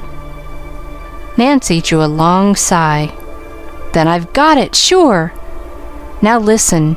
Mr. John Pendleton was Miss Polly Harrington's lover," she announced impressively, but with a furtive glance over her shoulder. "Why, Nancy, he couldn't be. She doesn't like him," objected Pollyanna. Nancy gave her a scornful glance. "Of course she don't. That's the quarrel." Pollyanna still looked incredulous, and with another long breath, Nancy happily settled herself to tell the story. "It's like this. Just before you come, Mr. Tom told me Miss Polly had had a lover once. I didn't believe it. I couldn't. Her and a lover? But Mr. Tom said she had, and that he was living now right in this town. And now I know, of course, it's John Pendleton. Hain't he got a mystery in his life? Don't he shut himself up in that grand house alone, and never speak to no one? Didn't he act queer when he found out you was Miss Polly's niece? And now hain't he owned up that you remind him of something he wants to forget? Just as if anybody couldn't see 'twas Miss Polly. And her saying she wouldn't send him no jelly, too. Why, Miss Pollyanna, it's as plain as the nose on your face, it is. "Oh," breathed Pollyanna in wide-eyed amazement. "But, Nancy, I should think if they loved each other, they'd make up sometime. Both of 'em all alone, so, all these years. I should think they'd be glad to make up." Nancy sniffed disdainfully. "I guess maybe you don't know much about lovers, Miss Pollyanna. You ain't big enough yet, anyhow. But if there is a set of folks in the world that wouldn't have no use for that 'ere glad game o' yourn, it'd be a pair of quarrelin' lovers, and that's what they be. Ain't he cross as sticks most generally, and ain't she—" Nancy stopped abruptly, remembering just in time to whom and about whom she was speaking. Suddenly, however, she chuckled. "I ain't sayin', though, Miss Pollyanna, but what it would be a pretty slick piece of business if you could get 'em ter playin' it so they would be glad ter make up. But my land, wouldn't folks stare some, Miss Polly and him? I guess, though, there ain't much chance." Pollyanna said nothing, but when she went into the house a little later, her face was very thoughtful. End of Chapter 17. Chapter 18, Prisms. As the warm August days passed, Pollyanna went very frequently to the great house on Pendleton Hill. She did not feel, however, that her visits were really a success. Not but what the man seemed to want her there. He sent for her, indeed, frequently, but that when she was there, he seemed scarcely any the happier for her presence. At least so Pollyanna thought. He talked to her, it was true, and he showed her many strange and beautiful things, books, pictures, and curios. But he still fretted audibly over his own helplessness, and he chafed visibly under the rules and regulatings of the unwelcome members of his household. He did, indeed, seem to like to hear Pollyanna talk, however, and Pollyanna talked. Pollyanna liked to talk, but she was never sure that she would not look up and find him lying back on his pillow with that white, hurt look that always pained her. And she was never sure which, if any, of her words had brought it there. As for telling him the glad game and trying to get him to play it, Pollyanna had never seen the time yet when she thought he would care to hear about it. She had twice tried to tell him, but neither time had she got beyond the beginning of what her father had said. John Pendleton had on each occasion turned the conversation abruptly to another subject. Pollyanna never doubted now that John Pendleton was her Aunt Polly's one-time lover, and with all the strength of her loving, loyal heart, she wished she could in some way bring happiness into their, to her mind, miserably lonely lives. Just how she was to do this, however, she could not see. She talked to Mr. Pendleton about her aunt, and he listened, sometimes politely, sometimes irritably, frequently with a quizzical smile on his usually stern lips. She talked to her aunt about Mr. Pendleton, or rather, she tried to talk to her about him. As a general thing, however, Miss Polly would not listen long. She always found something else to talk about. She frequently did that, however, when Pollyanna was talking of others, of Dr. Chilton, for instance. Pollyanna laid this, though, to the fact that it had been Dr. Chilton who had seen her in the sun parlor with the rose in her hair and the lace shawl draped about her shoulders. Aunt Polly, indeed, seemed particularly bitter against Dr. Chilton, as Pollyanna found out one day when a hard cold shut her up in the house. "If you are not better by night, I shall send for the doctor," Aunt Polly said. "Shall you? Then I'm going to be worse," gurgled Pollyanna. "I'd love to have Dr. Chilton come to see me." She wondered then at the look that came to her aunt's face. "It will not be Dr. Chilton, Pollyanna," Miss Polly said sternly. "Dr. Chilton is not our family physician. I shall send for Dr. Warren if you are worse." Pollyanna did not grow worse, however, and Dr. Warren was not summoned. "And I'm so glad, too," Pollyanna said to her aunt that evening. "Of course, I like Dr. Warren and all that, but I like Dr. Chilton better, and I'm afraid he'd feel hurt if I didn't have him. You see, he wasn't really to blame after all that he happened to see you when I dressed you up so pretty that day, Aunt Polly," she finished wistfully. "That will do, Pollyanna. I really do not wish to discuss Dr. Chilton or his feelings," reproved Miss Polly decisively.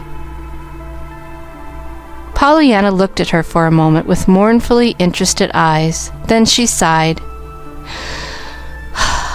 "I just love to see you when your cheeks are pink like that, Aunt Polly. But I would so like to fix your hair. Why, Aunt Polly!" But her aunt was already out of sight down the hall. It was toward the end of August that Pollyanna, making an early morning call on John Pendleton, found the flaming band of blue and gold and green, edged with red and violet, lying across his pillow. She stopped short in awed delight. "Why, Mr. Pendleton, it's a baby rainbow! A real rainbow come in to pay you a visit!" she exclaimed, clapping her hands together softly. "Oh, oh, oh, how pretty it is! But how did it get in?" she cried. The man laughed a little grimly. John Pendleton was particularly out of sorts with the whole world this morning. "Well, I suppose it got in through the beveled edge of that glass thermometer in the window," he said wearily. "The sun shouldn't strike it at all, but it does in the morning." "Oh, but it's so pretty, Mr. Pendleton. And does just the sun do that? My, if it was mine, I'd have it hang in the sun all day long." "Lots of good you'd get out of the thermometer, then," laughed the man. "How do you suppose you could tell how hot it was or how cold it was if the thermometer hung in the sun all day?" "I shouldn't care," breathed Pollyanna, her fascinated eyes on the brilliant band of colors across the pillow. "Just as if anybody'd care when they were living all the time in a rainbow." The man laughed. He was watching Pollyanna's rapt face a little curiously. Suddenly, a new thought came to him. He touched the bell at his side. "Nora," he said, when the elderly maid appeared at the door, "bring me one of the big brass candlesticks from the mantel in the front drawing-room." "Yes, sir," murmured the woman, looking slightly dazed. In a minute she had returned. A musical tinkling entered the room with her as she advanced wonderingly toward the bed. It came from the prism pendants encircling the old-fashioned candelabrum in her hand. "Thank you. You may set it here on the stand," directed the man. "Now get a string and fasten it to the sash curtain fixtures of that window there. Take down the sash curtain and let the string reach straight across the window from side to side. That will be all, thank you," he said, when she had carried out his directions. As she left the room, he turned smiling eyes toward the wondering Pollyanna. "Bring me the candlestick now, please, Pollyanna."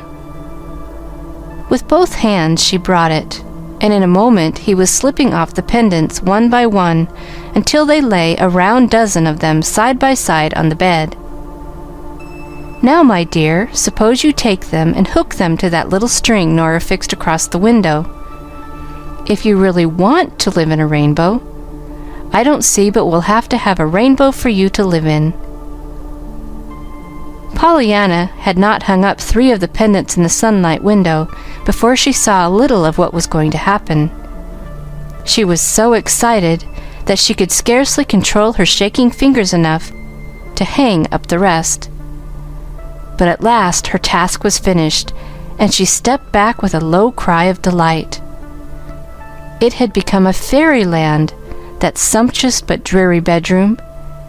Everywhere were bits of dancing red and green, violet and orange, gold and blue.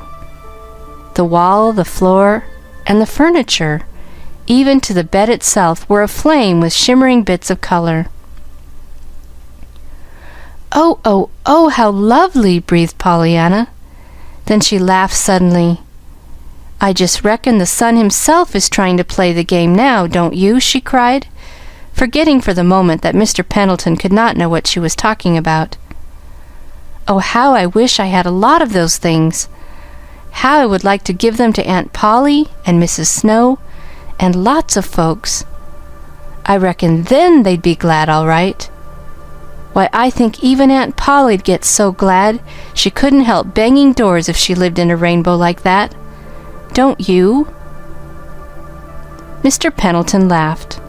"Well, from my remembrance of your aunt, Miss Pollyanna, I must say I think it would take something more than a few prisms in the sunlight to make her bang many doors for gladness. But come now, really, what do you mean?" Pollyanna stared slightly, then she drew a long breath. "Oh, I forgot. You don't know about the game. I remember now. Suppose you tell me, then." And this time Pollyanna told him. She told him the whole thing from the very first, from the crutches that should have been a doll. As she talked, she did not look at his face. Her rapt eyes were still on the dancing flecks of color from the prism pendants swaying in the sunlit window. "And that's all," she sighed, when she had finished. "And now you know why I said the sun was trying to play it, that game." For a moment there was silence. Then a low voice from the bed said unsteadily, "Perhaps, but I'm thinking that the very finest prism of them all is yourself, Pollyanna." "Oh, but I don't show beautiful red and green and purple when the sun shines through me, Mr. Pendleton." "Don't you?" smiled the man. And Pollyanna, looking into his face, wondered why there were tears in his eyes. "No," she said. Then after a minute she added mournfully, "I'm afraid, Mr. Pendleton, the sun doesn't make anything but freckles out of me. Aunt Polly says it does make them." The man laughed a little, and again Pollyanna looked at him. The laugh had sounded almost like a sob. End of Chapter 18. Chapter 19, which is somewhat surprising. Pollyanna entered school in September. Preliminary examinations showed that she was well advanced for a girl of her years, and she was soon a happy member of a class of girls and boys her own age. School, in some ways, was a surprise to Pollyanna, and Pollyanna certainly, in many ways, was very much of a surprise to school. They were soon on the best of terms, however, and to her aunt, Pollyanna confessed that going to school was living, after all, though she had had her doubts before. In spite of her delight in her new work, Pollyanna did not forget her old friends. True, she could not give them quite so much time now, of course, but she gave them what time she could. Perhaps John Pendleton of them all, however, was the most dissatisfied. One Saturday afternoon he spoke to her about it. "See here, Pollyanna, how would you like to come and live with me?" he asked a little impatiently. "I don't see anything of you nowadays." Pollyanna laughed.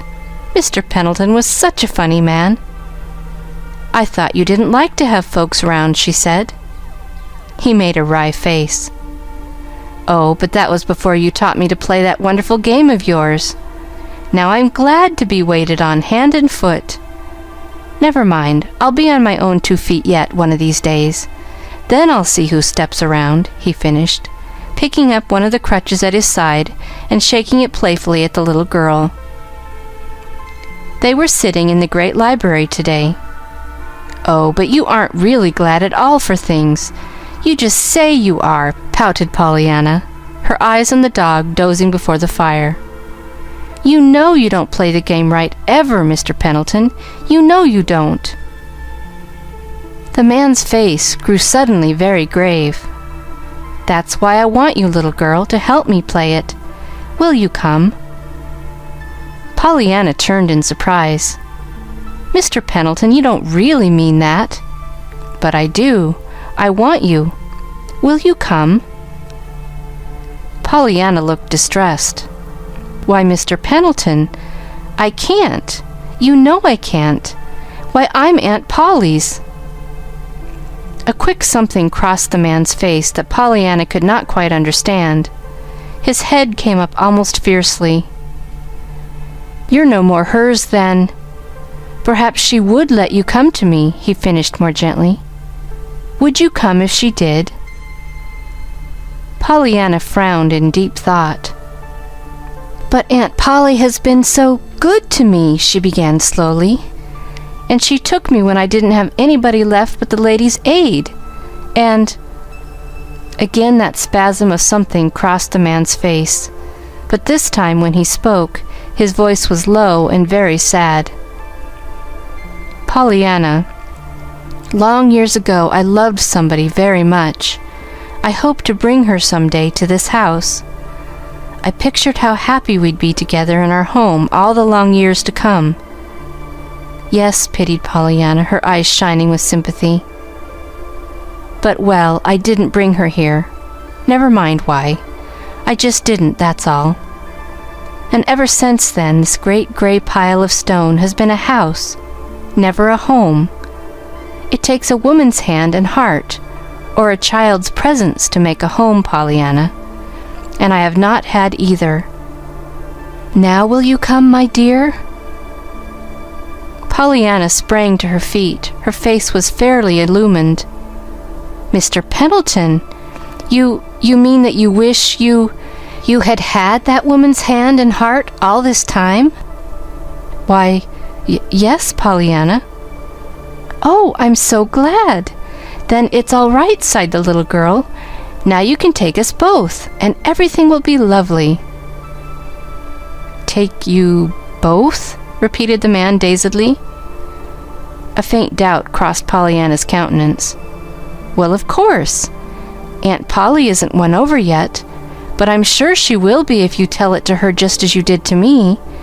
And then we'd both come, of course." A look of actual terror leaped to the man's eyes.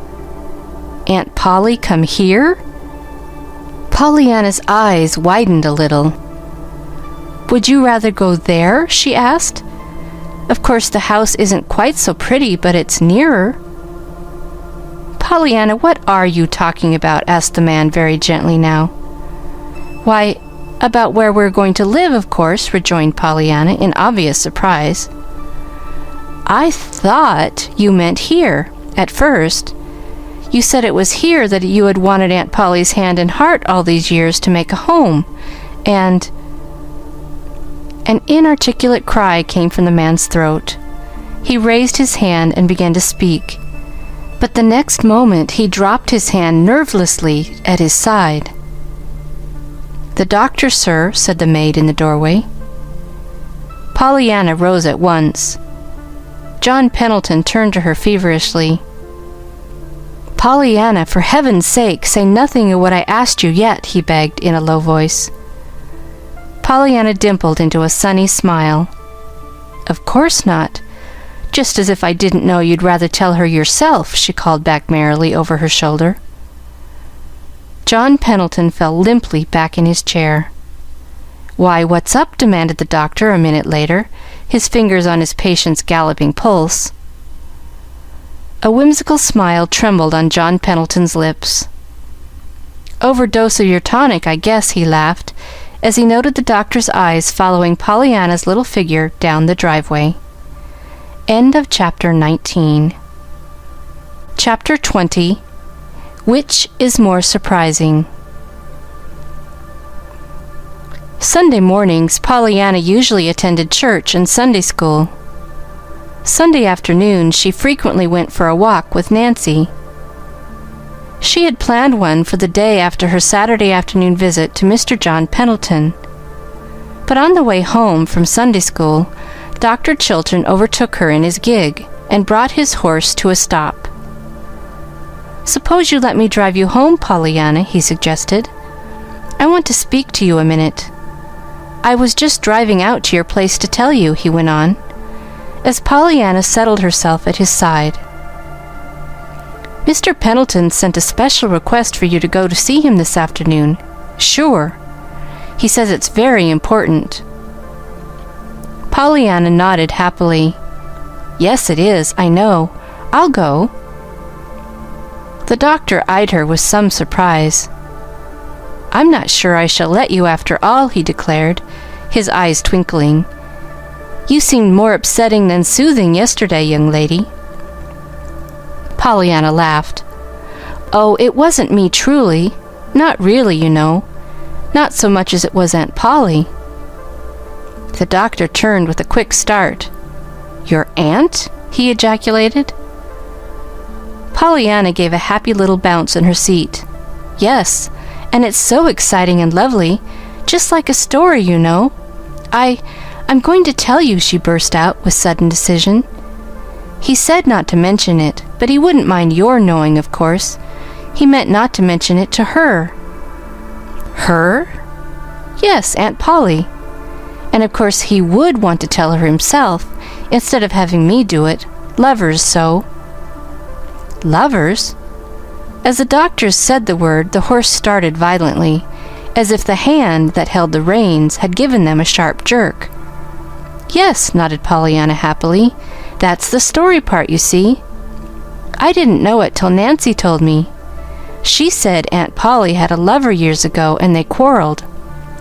She didn't know who it was at first, but we found out now. It's Mr. Pendleton, you know." The doctor relaxed suddenly. The hand holding the reins fell limply to his lap. "Oh, no, I didn't know," he said quietly. Pollyanna hurried on. They were nearing the Harrington homestead. "Yes, and I'm so glad now. It's come out lovely. Mr. Pendleton asked me to come and live with him, but of course I wouldn't leave Aunt Polly like that, after she'd been so good to me. Then he told me all about the woman's hand and heart that he used to want, and I found out that he wanted it now, and I was so glad. For of course, if he wants to make up the quarrel, everything will be all right now, and Aunt Polly and I will both go to live there, or else he'll come to live with us. Of course, Aunt Polly doesn't know yet, and we haven't got everything settled, so I suppose that is why he wanted to see me this afternoon, sure." The doctor sat suddenly erect. There was an odd smile on his lips. "Yes, I can well imagine that Mr. John Pendleton does want to see you, Pollyanna," he nodded. as he pulled his horse to a stop before the door. "There's Aunt Polly now in the window," cried Pollyanna. Then a second later, "Why, no, she isn't. But I thought I saw her." "No, she isn't there now," said the doctor. His lips had suddenly lost their smile. Pollyanna found a very nervous John Pendleton waiting for her that afternoon.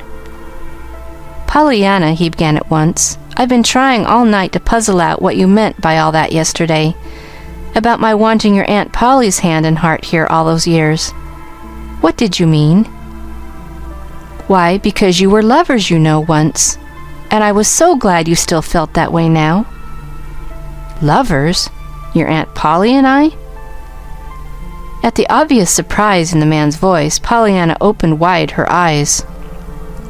"Why, Mr. Pendleton, Nancy said you were."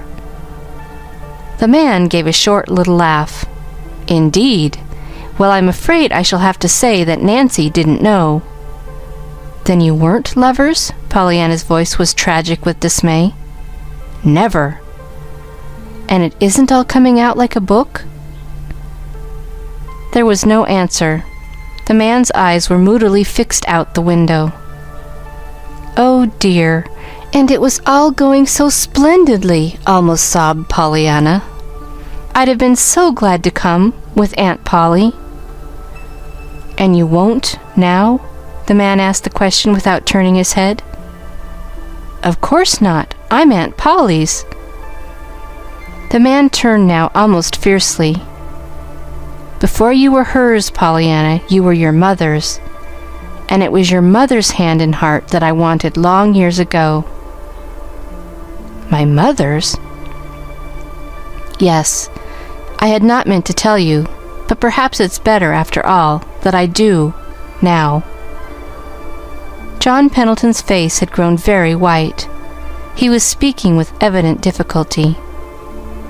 Pollyanna, her eyes wide and frightened, and her lips parted, was gazing at him fixedly. "I loved your mother, but she didn't love me. And after a time she went away with your father. I did not know until then how much I did care. The whole world suddenly seemed to turn black under my fingers, but never mind. For long years I have been a cross-crabbed, unlovable, unloved old man, though I'm not nearly 60 yet, Pollyanna. Then one day, like one of the prisms that you love so well, little girl, you danced into my life and flecked my dreary old world with dashes of the purple and gold and scarlet of your own bright cheeriness. I found out after a time who you were, and I thought then I never wanted to see you again. I didn't want to be reminded of your mother. But you know how that came out. I just had to have you come. And now I want you always. Pollyanna, won't you come now?" "But, Mr. Pendleton, there's Aunt Polly." Pollyanna's eyes were blurred with tears. The man made an impatient gesture. "What about me? How do you suppose I'm going to be glad about anything without you? Why, Pollyanna, it's only since you came that I've been even half glad to live. But if I had you for my own little girl, I'd be glad for anything. And I tried to make you glad, too, my dear. You shouldn't have a wish ungratified. All my money to the last cent should go to make you happy." Pollyanna looked shocked. "Why, Mr. Pendleton, as if I'd let you spend it on me, all that money you've saved for the heathen." A dull red came to the man's face. He started to speak, but Pollyanna was still talking. "Besides, anybody with such a lot of money as you have doesn't need me to make you glad about things. You're making other folks so glad, giving them things that you just can't help being glad yourself. Why, look at those prisms you gave Mrs. Snow and me, and the gold piece you gave Nancy on her birthday. And—" Yes, never mind about all that," interrupted the man. His face was very, very red now. And no wonder, perhaps. It was not for giving things that John Pendleton had been best known in the past. That's all nonsense. 'Twasn't much, anyhow. But what there was because of you. You gave those things, not I. Yes, you did, he repeated, in answer to the shocked denial in her face. And that only goes to prove all the more how I need you, little girl, he added, his voice softening into tender pleading once more. If ever I am to play the glad game, Pollyanna, you'll have to come and play it with me. The little girl's forehead puckered into a wistful frown. Aunt Polly has been so good to me, she began. But the man interrupted her sharply. The old irritability had come back to his face. Impatience, which would brook no opposition, had been a part of John Pendleton's nature too long to yield very easily now to restraint. Of course she's been good to you, but she doesn't want you, I'll warrant, half so much as I do, he contested. Why, Mr. Pendleton, she's glad, I know, to have... Glad, interrupted the man, thoroughly losing his patience now. I'll wager Miss Polly doesn't know how to be glad for anything. Oh, she does her duty, I know. She's a very dutiful woman. I've had experience with her duty before. I'll acknowledge we haven't been the best of friends for the past 15 or 20 years, but I know her. Everyone knows her, and she isn't the glad kind, Pollyanna. She doesn't know how to be. As for your coming to me, you just ask her and see if she won't let you come. And oh, little girl, I want you so, he finished brokenly. Pollyanna rose to her feet with a long sigh. All right, I'll ask her, she said wistfully. Of course, I don't mean that I wouldn't like to live here with you, Mr. Pendleton, but... She did not complete her sentence. There was a moment's silence, then she added, Well, anyhow, I'm glad I didn't tell her yesterday, 'cause then I suppose she was wanted too. John Pendleton smiled grimly. Well, yes, Pollyanna, I guess it is just as well you didn't mention it yesterday. I didn't, only to the doctor, and of course he doesn't count. The doctor? Cried John Pendleton, turning quickly. Not Dr. Chilton? Yes, when he came to tell me you wanted to see me today, you know. Well, of all the... muttered the man, falling back in his chair. Then he sat up with sudden interest. And what did Dr. Chilton say? He asked. Pollyanna frowned thoughtfully. Why, I don't remember. Not much, I reckon. Oh, he did say he could well imagine you did want to see me. Oh, did he indeed? Answered John Pendleton. And Pollyanna wondered why he gave that sudden queer little laugh. End of Chapter 20. Chapter 21. A Question Answered. The sky was darkening fast, with what appeared to be an approaching thunder shower, when Pollyanna hurried down the hill from John Pendleton's house. Halfway home, she met Nancy with an umbrella. By that time, however, the clouds had shifted their position, and the shower was not so imminent. Guess it's going round to the north, announced Nancy, eyeing the sky critically.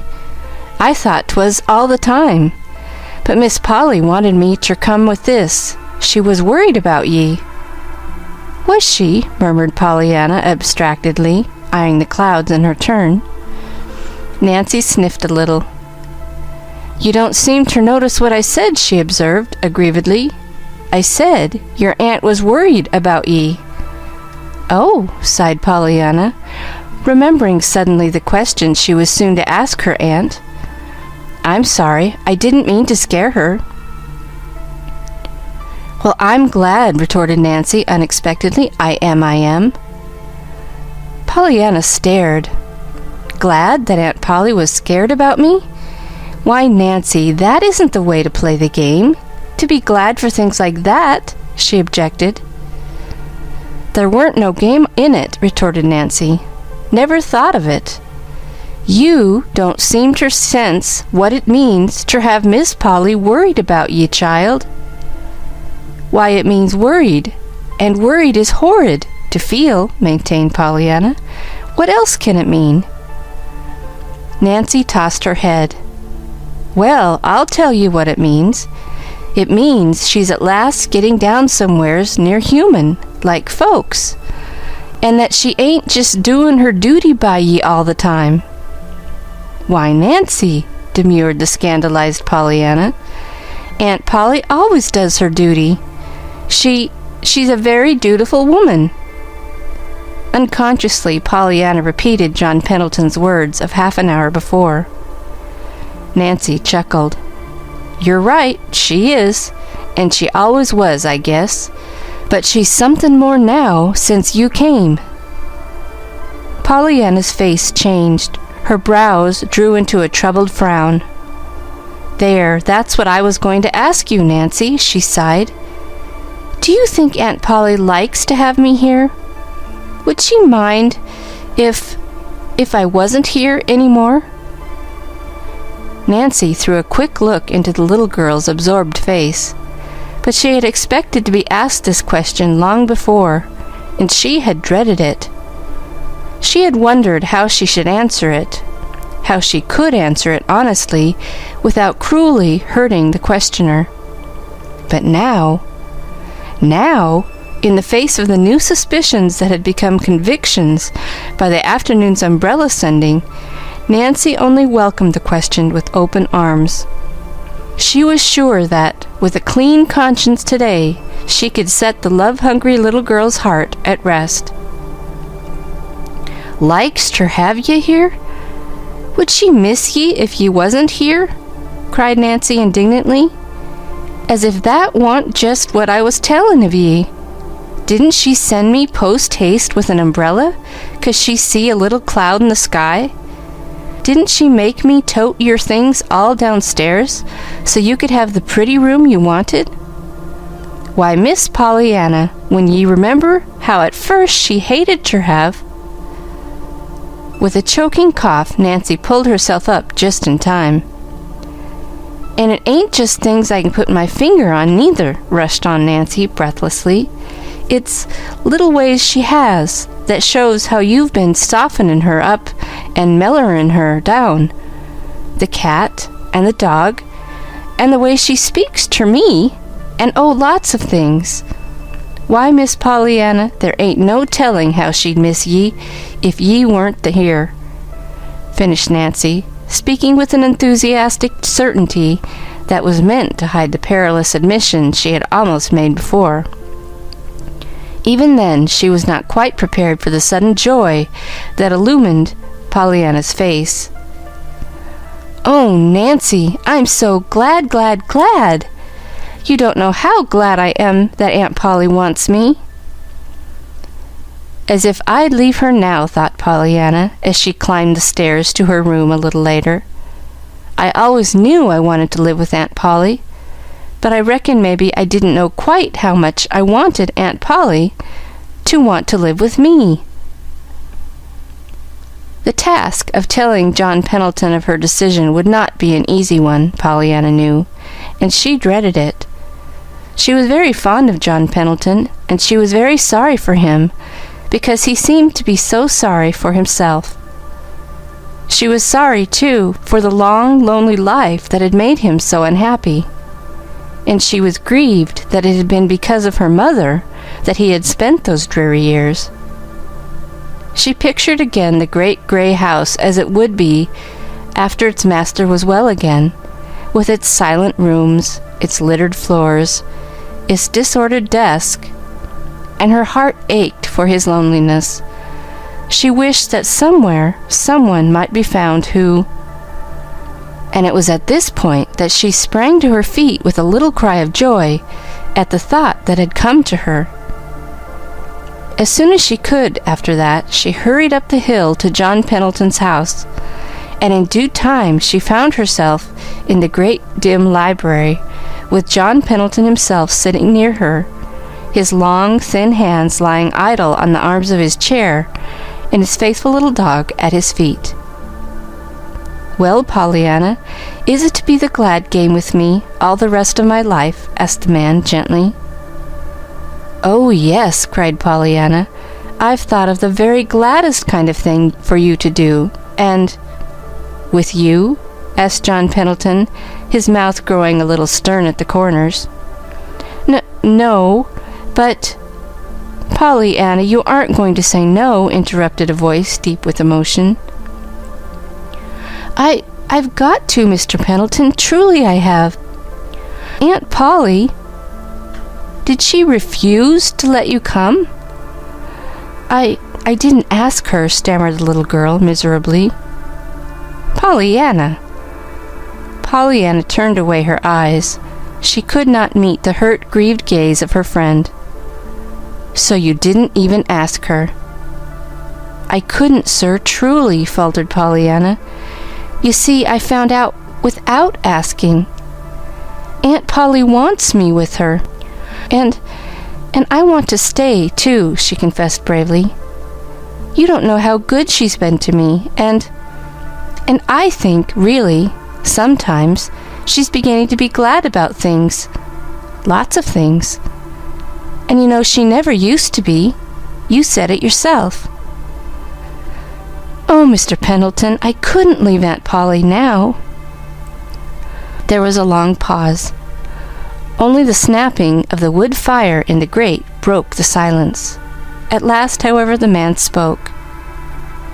"No, Pollyanna, I see. You couldn't leave her now," he said. "I won't ask you again."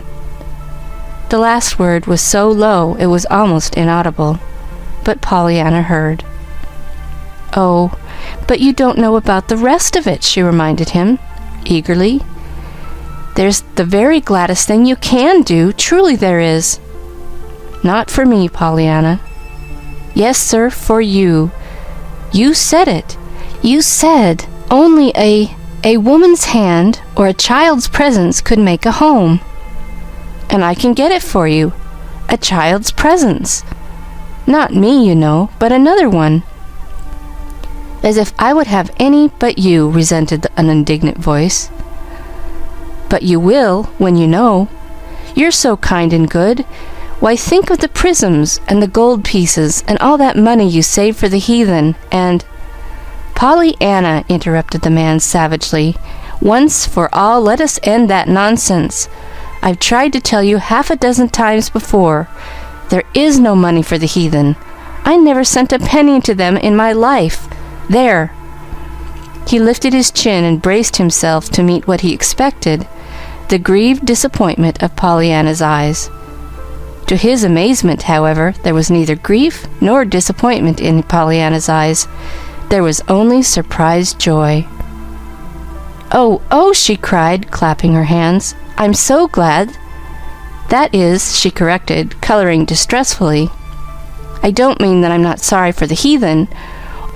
I can't help being glad that you don't want the little India boys, because all the rest have wanted them, and so I'm glad you'd rather have Jimmy Bean. Now I know you'll take him." "Take who?" "Jimmy Bean. He's the child's presence, you know, and he'll be so glad to be it. I had to tell him last week that even my Ladies' Aid out west wouldn't take him, and he was so disappointed. But now, when he hears of this, he'll be so glad." "Will he? Well, I won't," ejaculated the man decisively. "Pollyanna, this is sheer nonsense." "You don't mean you won't take him?" "I certainly do mean just that." "But he'd be a lovely child's presence," faltered Pollyanna. She was almost crying now. "And you couldn't be lonesome with Jimmy round." "I don't doubt it," rejoined the man, "but I think I prefer the lonesomeness." It was then that Pollyanna, for the first time in weeks, suddenly remembered something Nancy had once told her. She raised her chin aggrievedly. "Maybe you think a nice little live boy wouldn't be better than that old dead skeleton you keep somewhere, but I think it would." "Skeleton?" "Yes, Nancy said you had one in your closet somewhere." "Why, what?" Suddenly the man threw back his head and laughed. He laughed very heartily indeed, so heartily that Pollyanna began to cry from pure nervousness. When he saw that, John Pendleton sat erect very promptly. His face grew grave at once. "Pollyanna, I suspect you are right, more right than you know," he said gently. "In fact, I know that a nice, live little boy would be far better than my skeleton in the closet. Only we aren't always willing to make the exchange. We are apt to still cling to our skeletons, Pollyanna. However, suppose you tell me a little more about this nice little boy," and Pollyanna told him. Perhaps the laugh cleared the air, or perhaps the pathos of Jimmy Bean's story, as told by Pollyanna's eager little lips, touched a heart already strangely softened. At all events, when Pollyanna went home that night, she carried with her an invitation for Jimmy Bean himself to call at the great house with Pollyanna the next Saturday afternoon. "And I'm so glad, and I'm sure you'll like him," sighed Pollyanna, as she said goodbye. "I do so want Jimmy Bean to have a home, and folks that care, you know." End of Chapter 21. Chapter 22, Sermons and Wood Boxes. On the afternoon that Pollyanna told John Pendleton of Jimmy Bean, the Reverend Paul Ford climbed the hill and entered the Pendleton woods, hoping that the hushed beauty of God's out-of-doors would still the tumult that his children of men had wrought. The Reverend Paul Ford was sick at heart. Month by month, for a year past, conditions in the parish under him had been growing worse and worse, until it seemed now, turn which way he would, he encountered only wrangling, backbiting, scandal, and jealousy. He had argued, pleaded, rebuked, and ignored by turns, and always and through all he had prayed earnestly, hopefully. But today, miserably, he was forced to own that matters were no better, but rather worse.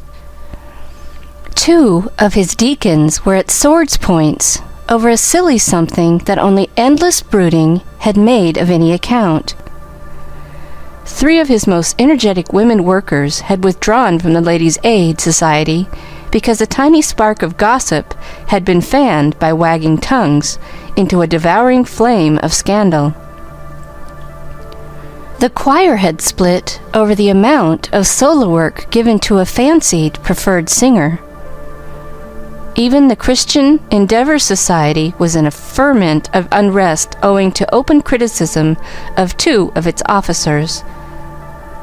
As to the Sunday school, it had been the resignation of its superintendent and 2 of its teachers that had been the last straw, and that had sent the harassed minister to the quiet woods for prayer and meditation. Under the green arch of the trees, the Reverend Paul Ford faced the thing squarely. To his mind, the crisis had come. Something must be done, and done at once. The entire work of the church was at a standstill. The Sunday services, the weekday prayer meeting, the missionary teas, even the suppers and socials were becoming less and less well attended.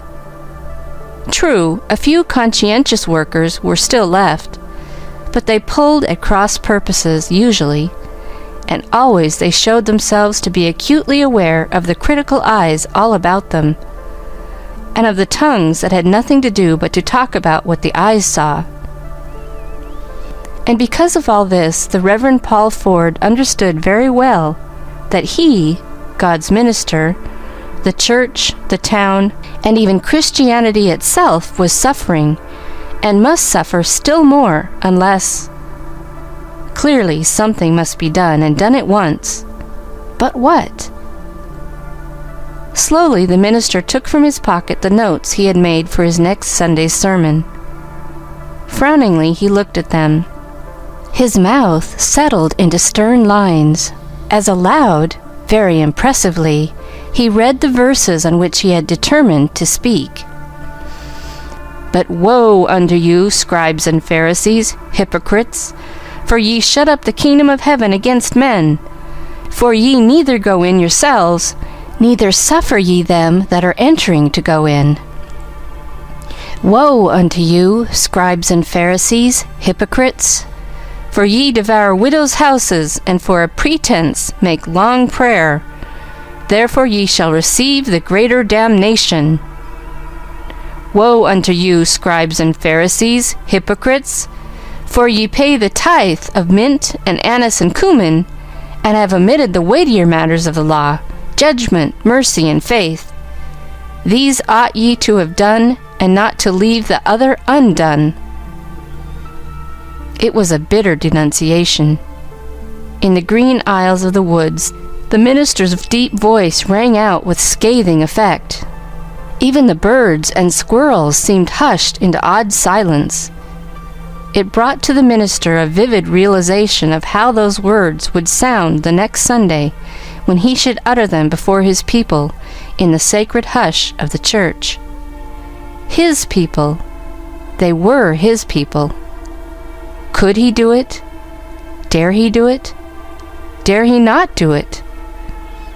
It was a fearful denunciation, even without the words that would follow, his own words. He had prayed and prayed. He had pleaded earnestly for help, for guidance. He longed, oh, how earnestly he longed to take now, in this crisis, the right step. But was this the right step? Slowly the minister folded the papers and thrust them back into his pocket. Then, with a sigh that was almost a moan, he flung himself down at the foot of a tree and covered his face with his hands. It was there that Pollyanna, on her way home from the Pendleton house, found him. With a little cry, she ran forward. Oh, Mr. Ford, you haven't broken your leg or anything, have you?" she gasped.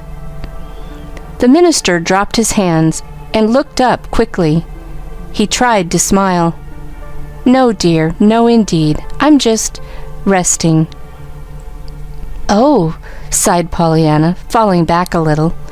"That's all right then. You see, Mr. Pendleton had broken his leg when I found him, but he was lying down, though, and you were sitting up." "Yes, I am sitting up, and I haven't broken anything that doctors can mend." The last words were very low, but Pollyanna heard them. A swift change crossed her face. Her eyes glowed with tender sympathy. "I know what you mean. Something plagues you. Father used to feel like that lots of times. I reckon ministers do, most generally. You see, there's such a lot depends on 'em, somehow." The Reverend Paul Ford turned a little wonderingly. "Was your father a minister, Pollyanna?" "Yes, sir. Didn't you know? I supposed everybody knew that. He married Aunt Polly's sister, and she was my mother." "Oh, I understand. But you see, I haven't been here many years, so I don't know all the family histories." "Yes, sir. No, sir," smiled Pollyanna. There was a long pause. The minister, still sitting at the foot of the tree, appeared to have forgotten Pollyanna's presence. He had pulled some papers from his pocket and unfolded them, but he was not looking at them. He was gazing instead at a leaf on the ground, a little distance away, and it was not even a pretty leaf. It was brown and dead. Pollyanna, looking at him, felt vaguely sorry for him. It's a nice day," she began hopefully. For a moment there was no answer. Then the minister looked up with a start. "What? Oh, yes, it is a very nice day. And 'tisn't cold at all, either, even if 'tis October," observed Pollyanna, still more hopefully. "Mr. Pendleton had a fire, but he said he didn't need it. It was just to look at. I like to look at fires, don't you?" There was no reply this time, though Pollyanna waited patiently before she tried again by a new route. Do you like being a minister?" The Reverend Paul Ford looked up now very quickly. "Do I like? Why, what an odd question. Why do you ask that, my dear?" "Nothing, only the way you looked. It made me think of my father. He used to look like that sometimes." "Did he?" The minister's voice was polite, but his eyes had gone back to the dried leaf on the ground. "Yes, and I used to ask him, just as I did you, if he was glad he was a minister." The man under the tree smiled a little sadly. "Well, what did he say?" "Oh, he always said he was, of course. But most always he said, too, that he wouldn't stay a minister a minute if 'twasn't for the rejoicing texts." "The what?"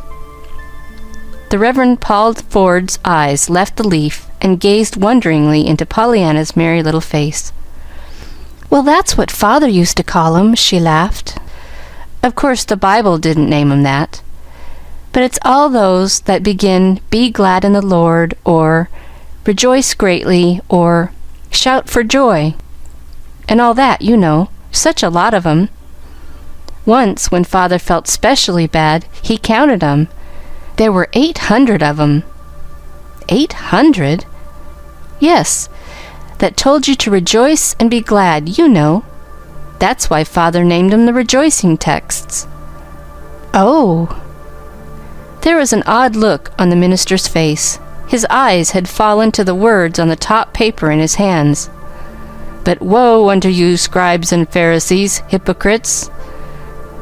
"And so your father liked those rejoicing texts?" he murmured. "Oh, yes," nodded Pollyanna empathetically. "He said he felt better right away.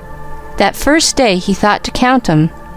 He said if God took the trouble to tell us 800 times to be glad and rejoice, he must want us to do it some. And Father felt ashamed that he hadn't done it more. After that, they got to be such a comfort to him, you know, when things went wrong. When the ladies' aiders got to fight, when they didn't agree about something," corrected Pollyanna hastily. "Why, it was those texts, too, Father said, that made him think of the game. He began with me on the crutches, but he said 'twas the rejoicing text that started him on it." "And what game might that be?" asked the minister. "About finding something in everything to be glad about, you know. As I said, he began with me on the crutches." And once more Pollyanna told her story, this time to a man who listened with tender eyes and understanding ears. A little later, Pollyanna and the minister descended the hill hand in hand. Pollyanna's face was radiant. Pollyanna loved to talk, and she had been talking now for some time. There seemed to be so many, many things about the game, her father, and the old home life that the minister wanted to know. At the foot of the hill their ways parted, and Pollyanna down one road and the minister down another walked on alone. In the Reverend Paul Ford's study that evening, the minister sat thinking. Near him on the desk lay a few loose sheets of paper, his sermon notes. Under the suspended pencil in his fingers lay other sheets of paper, blank, his sermon to be. But the minister was not thinking either of what he had written or of what he intended to write. In his imagination he was far away in a little western town with a missionary minister who was poor, sick, worried, and almost alone in the world, but who was poring over the Bible to find out how many times his Lord and Master had told him to rejoice and be glad. After a time, with a long sigh, the Reverend Paul Ford roused himself, came back from the far western town, and adjusted the sheets of paper under his hand. Matthew 23:13, 14, and 23, he wrote. Then, with a gesture of impatience, he dropped his pencil and pulled toward him a magazine left on the desk by his wife a few minutes before. Listlessly, his tired eyes turned from paragraph to paragraph until these words arrested them. A father one day said to his son Tom, who he knew had refused to fill his mother's woodbox that morning, "Tom, I'm sure you'll be glad to go and bring in some wood for your mother." And without a word, Tom went. Why? Just because his father showed so plainly that he expected him to do the right thing. Suppose he had said, "Tom, I overheard what you said to your mother this morning, and I'm ashamed of you. Go at once and fill that wood box." I'll warrant that wood box would be empty yet, so far as Tom was concerned. On and on read the minister, a word here, a line there, a paragraph somewhere else. What men and women need is encouragement. Their natural resisting powers should be strengthened, not weakened. Instead of always harping on man's faults, tell him of his virtues. Try to pull him out of his rut of bad habits. Hold up to him his better self, his real self, that can dare and do and win out. The influence of a beautiful, helpful, hopeful character is contagious and may revolutionize a whole town. People radiate what is in their minds and in their hearts. If a man feels kindly and obliging, his neighbors will feel that way too before long. But if he scolds and scowls and criticizes, his neighbors will return scowl for scowl and add interest. When you look for the bad, expecting it, you will get it. When you know you will find the good, you will get that. Tell your son Tom you know he'll be glad to fill that wood box. Then watch him start, alert and interested. The minister dropped the paper and lifted his chin. In a moment he was on his feet, tramping the narrow room back and forth, back and forth. Later, some time later, he drew a long breath and dropped himself in the chair at his desk. "God helping me, I'll do it," he cried softly. "I'll tell all my Toms I know.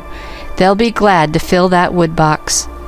I'll give them work to do, and I'll make them so full of the very joy of doing it that they won't have time to look at their neighbors' wood boxes."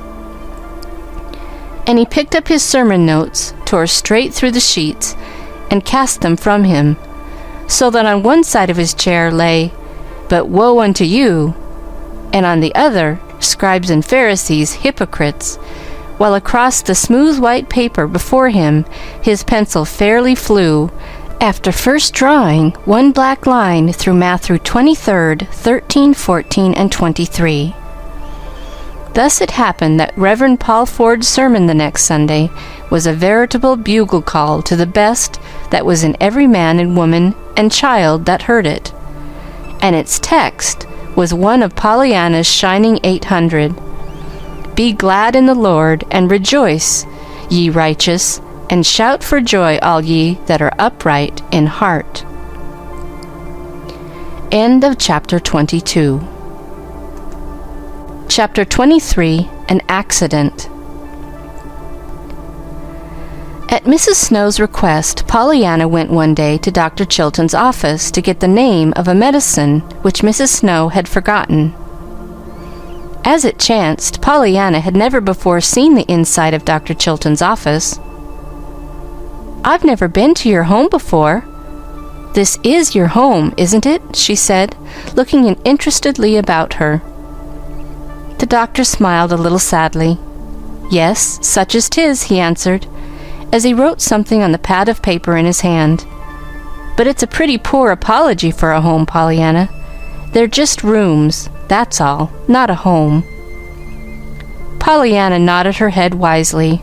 Her eyes glowed with sympathetic understanding. "I know.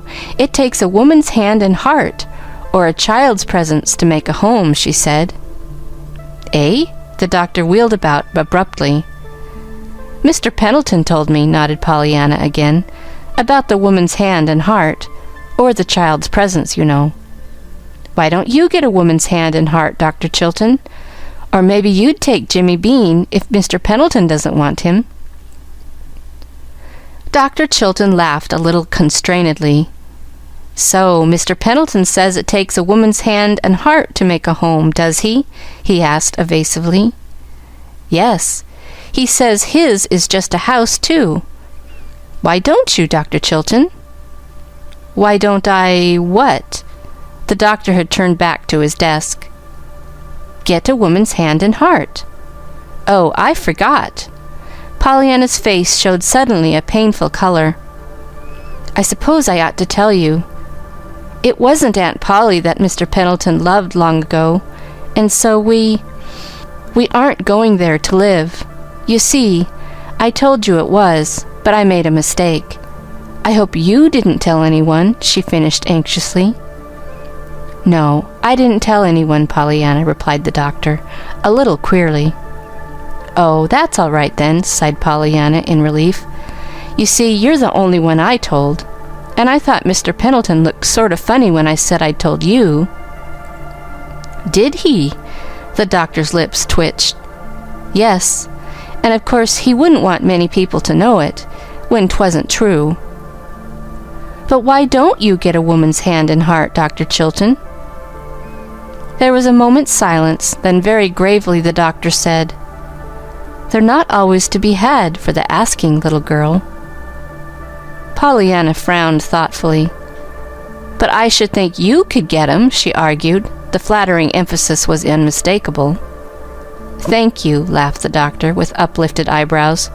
Then gravely again, "I'm afraid some of your older sisters would not be quite so confident. At least they haven't shown themselves to be so obliging," he observed. Pollyanna frowned again. Then her eyes widened in surprise. "Why, Dr. Chilton, you don't mean you didn't try to get somebody's hand and heart once, like Mr. Pendleton, and couldn't, did you?" The doctor got to his feet a little abruptly. There, Pollyanna, never mind about that now. Don't let other people's troubles worry your little head. Suppose you run back now to Mrs. Snow. I've written down the name of the medicine and the directions how she is to take it. Was there anything else?" Pollyanna shook her head. "No, sir. Thank you, sir," she murmured soberly as she turned toward the door. From the little hallway she called back, her face suddenly alight. "Anyhow, I'm glad 'twasn't my mother's hand and heart that you wanted and couldn't get, Dr. Chilton. Goodbye." It was on the last day of October that the accident occurred. Pollyanna, hurrying home from school, crossed the road at an apparently safe distance in front of a swiftly approaching motor car. Just what happened no one could seem to tell afterward. Neither was there anyone found who could tell why it happened or who was to blame that it did happen. Pollyanna, however, at 5 o'clock was borne limp and unconscious into the little room that was so dear to her. There, by a white-faced Aunt Polly and a weeping Nancy, she was undressed tenderly and put to bed, while from the village, hastily summoned by telephone, Dr. Warren was hurrying as fast as another motor car could bring him. "And you didn't need ter more 'n look at her aunt's face," Nancy was sobbing to old Tom in the garden, after the doctor had arrived and was closeted in the hushed room. "You didn't need ter more 'n look at her aunt's face, ter see that 'twain't no duty that was eatin' her. Your hands don't shake, and your eyes don't look as if you was trying to hold back the angel of death himself, when you're just doin' your duty, Mr. Tom. They don't. Is she hurt bad?" The old man's voice shook. "There ain't no tellin'," sobbed Nancy. "She lay back that white and still she might easy be dead. But Miss Polly said she weren't dead, and Miss Polly oughter know, if anyone would. She kept up such a listenin' and a feelin' for her heartbeats and her breath. Couldn't you tell anything what it done to her? That... Old Tom's face worked convulsively. Nancy's lips relaxed a little.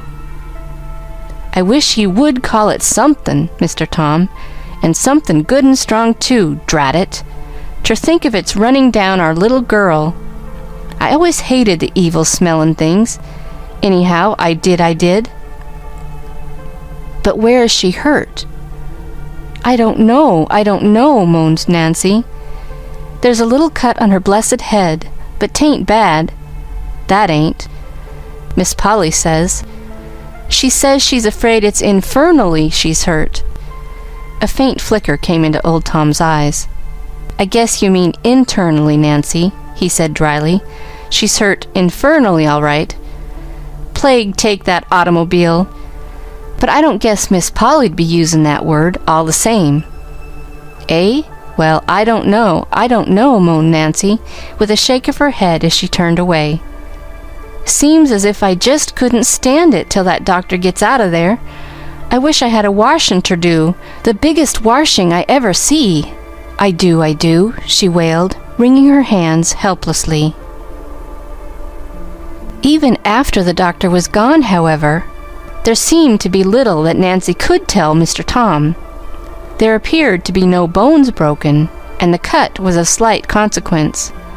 But the doctor had looked very grave, had shaken his head slowly, and had said that time alone could tell. After he had gone, Miss Polly had shown a face even whiter and more drawn-looking than before. The patient had not fully recovered consciousness, but at present she seemed to be resting as comfortably as could be expected. A trained nurse had been sent for, and would come that night. That was all, and Nancy turned sobbingly and went back to her kitchen. It was sometime during the forenoon that Pollyanna opened conscious eyes and realized where she was. Why, Aunt Polly, what's the matter? Isn't it daytime? Why don't I get up? She cried. Why, Aunt Polly, I can't get up, she moaned, falling back on the pillow after an ineffectual attempt to lift herself. No, dear, I wouldn't try just yet, soothed her aunt quickly, but very quietly. But what is the matter? Why can't I get up? Miss Polly's eyes asked an agonized question of the white-capped young woman standing in the window, out of the range of Pollyanna's eyes. The young woman nodded. Tell her, the lips said. Miss Polly cleared her throat and tried to swallow the lump that would scarcely let her speak. You were hurt, dear, by the automobile last night. But never mind that now. Auntie wants you to rest and go to sleep again. Hurt? Oh, yes, I ran. Pollyanna's eyes were dazed. She lifted her hand to her forehead. Why, it's done up. And it hurts. Yes, dear, but never mind. Just rest. But Aunt Polly, I feel so funny and so bad. My legs feel so queer. Only they don't feel at all. With an imploring look into the nurse's face, Miss Polly struggled to her feet and turned away. The nurse came forward quickly. Suppose you let me talk to you now, she began cheerily. I'm sure I think it's high time we were getting acquainted, and I'm going to introduce myself. I am Miss Hunt, and I've come to help your aunt take care of you. And the very first thing I'm going to do is to ask you to swallow these little white pills for me. Pollyanna's eyes grew a bit wild. But I don't want to be taken care of. That is, not for long. I want to get up. You know, I go to school. Can't I go to school tomorrow? From the window where Aunt Polly stood now, there came a half-stifled cry. Tomorrow, smiled the nurse brightly. Well, I may not let you out quite so soon as that, Miss Pollyanna. But just swallow these little pills for me, please, and we'll see what they'll do. All right, agreed Pollyanna, somewhat doubtfully. But I must go to school day after tomorrow. There are examinations then, you know. She spoke again a minute later. She spoke of school and of the automobile and of how her head ached.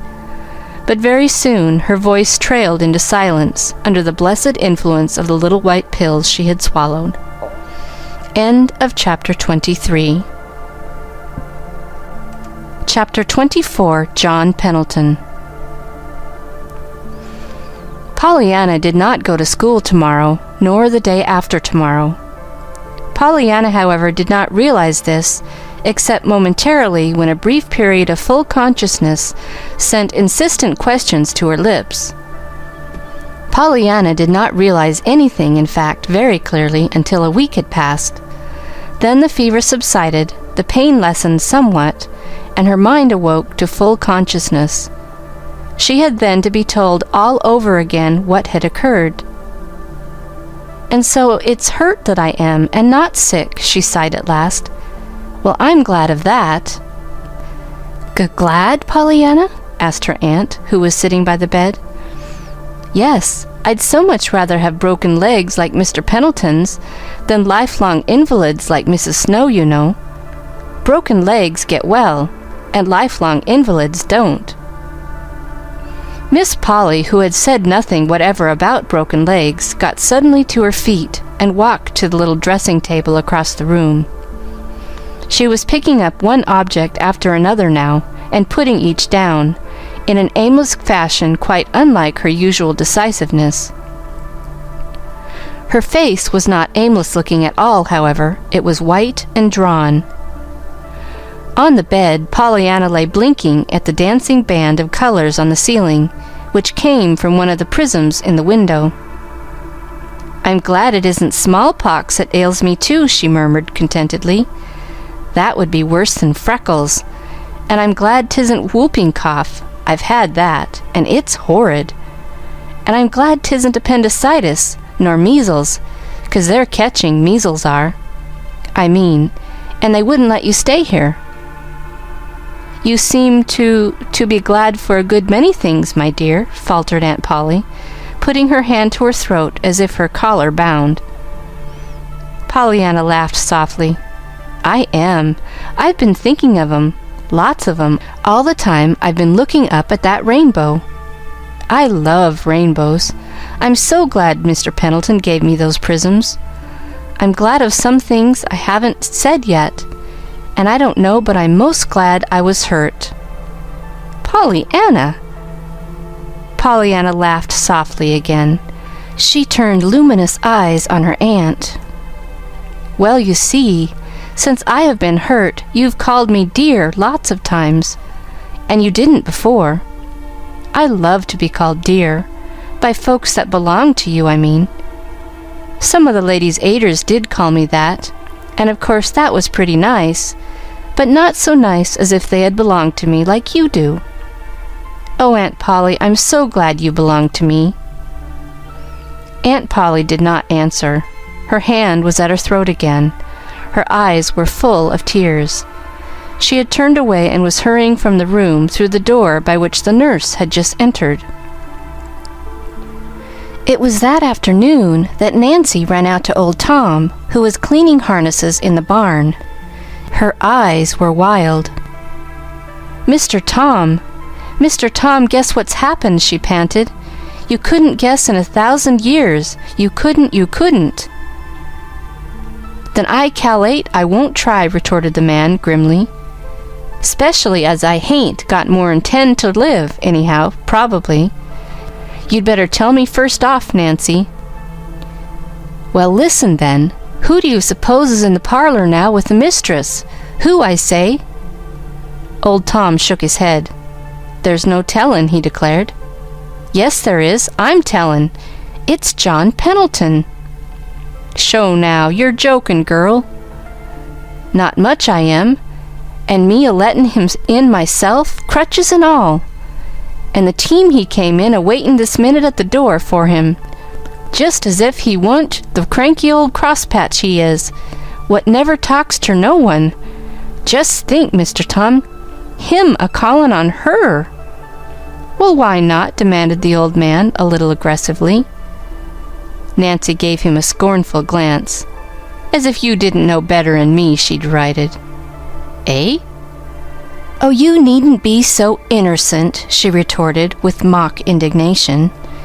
"You what led me wild goose chasing in the first place." "What do ye mean?"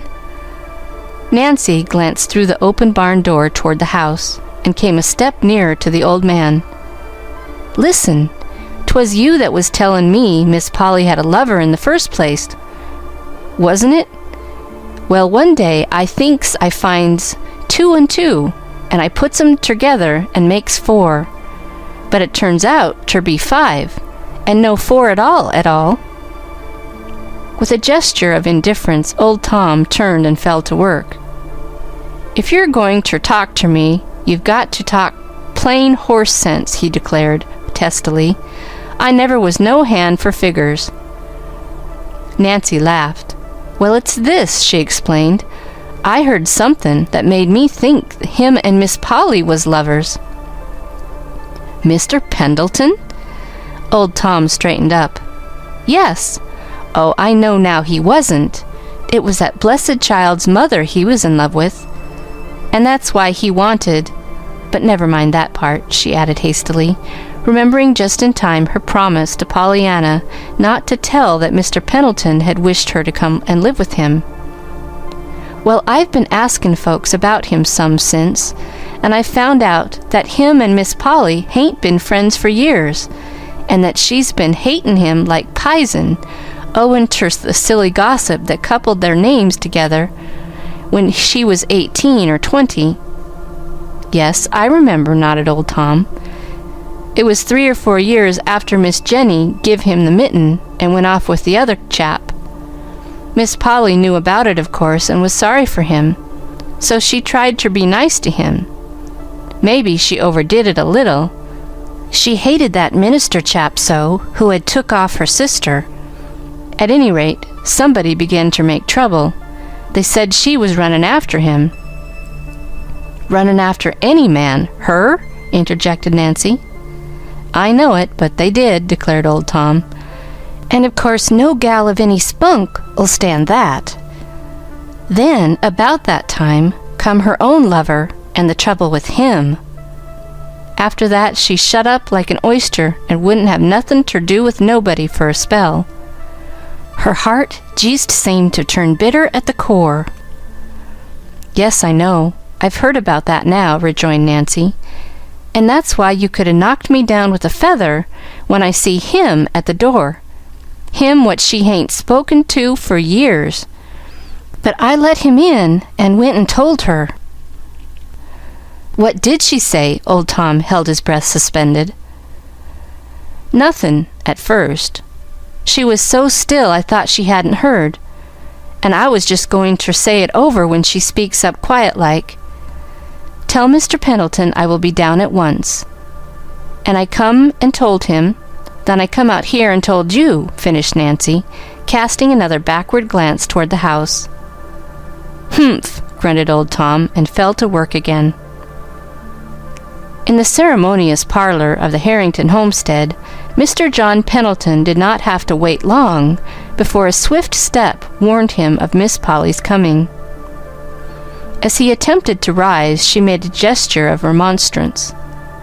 She did not offer her hand, however, and her face was coldly reserved.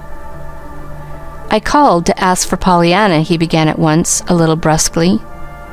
"Thank you, she is about the same," said Miss Polly. "And that is...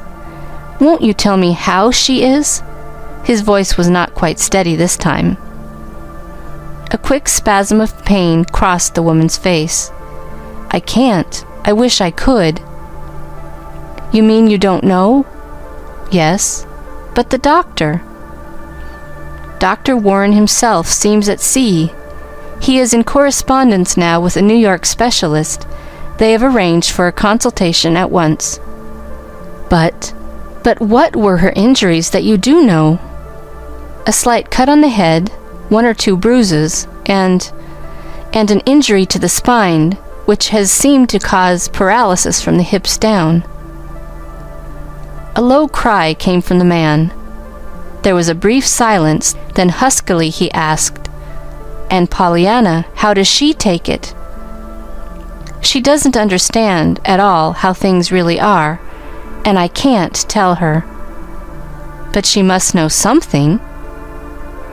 Miss Polly lifted her hand to the collar at her throat in the gesture that had become so common to her of late. Oh yes, she knows she can't move, but she thinks her legs are broken.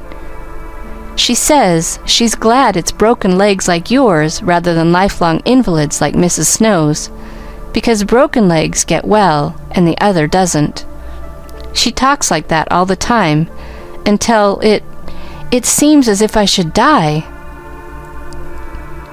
Through the blur of tears in his own eyes, the man saw the drawn face opposite, twisted with emotion.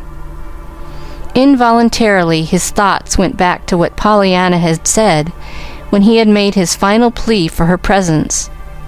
Oh, I couldn't leave Aunt Polly now. It was this thought that made him ask very gently as soon as he could control his voice. "I wonder if you know, Miss Harrington, how hard I tried to get Pollyanna to come and live with me." "With you? Pollyanna?" The man winced a little at the tone of her voice, but his own voice was still impersonally cool when he spoke again.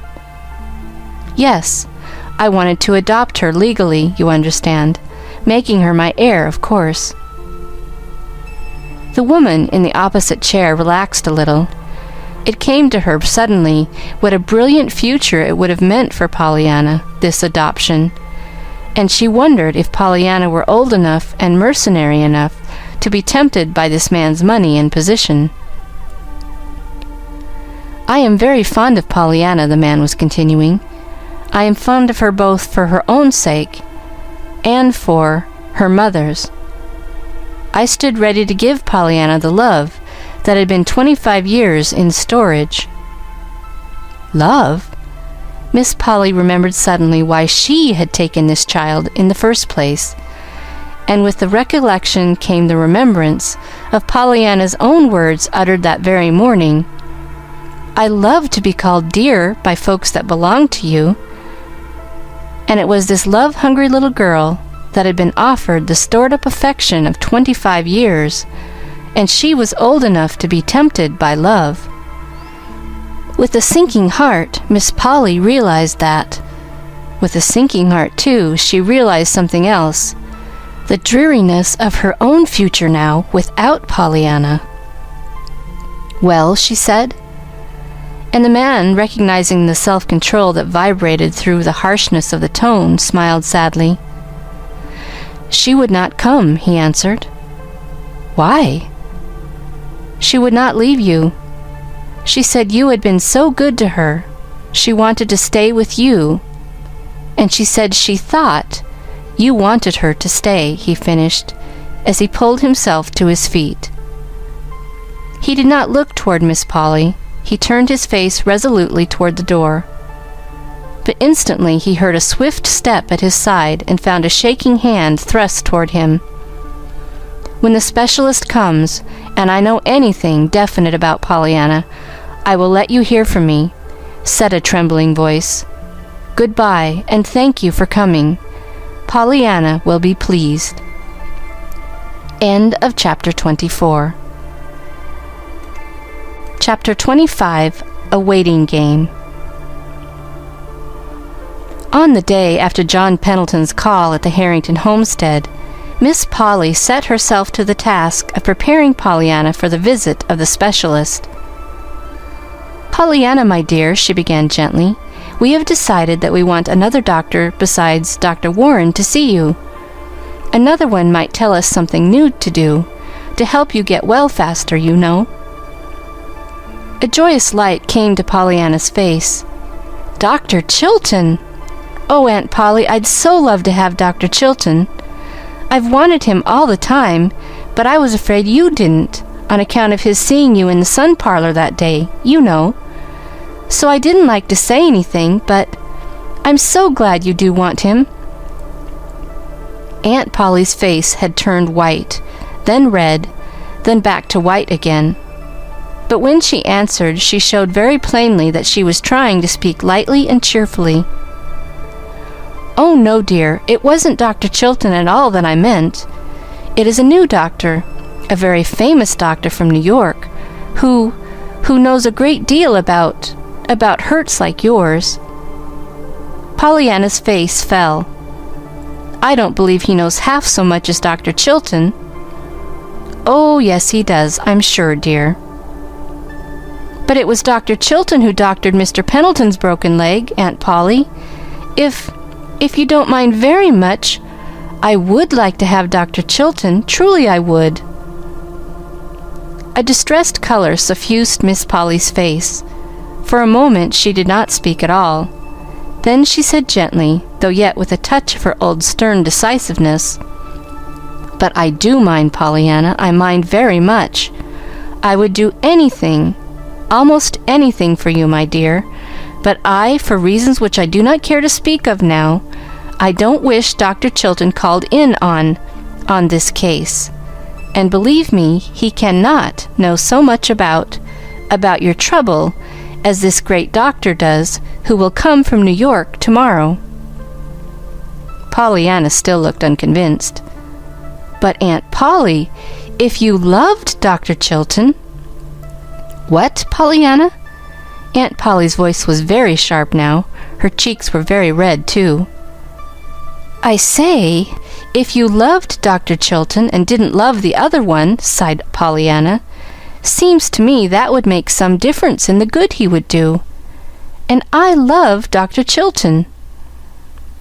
The nurse entered the room at that moment, and Aunt Polly rose to her feet abruptly, a look of relief on her face. "I am very sorry, Pollyanna," she said, a little stiffly, "but I'm afraid you'll have to let me be the judge this time. Besides, it's already arranged. The New York doctor is coming tomorrow." As it happened, however, the New York doctor did not come tomorrow. At the last moment, a telegram told of an unavoidable delay, owing to the sudden illness of the specialist himself. This led Pollyanna into a renewed pleading for the substitution of Dr. Chilton, which would be so easy now, you know. But as before, Aunt Polly shook her head and said, "No, dear," very decisively, yet with a still more anxious assurance that she would do anything but that, to please her dear Pollyanna. As the days of waiting passed, one by one, it did indeed seem that Aunt Polly was doing everything but that she could do to please her niece. "I wouldn't have believed it. You couldn't have made me believe it," Nancy said to old Tom one morning. "There don't seem ter be a minute in the day that Miss Polly ain't just hangin' round waitin' ter do somethin' for that blessed lamb, if 'tain't more than ter let in the cat, and her what wouldn't let Fluff nor Buff upstairs for love nor money a week ago. And now she lets 'em tumble all over the bed just 'cause it pleases Miss Pollyanna. And when she ain't doin' nothin' else, she's movin' them little glass danglers round ter different winders in the room so the sun'll make the rainbows dance, as that blessed child calls it. She sent Timothy down ter Cobb's greenhouse 3 times for fresh flowers, and that besides all the posies fetched in ter her, too. And the other day, if I didn't find her sittin' 'fore the bed with the nurse actually doin' her hair, and Miss Pollyanna lookin' on and bossin' from the bed, her eyes all shinin' and happy. And I declare ter goodness, if Miss Polly hain't worn her hair like that every day now, just to please that blessed child." Old Tom chuckled. "Well, it strikes me Miss Polly herself ain't lookin' none the worse for wearin' them air curls round her forehead," he observed dryly. "Course she ain't," retorted Nancy indignantly. "She looks like folks now. She's actually almost—" "Cheerful now, Nancy," interrupted the old man with a slow grin. "You know what you said when I told you she was handsome once." Nancy shrugged her shoulders. "Oh, she ain't handsome, of course, but I will own up she don't look like the same woman, what with the ribbons and lace jiggers Miss Pollyanna makes her wear round her neck." "I told you so," nodded the man. "I told ye she weren't old." Nancy laughed. "Well, I'll own up she hain't got quite so good an imitation of it as she did have, 'fore Miss Pollyanna come. Say, Mr. Tom, who was her a lover? I hain't found that out yet. I hain't. "Hain't ye?" asked the old man, with an odd look on his face. "Well, I guess you won't then, from me." "Oh, Mr. Tom, come on now," wheedled the girl. "You see, there ain't many folks here that I can ask." "Maybe not, but there's one anyhow that ain't answerin'," grinned old Tom. Then abruptly the light died from his eyes. "How is she terday, the little gal?" Nancy shook her head. Her face, too, had sobered. "Just the same, Mr. Tom. There ain't no special difference, as I can see, or anybody, I guess. She just lays there and sleeps and talks some, and tries ter smile and be glad, 'cause the sun sets or the moon rises, or some other such thing, till it's enough ter make your heart break with achin'." "I know, it's the game, bless her sweet heart," nodded old Tom, blinking a little. "She told you then, too, about that 'ere game?" "Oh, yes, she told me long ago." The old man hesitated, then went on, his lips twitching a little. "I was growlin' one day 'cause I was so bent up and crooked, and what do you suppose the little thing said?" "I couldn't guess. I wouldn't think she could find anything about that to be glad about." "She did. She said I could be glad anyhow, that I didn't have ter stoop so far to do my weedin', 'cause I was already bent part way over." Nancy gave a wistful laugh. "Well, I ain't surprised after all. You might know she'd find somethin'.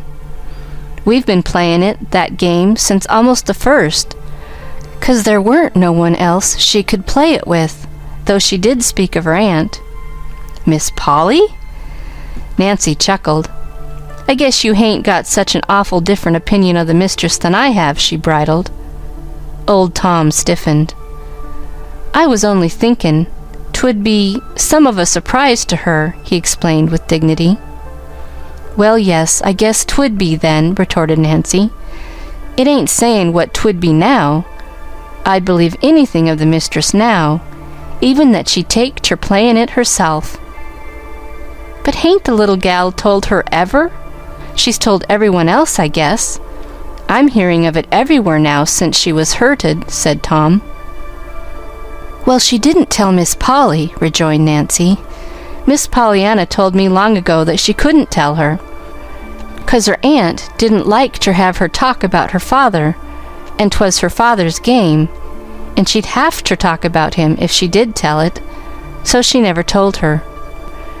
"Oh, I see, I see." The old man nodded his head slowly. "They was always bitter against the minister chap, all of 'em, 'cause he took Miss Jenny away from 'em.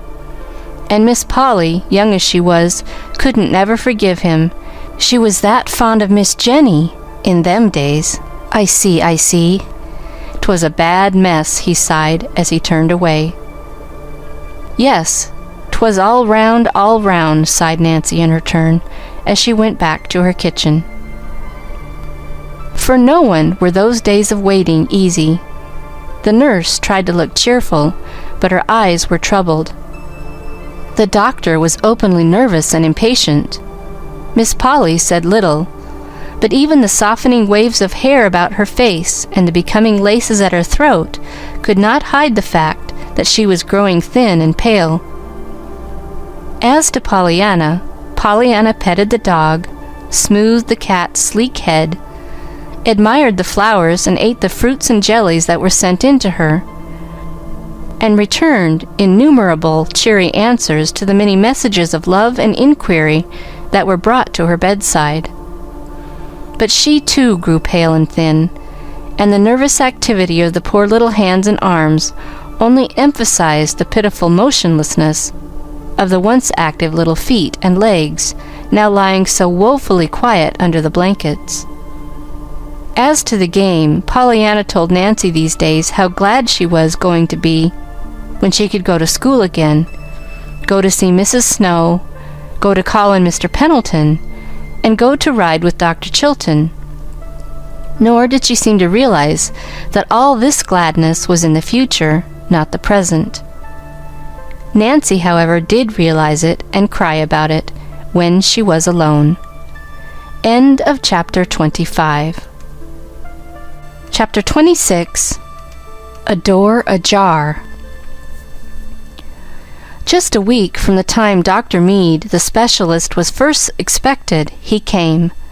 He was a tall, broad-shouldered man with kind gray eyes and a cheerful smile. Pollyanna liked him at once and told him so. "You look quite a lot like my doctor, you see," she added engagingly. "Your doctor?" Dr. Mead glanced in evident surprise at Dr. Warren, talking with the nurse a few feet away.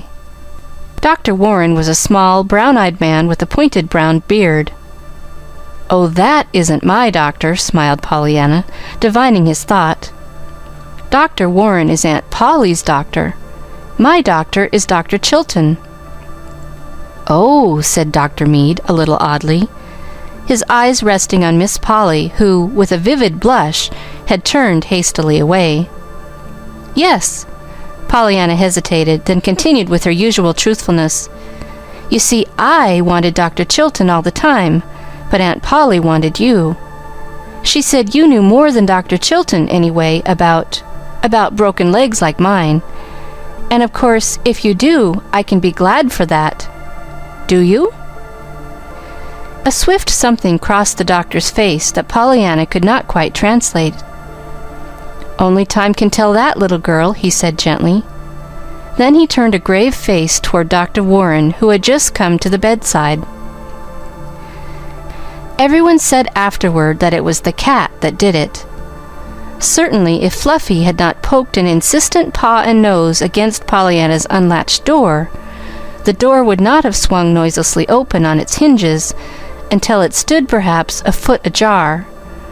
And if the door had not been open, Pollyanna would not have heard her aunt's words. In the hall, the two doctors, the nurse, and Miss Polly stood talking. In Pollyanna's room, Fluffy had just jumped to the bed with a little purring meow of joy, when through the open door sounded clearly and sharply Aunt Polly's agonized exclamation. "Not that, doctor! Not that! You don't mean the child will never walk again?" It was all confusion then. First from the bedroom came Pollyanna's terrified, "Aunt Polly! Aunt Polly!" Then Miss Polly, seeing the open door and realizing that her words had been heard, gave a low little moan, and for the first time in her life fainted dead away. The nurse, with a choking "She heard," stumbled toward the open door. The two doctors stayed with Miss Polly. Dr. Mead had to stay. He had caught Miss Polly as she fell. Dr. Warren stood by helplessly. It was not until Pollyanna cried out again sharply and the nurse closed the door that the two men, with a despairing glance into each other's eyes, awoke to the immediate duty of bringing the woman in Dr. Mead's arms back to unhappy consciousness. In Pollyanna's room, the nurse had found a purring gray cat on the bed, vainly trying to attract the attention of a white-faced, wild-eyed little girl. "Miss Hunt, please, I want Aunt Polly. I want her right away. Quick, please." The nurse closed the door and came forward hurriedly. Her face was very pale.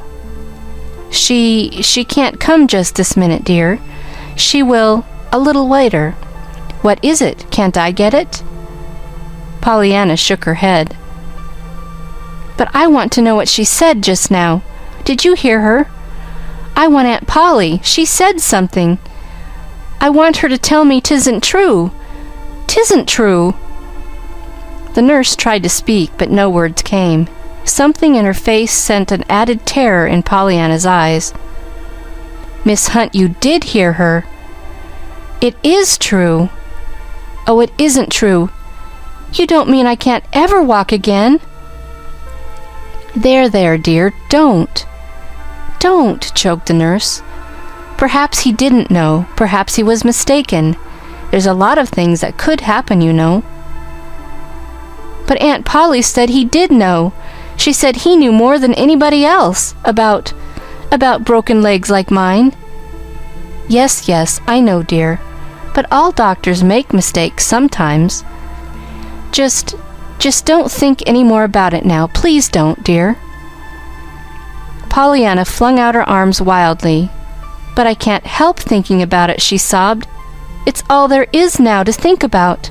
Why, Miss Hunt, how am I going to school? Or to see Mr. Pendleton? Or Mrs. Snow? Or anybody?" She caught her breath and sobbed wildly for a moment. Suddenly she stopped and looked up, a new terror in her eyes. "Why, Miss Hunt, if I can't walk, how am I ever going to be glad for anything?" Miss Hunt did not know the game, but she did know that her patient must be quieted, and that at once. In spite of her own perturbation and heartache, her hands had not been idle, and she stood now at the bedside with the quieting powder ready. There, dear, just take this," she soothed, "and by we'll be more rested. And we'll see what can be done then. Things aren't half as bad as they seem, dear, lots of times, you know." Obediently, Pollyanna took the medicine and sipped the water from the glass in Miss Hunt's hand. "I know. That sounds like the things Father used to say," faltered Pollyanna, blinking off the tears. "He said there was always something about everything that might be worse. But I reckon he'd never just heard he couldn't ever walk again. I don't see how there can be anything about that could be worse. Do you?" Miss Hunt did not reply. She could not trust herself to speak just then. End of Chapter 26. Chapter 27, 2 Visits. It was Nancy who was sent to tell Mr. John Pendleton of Dr. Mead's verdict. Miss Polly had remembered her promise to let him have direct information from the house. To go herself or to write a letter she felt to be almost equally out of the question. It occurred to her then to send Nancy. There had been a time when Nancy would have rejoiced greatly at this extraordinary opportunity to see something of the house of mystery and its master. But today her heart was too heavy to rejoice at anything.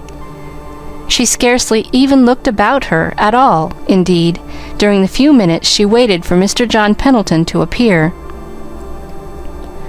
"I'm Nancy, sir," she said respectfully, in response to the surprised questioning of his eyes, when he came into the room. "Miss Harrington sent me to tell you about Miss Pollyanna." "Well?" In spite of the curt terseness of the word, Nancy quite understood the anxiety that lay behind that short "well." "It ain't well, Mr. Pendleton," she choked. "You don't mean—" He paused, and she bowed her head miserably. "Yes, sir. He says she can't walk again, never." For a moment there was absolute silence in the room. Then the man spoke, in a voice shaken with emotion. "Poor little girl. Poor little girl." Nancy glanced at him, but dropped her eyes at once. She had not supposed that sour, cross, stern John Pendleton could look like that. In a moment he spoke again, still in the low, unsteady voice. "It seems cruel never to dance in the sunshine again, my little prism girl." There was another silence, then abruptly the man asked, "She herself doesn't know yet, of course, does she?" "But she does, sir," sobbed Nancy, "and that's what makes it all the harder. She found out, drat that cat." "I begs your pardon," apologized the girl hurriedly. "It's only that the cat pushed open the door, and Miss Pollyanna overheard 'em talking.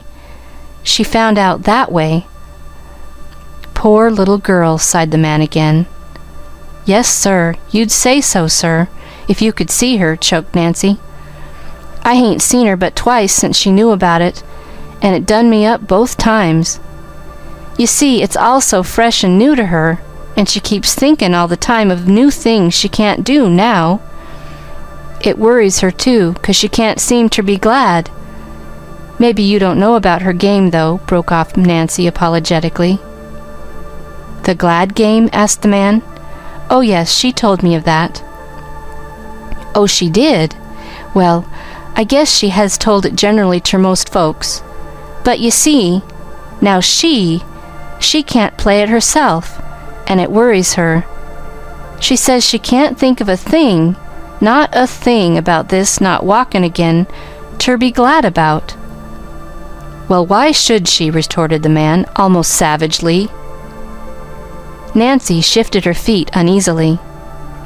That's the way I felt, too, till I happened to think it would be easier if she could find something, you know. So I tried to remind her. To remind her of what? John Pendleton's voice was still angrily impatient. Of how she told others to play it, Miss Snow and the rest, you know, and what she said for them to do. But the poor little lamb just cries and says it don't seem the same somehow. She says it's easy to tell lifelong invalids how to be glad, but 'tain't the same when you're the lifelong invalid yourself, and have to try to do it.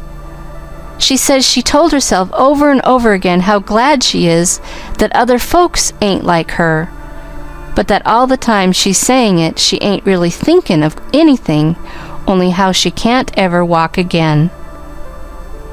Nancy paused, but the man did not speak. He sat with his hand over his eyes. Then I tried to remind her how she used to say the game was all the nicer to play when it was hard, resumed Nancy in a dull voice. But she says that, too, is different, when it really is hard. And I must be going now, sir, she broke off abruptly. At the door she hesitated, turned, and asked timidly, I couldn't be a-tellin' Miss Pollyanna that you'd seen Jimmy Bean again, I suppose, sir, could I? I don't see how you could, as I haven't seen him, observed the man, a little shortly. Why? Nothin', sir, only, well, you see, that's one of the things that she was feelin' bad about, that she couldn't take him ter see you now. She said she'd taken him once, but she didn't think he showed off very well that day, and that she was afraid you didn't think he would make a very nice child's presence after all. Maybe you know what she means by that, but I didn't, sir. Yes, I know what she means. All right, sir. It was only that she was wantin' ter take him again, she said, so's ter show ye he really was a lovely child's presence. And now she can't. Drat that automobile. I begs your pardon, sir. Goodbye. And Nancy fled precipitately. It did not take long for the entire town of Beldingsville to learn that the great New York doctor had said Pollyanna Whittier would never walk again. And certainly never before had the town been so stirred. Everybody knew by sight now the piquant little freckled face that had always a smile of greeting, and almost everybody knew of the game that Pollyanna was playing. To think that now never again would that smiling face be seen on their streets, never again would that cheery little voice proclaim the gladness of some everyday experience, it seemed unbelievable, impossible, cruel. In kitchens and sitting rooms and over backyard fences, women talked of it and wept openly. On street corners and in store lounging places, the men talked too, and wept, though not so openly. And neither the talking nor the weeping grew less when, fast on the heels of the news itself, came Nancy's pitiful story that Pollyanna, face to face with what had come to her, was bemoaning most of all the fact that she could not play the game, that she could not now be glad over anything. It was then that the same thought must have, in some way, come to Pollyanna's friends. At all events, almost at once, the mistress of the Harrington homestead, greatly to her surprise, began to receive calls. Calls from people she knew, and people she did not know. Calls from men, women, and children, many of whom Miss Polly had not supposed that her niece knew at all. Some came in and sat down for a stiff 5 or 10 minutes. Some stood awkwardly at the porch steps, fumbling with hats or handbags, according to their sex. Some brought a book, a bunch of flowers, or a dainty to tempt the palate. Some cried frankly. Some turned their backs and blew their noses furiously. But all inquired very anxiously for the little injured girl, and all sent to her some message, and it was these messages which, after a time, stirred Miss Polly to action. First came Mr. John Pendleton. He came without his crutches today. "I don't need to tell you how shocked I am," he began almost harshly. "But can nothing be done?" Miss Polly gave a gesture of despair. "Oh, we're doing, of course, all the time. Dr. Mead prescribed certain treatments and medicines that might help, and Dr. Warren is carrying them out to the letter, of course. But Dr. Mead held out almost no hope." John Pendleton rose abruptly, though he had but just come. His face was white, and his mouth was set into stern lines. Miss Polly, looking at him, knew very well why he felt that he could not stay longer in her presence. At the door he turned. "I have a message for Pollyanna," he said. "Will you tell her, please, that I have seen Jimmy Bean, and that he's going to be my boy hereafter? Tell her I thought she would be glad to know. I shall adopt him, probably." For a brief moment, Miss Polly lost her usual well-bred self-control. "You will adopt Jimmy Bean?" she gasped. The man lifted his chin a little. "Yes, I think Pollyanna will understand. You will tell her I thought she would be glad." "Why, of course," faltered Miss Polly. "Thank you," bowed John Pendleton as they turned to go.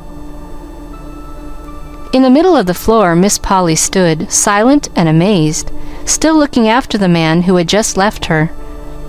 Even yet, she could scarcely believe what her ears had heard. John Pendleton adopt Jimmy Bean? John Pendleton, wealthy, independent, morose, reputed to be miserly and supremely selfish, to adopt a little boy? And such a little boy? With a somewhat dazed face, Miss Polly went upstairs to Pollyanna's room. "Pollyanna, I have a message for you from Mr. John Pendleton. He has just been here. He says to tell you that he has taken Jimmy Bean for his little boy. He said he thought you'd be glad to know it." Pollyanna's wistful little face flamed with sudden joy. "Glad? Glad? Well, I reckon I am glad. Oh, Aunt Polly, I've so wanted to find a place for Jimmy, and that's such a lovely place. Besides, I'm so glad for Mr. Pendleton, too. You see, now he'll have the child's presence." "The what?" Pollyanna colored painfully. She had forgotten that she had never told her aunt of Mr. Pendleton's desire to adopt her, and certainly she would not wish to tell her now that she had ever thought for a minute of leaving her, this dear Aunt Polly.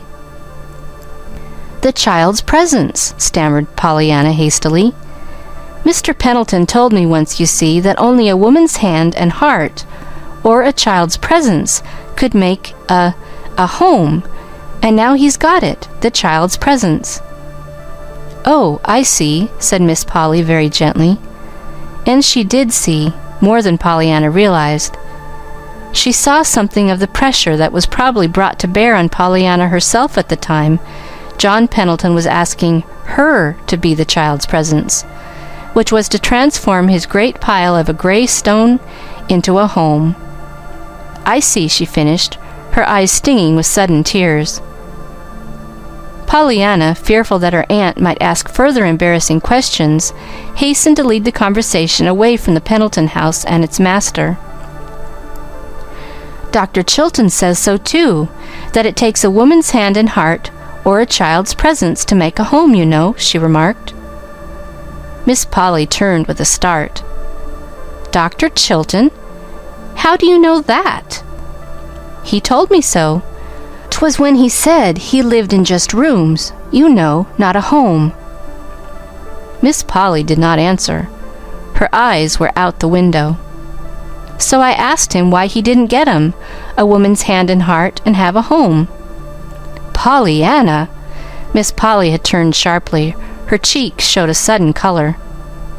"Well, I did. He looked so sorrowful." "What did he say?" Miss Polly asked the question as if in spite of some force within her that was urging her not to ask it. "He didn't say anything for a minute. Then he said very low that you couldn't always get 'em for the asking." There was a brief silence. Miss Polly's eyes had turned again to the window.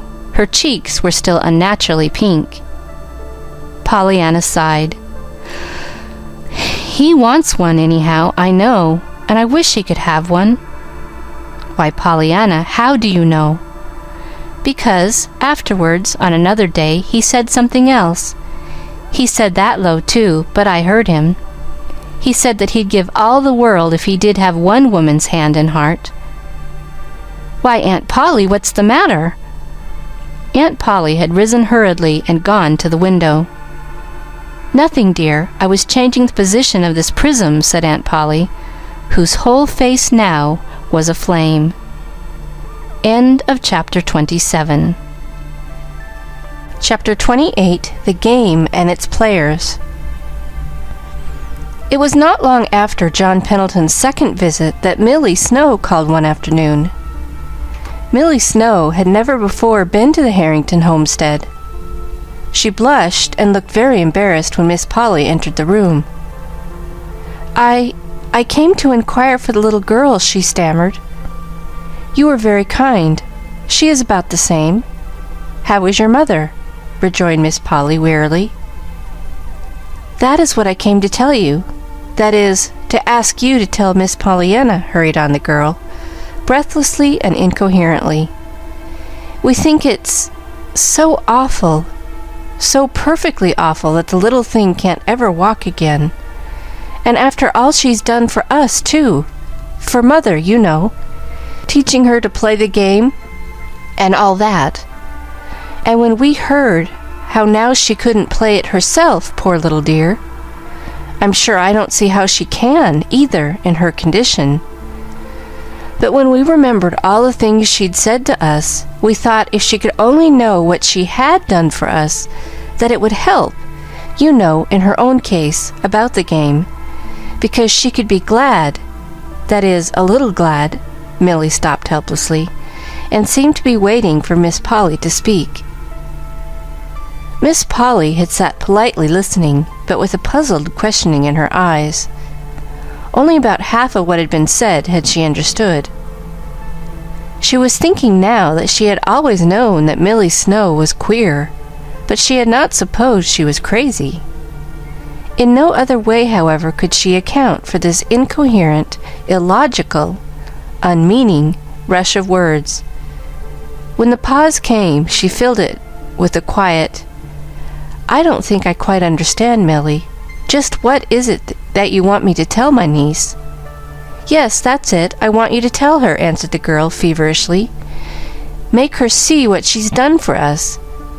Of course, she's seen some things because she's been there, and she's known Mother is different. But I want her to know how different she is, and me too. I'm different. I've been trying to play it, the game, a little." Miss Polly frowned. She would have asked what Millie meant by this game, but there was no opportunity. Millie was rushing on again with nervous volubility. "You know, nothing was ever right before, for Mother. She was always wantin' 'em different. And really, I don't know as one could blame her much, under the circumstances.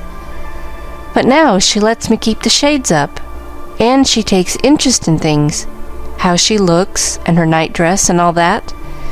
And she's actually begun to knit little things, reins and baby blankets for fairs and hospitals. And she's so interested and so glad to think she can do it. And that was all Miss Pollyanna's doings, you know, 'cause she told Mother she could be glad she'd got her hands and arms anyway, and that made Mother wonder right away why she didn't do something with her hands and arms. And so she began to do something, to knit, you know. And you can't think what a different room it is now, what with the red and blue and yellow worsteds, and the prisms in the window that she gave her. Why, it actually makes you feel better just to go in there now. and before I used to dread it awfully. It was so dark and gloomy, and Mother was so unhappy, you know. And so we want you to please tell Miss Pollyanna that we understand it's all because of her. And please say we're so glad we know her, that we thought maybe if she knew it, it would make her a little glad that she knew us. And that's all," sighed Millie, rising hurriedly to her feet. "You'll tell her?" "Why, of course," murmured Miss Polly, wondering just how much of this remarkable discourse she could remember to tell. These visits of John Pendleton and Millie Snow were only the first of many, and always there were the messages which were in some ways so curious that they caused Miss Polly more and more to puzzle over them. One day there was the little Widow Benton. Miss Polly knew her well, though they had never called upon each other.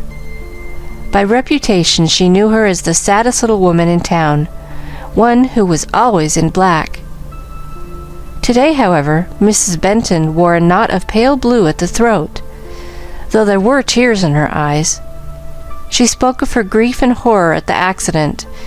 Then she asked diffidently if she might see Pollyanna. Miss Polly shook her head. "I am sorry, but she sees no one yet. A little later, perhaps." Mrs. Benton wiped her eyes, rose, and turned to go. But after she had almost reached the hall door, she came back hurriedly. "Miss Harrington, perhaps you'd give her a message?" she stammered. "Certainly, Mrs. Benton. I should be very glad to." Still the little woman hesitated. Then she spoke.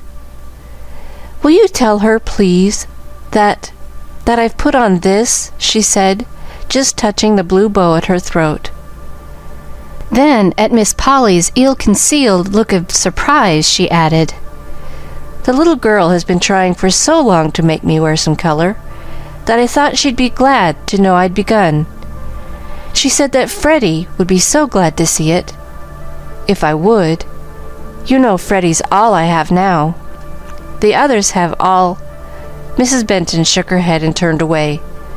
"If you'll just tell Pollyanna, she'll understand," and the door closed after her. A little later that same day, there was the other widow.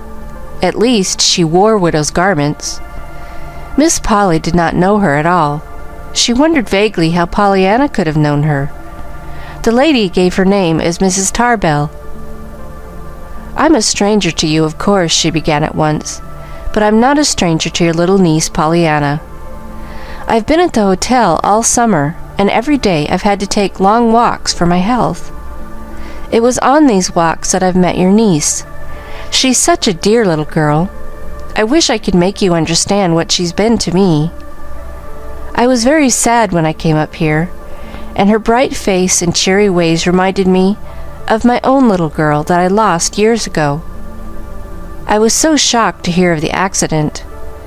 And then when I learned that the poor child would never walk again, and that she was so unhappy because she couldn't be glad any longer, the dear child, I just had to come to you." "You are very kind," murmured Miss Polly. "But it is you who are to be kind," demurred the other. I want you to give her a message from me, will you?" "Certainly." "Will you just tell her, then, that Mrs. Tarbell is glad now? Yes, I know it sounds odd, and you don't understand, but if you'll pardon me, I'd rather not explain." Sad lines came to the lady's mouth, and the smile left her eyes. "Your niece will know just what I mean, and I felt that I must tell her. Thank you, and pardon me, please, for any seeming rudeness in my call," she begged, as she took her leave. Thoroughly mystified now, Miss Polly hurried upstairs to Pollyanna's room. "Do you know a Mrs. Tarbell?" "Oh, yes, I love Mrs. Tarbell. She's sick and awfully sad, and she's at the hotel and takes long walks. We go together. I mean, we used to." Pollyanna's voice broke, and 2 big tears rolled down her cheeks. Miss Polly cleared her throat hurriedly. "Well, she's just been here, dear. She left a message for you, but she wouldn't tell me what it meant. She said to tell you that Mrs. Tarbell is glad now." Pollyanna clapped her hands softly. "Did she say that, really? Oh, I'm so glad." "But Pollyanna, what did she mean?" "Why, it's the game, and—" Pollyanna stopped short, her fingers to her lips. "What game?" Nothing much, Aunt Polly. That is, I can't tell it unless I tell other things that I'm not to speak of." It was on Miss Polly's tongue to question her niece further, but the obvious distress on the little girl's face stayed the words before they were uttered. Not long after Mrs. Tarbell's visit, the climax came. It came in the shape of a call from a certain young woman with unnaturally pink cheeks and abnormally yellow hair. A young woman who wore high heels and cheap jewelry. A young woman whom Miss Polly knew very well by reputation, but whom she was angrily amazed to meet beneath the roof of the Harrington homestead. Miss Polly did not offer her hand. She drew back indeed as she entered the room. The woman rose at once. Her eyes were very red, as if she had been crying. Half defiantly, she asked if she might for a moment see the little girl Pollyanna. Miss Polly said no. She began to say it very sternly, but something in the woman's pleading eyes made her add the civil explanation that no one was allowed yet to see Pollyanna. The woman hesitated, then a little brusquely she spoke. Her chin was still at a slightly defiant tilt. "My name is Mrs. Payson, Mrs. Tom Payson. I presume you've heard of me. Most of the good people in the town have, and maybe some of the things you've heard ain't true, but never mind that. It's about the little girl I came.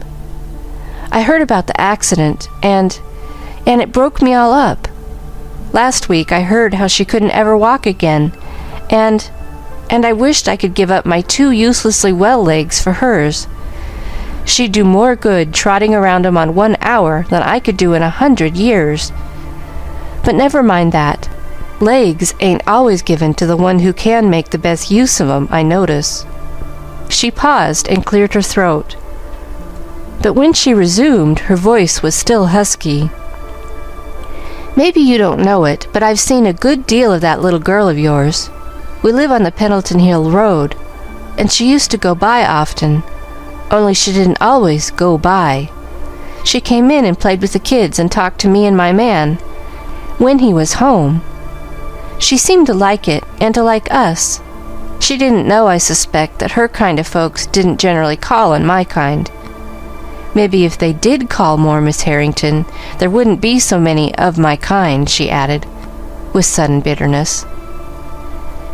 "Be that as it may, she came, and she didn't do herself no harm, and she did do us good, a lot of good.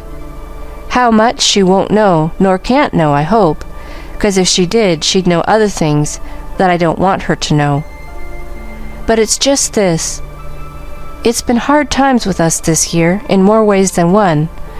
We've been blue and discouraged, my man and me, and ready for most anything. We was reckoning on getting a divorce about now, and letting the kids, well, we didn't know what we would do with the kids. Then came the accident and what we heard about the little girl's never walking again, and we got to thinking how she used to come and sit on our doorstep and train with the kids, and laugh, and just be glad. She was always being glad about something. And then one day she told us why, and about the game, you know, and tried to coax us to play it. Well, we've heard now that she's fretting her poor little life out of her, because she can't play it no more, that there's nothing to be glad about. And that's what I came to tell her today, that maybe she can be a little glad for us, 'cause we've decided to stick to each other and play the game ourselves."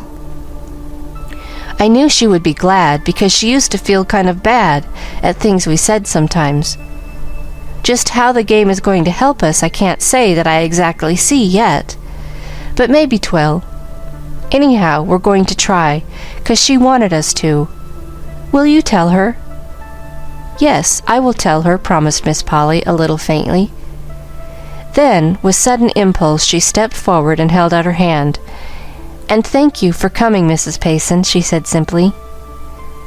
The defiant chin fell. The lips above it trembled visibly. With an incoherently mumbled something, Mrs. Payson, blindly clutched at the outstretched hand, turned and fled. The door had scarcely closed behind her before Miss Polly was confronting Nancy in the kitchen. "Nancy!" Miss Polly spoke sharply. The series of puzzling, disconcerting visits of the last few days, culminating as they had in the extraordinary experience of the afternoon, had strained her nerves to the snapping point. Not since Miss Pollyanna's accident had Nancy heard her mistress speak so sternly. "Nancy, will you tell me what this absurd game is that the whole town seems to be babbling about? And what, please, has my niece to do with it? Why does everybody from Millie Snow to Mrs. Tom Payson send word to her that they're playing it? As near as I can judge, half the town are putting on blue ribbons, or stopping family quarrels, or learning to like something they never liked before, and all because of Pollyanna.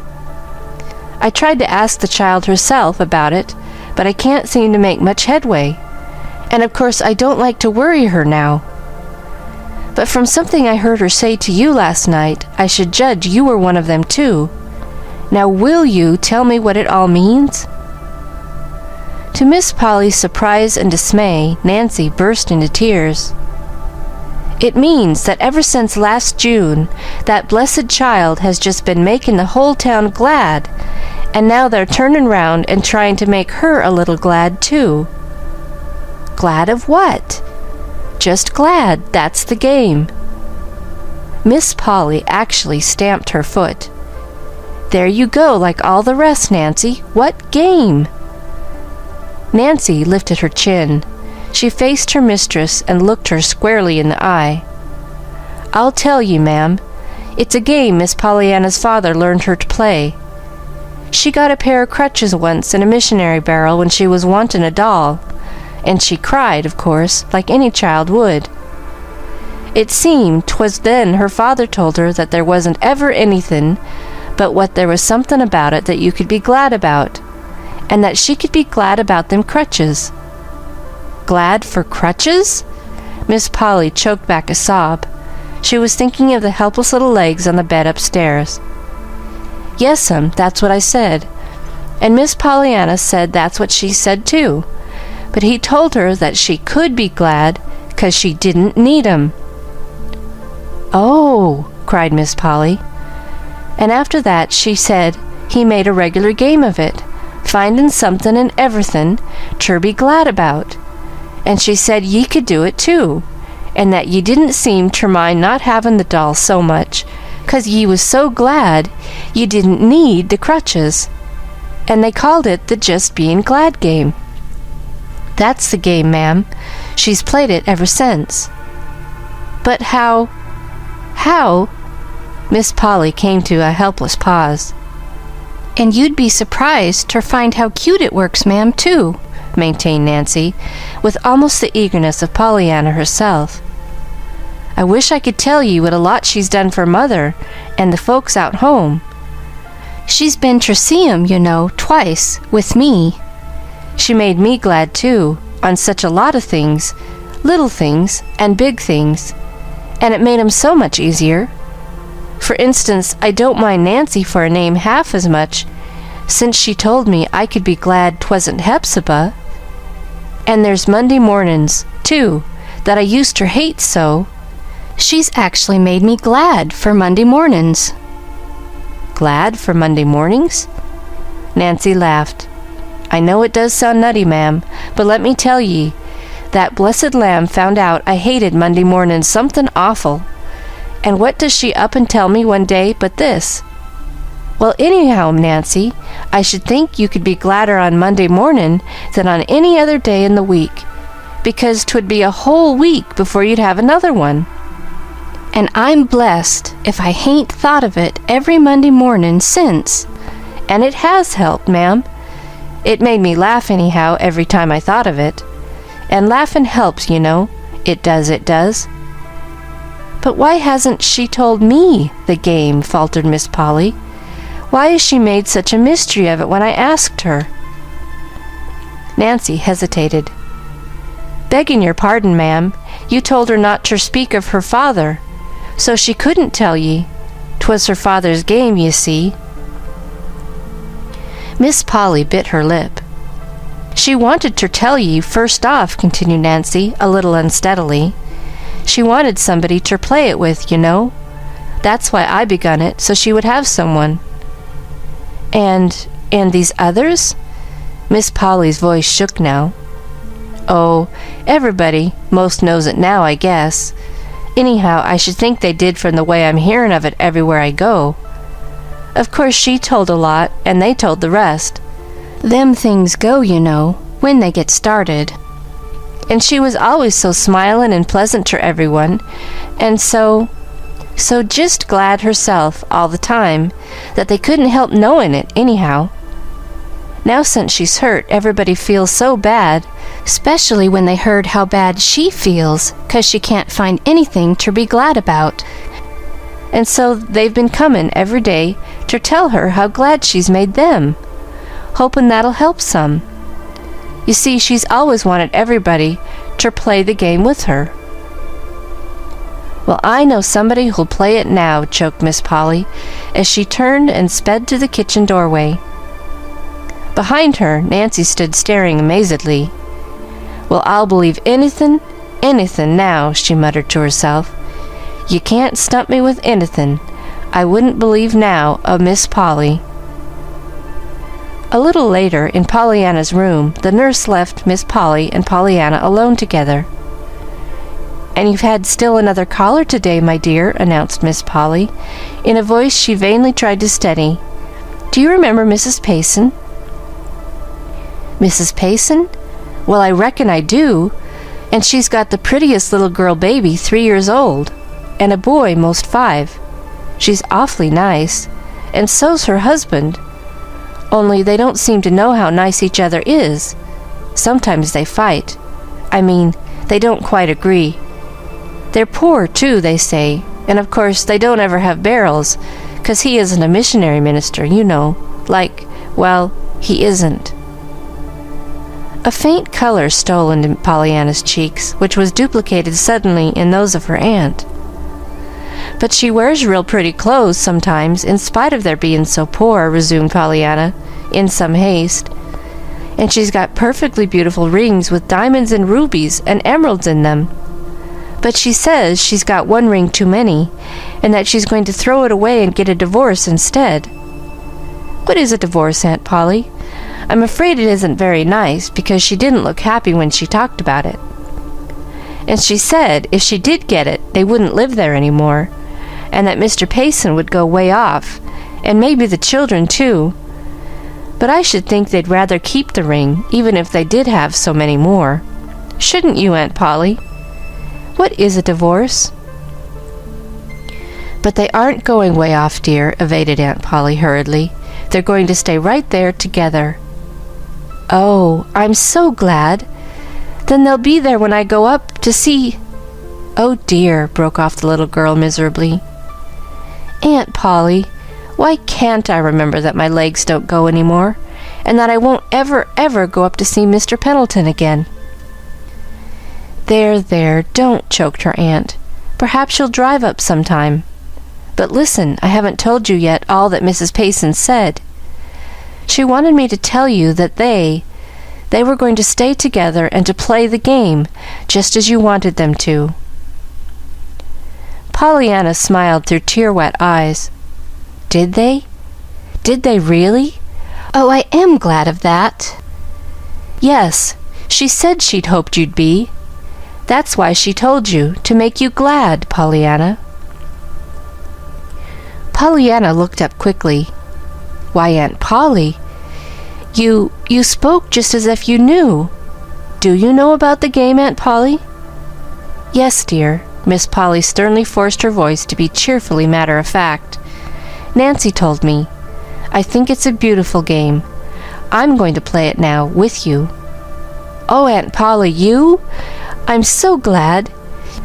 You see, I've really wanted you most of anybody all the time." Aunt Polly caught her breath a little sharply. It was even harder this time to keep her voice steady, but she did it. "Yes, dear, and there are all those others, too. Why, Pollyanna, I think all the town is playing that game now with you, even to the minister. I haven't had a chance to tell you yet, but this morning I met Mr. Ford when I was down to the village, and he told me to say to you that just as soon as you could see him, he was coming to tell you that he hadn't stopped being glad over those 800 rejoicing texts that you told him about. So you see, dear, it's just you that have done it. The whole town is playing the game, and the whole town is wonderfully happier, and all because of one little girl who taught the people a new game and how to play it." Pollyanna clapped her hands. "Oh, I'm so glad!" she cried. Then suddenly a wonderful light illumined her face. "Why, Aunt Polly, there is something I can be glad about after all. I can be glad I've had my legs, anyway, else I couldn't have done that." End of chapter 28. Chapter 29, Through an Open Window.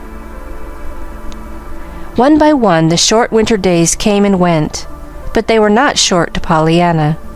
They were long and sometimes full of pain. Very resolutely these days, however, Pollyanna was turning a cheerful face toward whatever came. Was she not specially bound to play the game now that Aunt Polly was playing it too? And Aunt Polly found so many things to be glad about. It was Aunt Polly, too, who discovered the story one day about the two poor little waifs in a snowstorm, who found a blown-down door to crawl under, and who wondered what poor folks did that didn't have any door. And it was Aunt Polly who brought home the other story that she had heard about, the poor old lady who had only 2 teeth, but who was so glad that those 2 teeth hit. Pollyanna now, like Mrs. Snow, was knitting wonderful things out of bright-colored worsteds that trailed their cheery lengths across the white spread, and made Pollyanna, again like Mrs. Snow, so glad she had her hands and arms anyway.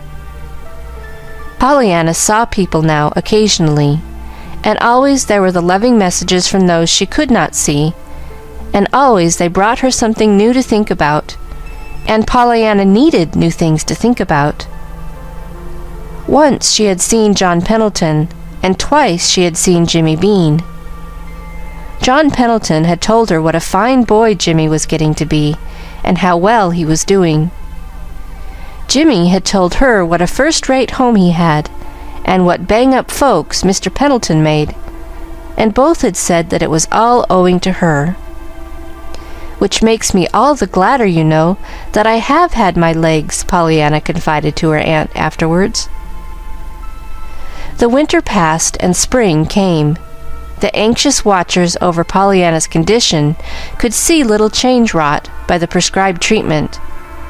There seemed every reason to believe, indeed, that Dr. Mead's worst fears would be realized, that Pollyanna would never walk again. Beldingsville, of course, kept itself informed concerning Pollyanna, and of Beldingsville, one man in particular fumed and fretted himself into a fever of anxiety over the daily bulletins, which he managed in some way to procure from the bed of suffering.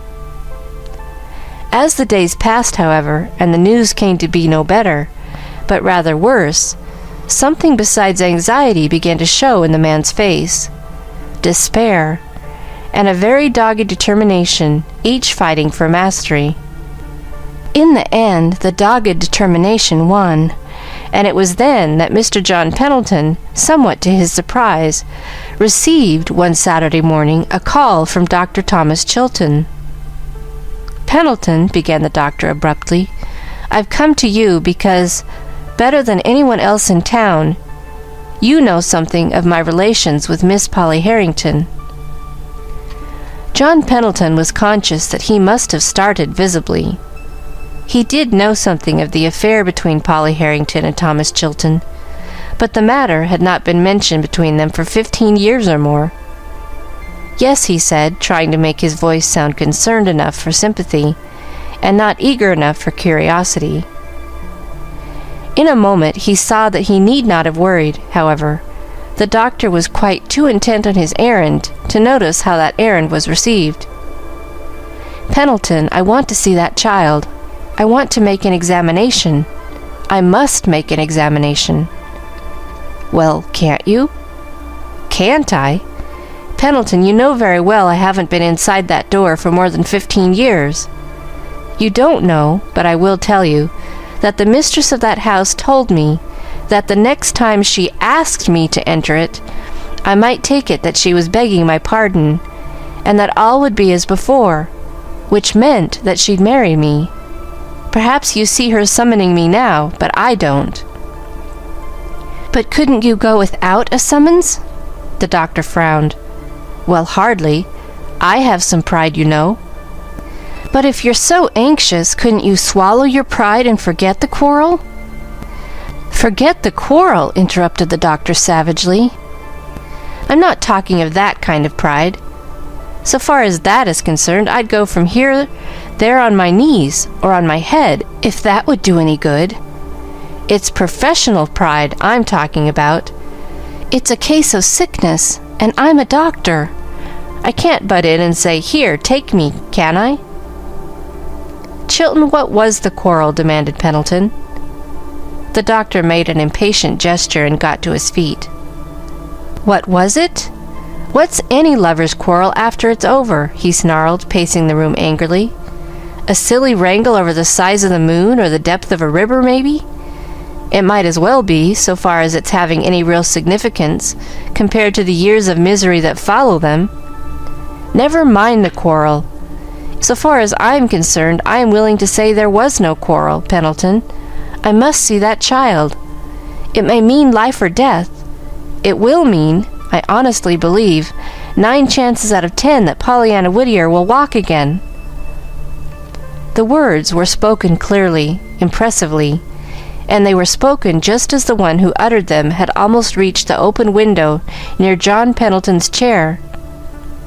Thus it happened that very distinctly they reached the ears of a small boy kneeling beneath the window on the ground outside. Jimmy Bean, at his Saturday morning task of pulling up the first little green weeds of the flower beds, sat up with ears and eyes wide open. "Walk? Pollyanna?" John Pendleton was saying. "What do you mean?" "I mean that from what I can hear and learn, a mile from her bedside, that her case is very much like one that a college friend of mine has just helped. For years he's been making this sort of thing a special study. I've kept in touch with him, and studied, too, in a way, and from what I hear, but I want to see the girl." John Pendleton came erect in his chair. "You must see her, man. Couldn't you say, through Dr. Warren?" The other shook his head. "I'm afraid not. Warren has been very decent, though. He told me himself that he suggested consultation with me at the first, but Miss Harrington said no so decisively that he didn't dare venture it again, even though he knew of my desire to see the child. Lately, some of his best patients have come over to me, so of course that ties my hands still more effectually. But Pendleton, I've got to see that child. Think of what it may mean to her if I do." "Yes, and think of what it will mean if you don't," retorted Pendleton. "But how can I without a direct request from her aunt, which I'll never get?" "She must be made to ask you." "How?" "I don't know." "No, I guess you don't, nor anybody else. She's too proud and too angry to ask me. After what she said years ago, it would mean if she did ask me. But when I think of that child doomed to lifelong misery, and when I think that maybe in my hands lies a chance of escape, but for that confounded nonsense we call pride and professional etiquette, He did not finish his sentence, but with his hands thrust deep into his pockets, he turned and began to tramp up and down the room again angrily. "But if she could be made to see, to understand," urged John Pendleton. "Yes, and who's going to do it?" demanded the doctor with a savage turn. I don't know, groaned the other miserably. Outside the window, Jimmy Bean stirred suddenly. Up to now he had scarcely breathed, so intently had he listened to every word. "Well, by jinks, I know," he whispered exultingly. "I'm a-going ter do it." And forthwith he rose to his feet, crept stealthily across the corner of the house, and ran with all his might down Pendleton Hill. End of Chapter 29. Chapter 30. Jimmy Takes the Helm. "It's Jimmy Bean. He wants ter see you, ma'am," announced Nancy in the doorway. "Me?" rejoined Miss Polly, plainly surprised. "Are you sure he did not mean Miss Pollyanna? He may see her a few minutes today if he likes." "Yes'm, I told him, but he said it was you he wanted." "Very well, I'll come down." And Miss Polly arose from her chair a little wearily. In the sitting room she found waiting for her a round-eyed, flush-faced boy, who began to speak at once. "Ma'am, I s'pose it's dreadful what I'm doin', and what I'm sayin', but I can't help it. It's for Pollyanna, and I'd walk over hot coals for her, or face you, or anything like that, any time. And I think you would, too, if you thought there was a chance for her to walk again. And so that's why I come ter tell ye that as long as it's only pride and et somethin' that's keepin' Pollyanna from walkin', why I knew you would ask Dr. Chilton here if you understood." "What?" interrupted Miss Polly, the look of stupefaction on her face changing to one of angry indignation. Jimmy sighed despairingly. "There, I didn't mean ter make you mad. That's why I begun by tellin' ye about her walkin' again. I thought you'd listen ter that." "Jimmy, what are you talking about?" Jimmy sighed again. "There, that's what I'm trying to tell ye." "Well, then tell me, but begin at the beginning and be sure I understand each thing as you go. Don't plunge into the middle of it as you did before and mix everything all up." Jimmy wet his lips determinedly. "Well, ter begin with, Dr. Chilton come ter see Mr. Pendleton, and they talked in the library. Do you understand that?" "Yes, Jimmy." Miss Polly's voice was rather faint. "Well, the window was open, and I was weedin' the flower bed under it, and I heard 'em talk." "Oh, Jimmy, listening?" "'Twa'n't about me, and 'twa'n't sneak listenin'," bridled Jimmy, "and I'm glad I listened. You will be when I tell ye. Why, it may make Pollyanna walk." "Jimmy, what do you mean?" Miss Polly was leaning forward eagerly. "There, I told ye so," nodded Jimmy contentedly. "Well, Dr. Chilton knows some doctor somewhere that can cure Pollyanna, he thinks. Make her walk, you know. But he can't tell sure till he sees her, and he wants ter see her somethin' awful. But he told Mr. Pendleton that you wouldn't let him." Miss Polly's face turned very red. "But Jimmy, I can't. I couldn't. That is, I didn't know." Miss Polly was twisting her fingers together helplessly. "Yes, and that's what I came ter tell ye, so you would know," asserted Jimmy eagerly. "They said that for some reason, I didn't rightly catch what, you wouldn't let Dr. Chilton come, and you told Dr. Warren so. And Dr. Chilton couldn't come himself without you asked him, on account of pride and professional et somethin' anyway. And they was wishin' somebody could make you understand, only they didn't know who could. And I was outside the winder, and I says ter myself right away, 'By jinks, I'll do it,' and I come, and have I made ye understand?" "Yes, but Jimmy, about that doctor," implored Miss Polly feverishly. "Who was he? What did he do? Are they sure he could make Pollyanna walk? I don't know who he was. They didn't say. Dr. Chilton knows him, and he's just cured somebody just like her, Dr. Chilton thinks. Anyhow, they didn't seem to be doing no worrying about him. 'Twas you they was worrying about, 'cause you wouldn't let Dr. Chilton see her. And say, you will let him come, won't you? Now you understand? Miss Polly turned her head from side to side. Her breath was coming in little uneven rapid gasps. Jimmy, watching her with anxious eyes, thought she was going to cry. But she did not cry. After a minute she said brokenly, "Yes, I'll let Dr. Chilton see her.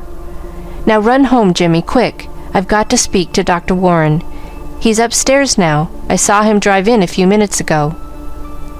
A little later, Dr. Warren was surprised to meet an agitated, flushed-faced Miss Polly in the hall. He was still more surprised to hear the lady say, a little breathlessly, "Dr. Warren, you asked me once to allow Dr. Chilton to be called in consultation, and I refused.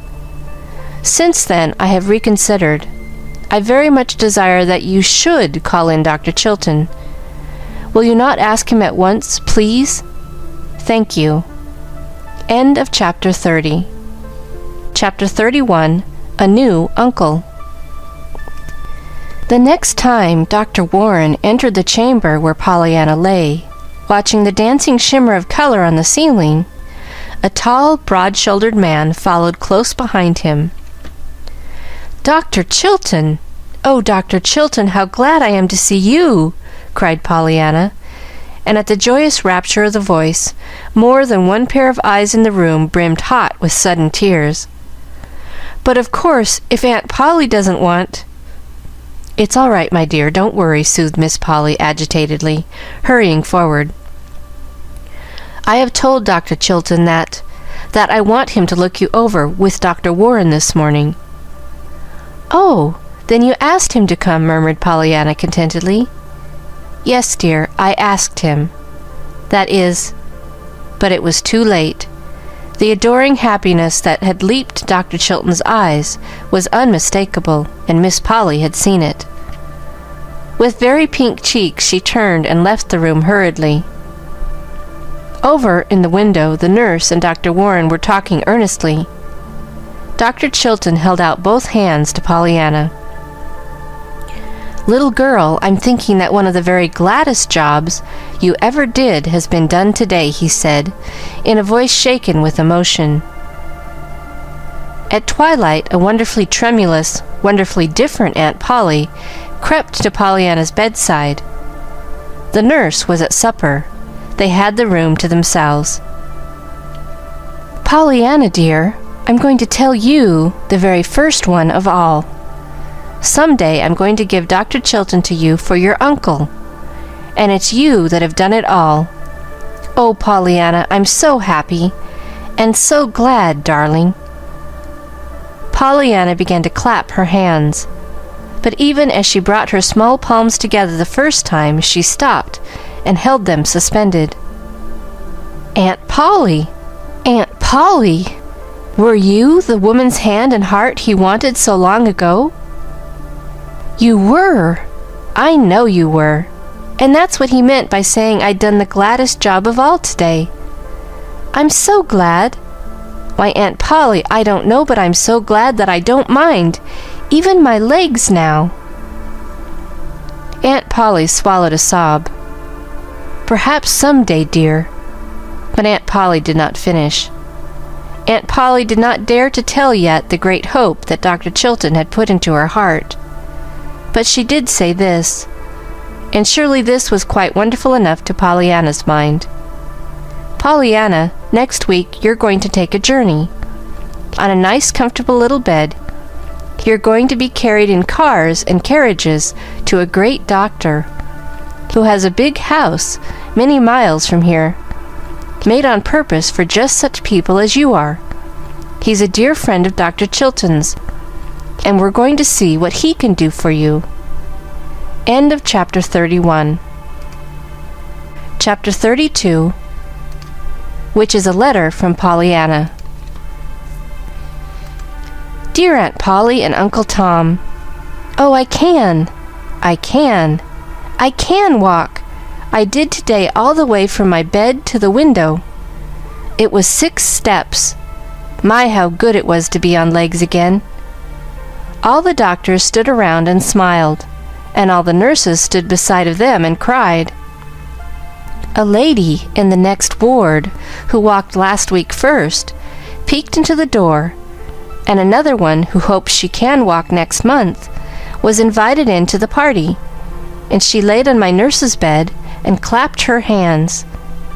Even Black Tilly, who washes a floor, looked through the piazza window and called me honey child, when she wasn't crying too much to call me anything. I don't see why they cried. I wanted to sing and shout and yell. Oh, oh, oh, just think! I can walk. Walk, walk. Now I don't mind being here almost 10 months, and I didn't miss the wedding, anyhow. Wasn't that just like you, Aunt Polly, to come on here and get married right beside my bed, so I could see you? You always do think of the gladdest things. Pretty soon, they say, I shall go home. I wish I could walk all the way there. I do. I don't think I shall ever want to ride anywhere any more. It will be so good just to walk. Oh, I'm so glad. I'm glad for everything. Why, I'm glad now I lost my legs for a while, for you never know how perfectly lovely legs are till you haven't got them. That go, I mean. I'm going to walk 8 steps tomorrow. With heaps of love to everybody, Pollyanna. End of chapter 32. End of the book Pollyanna.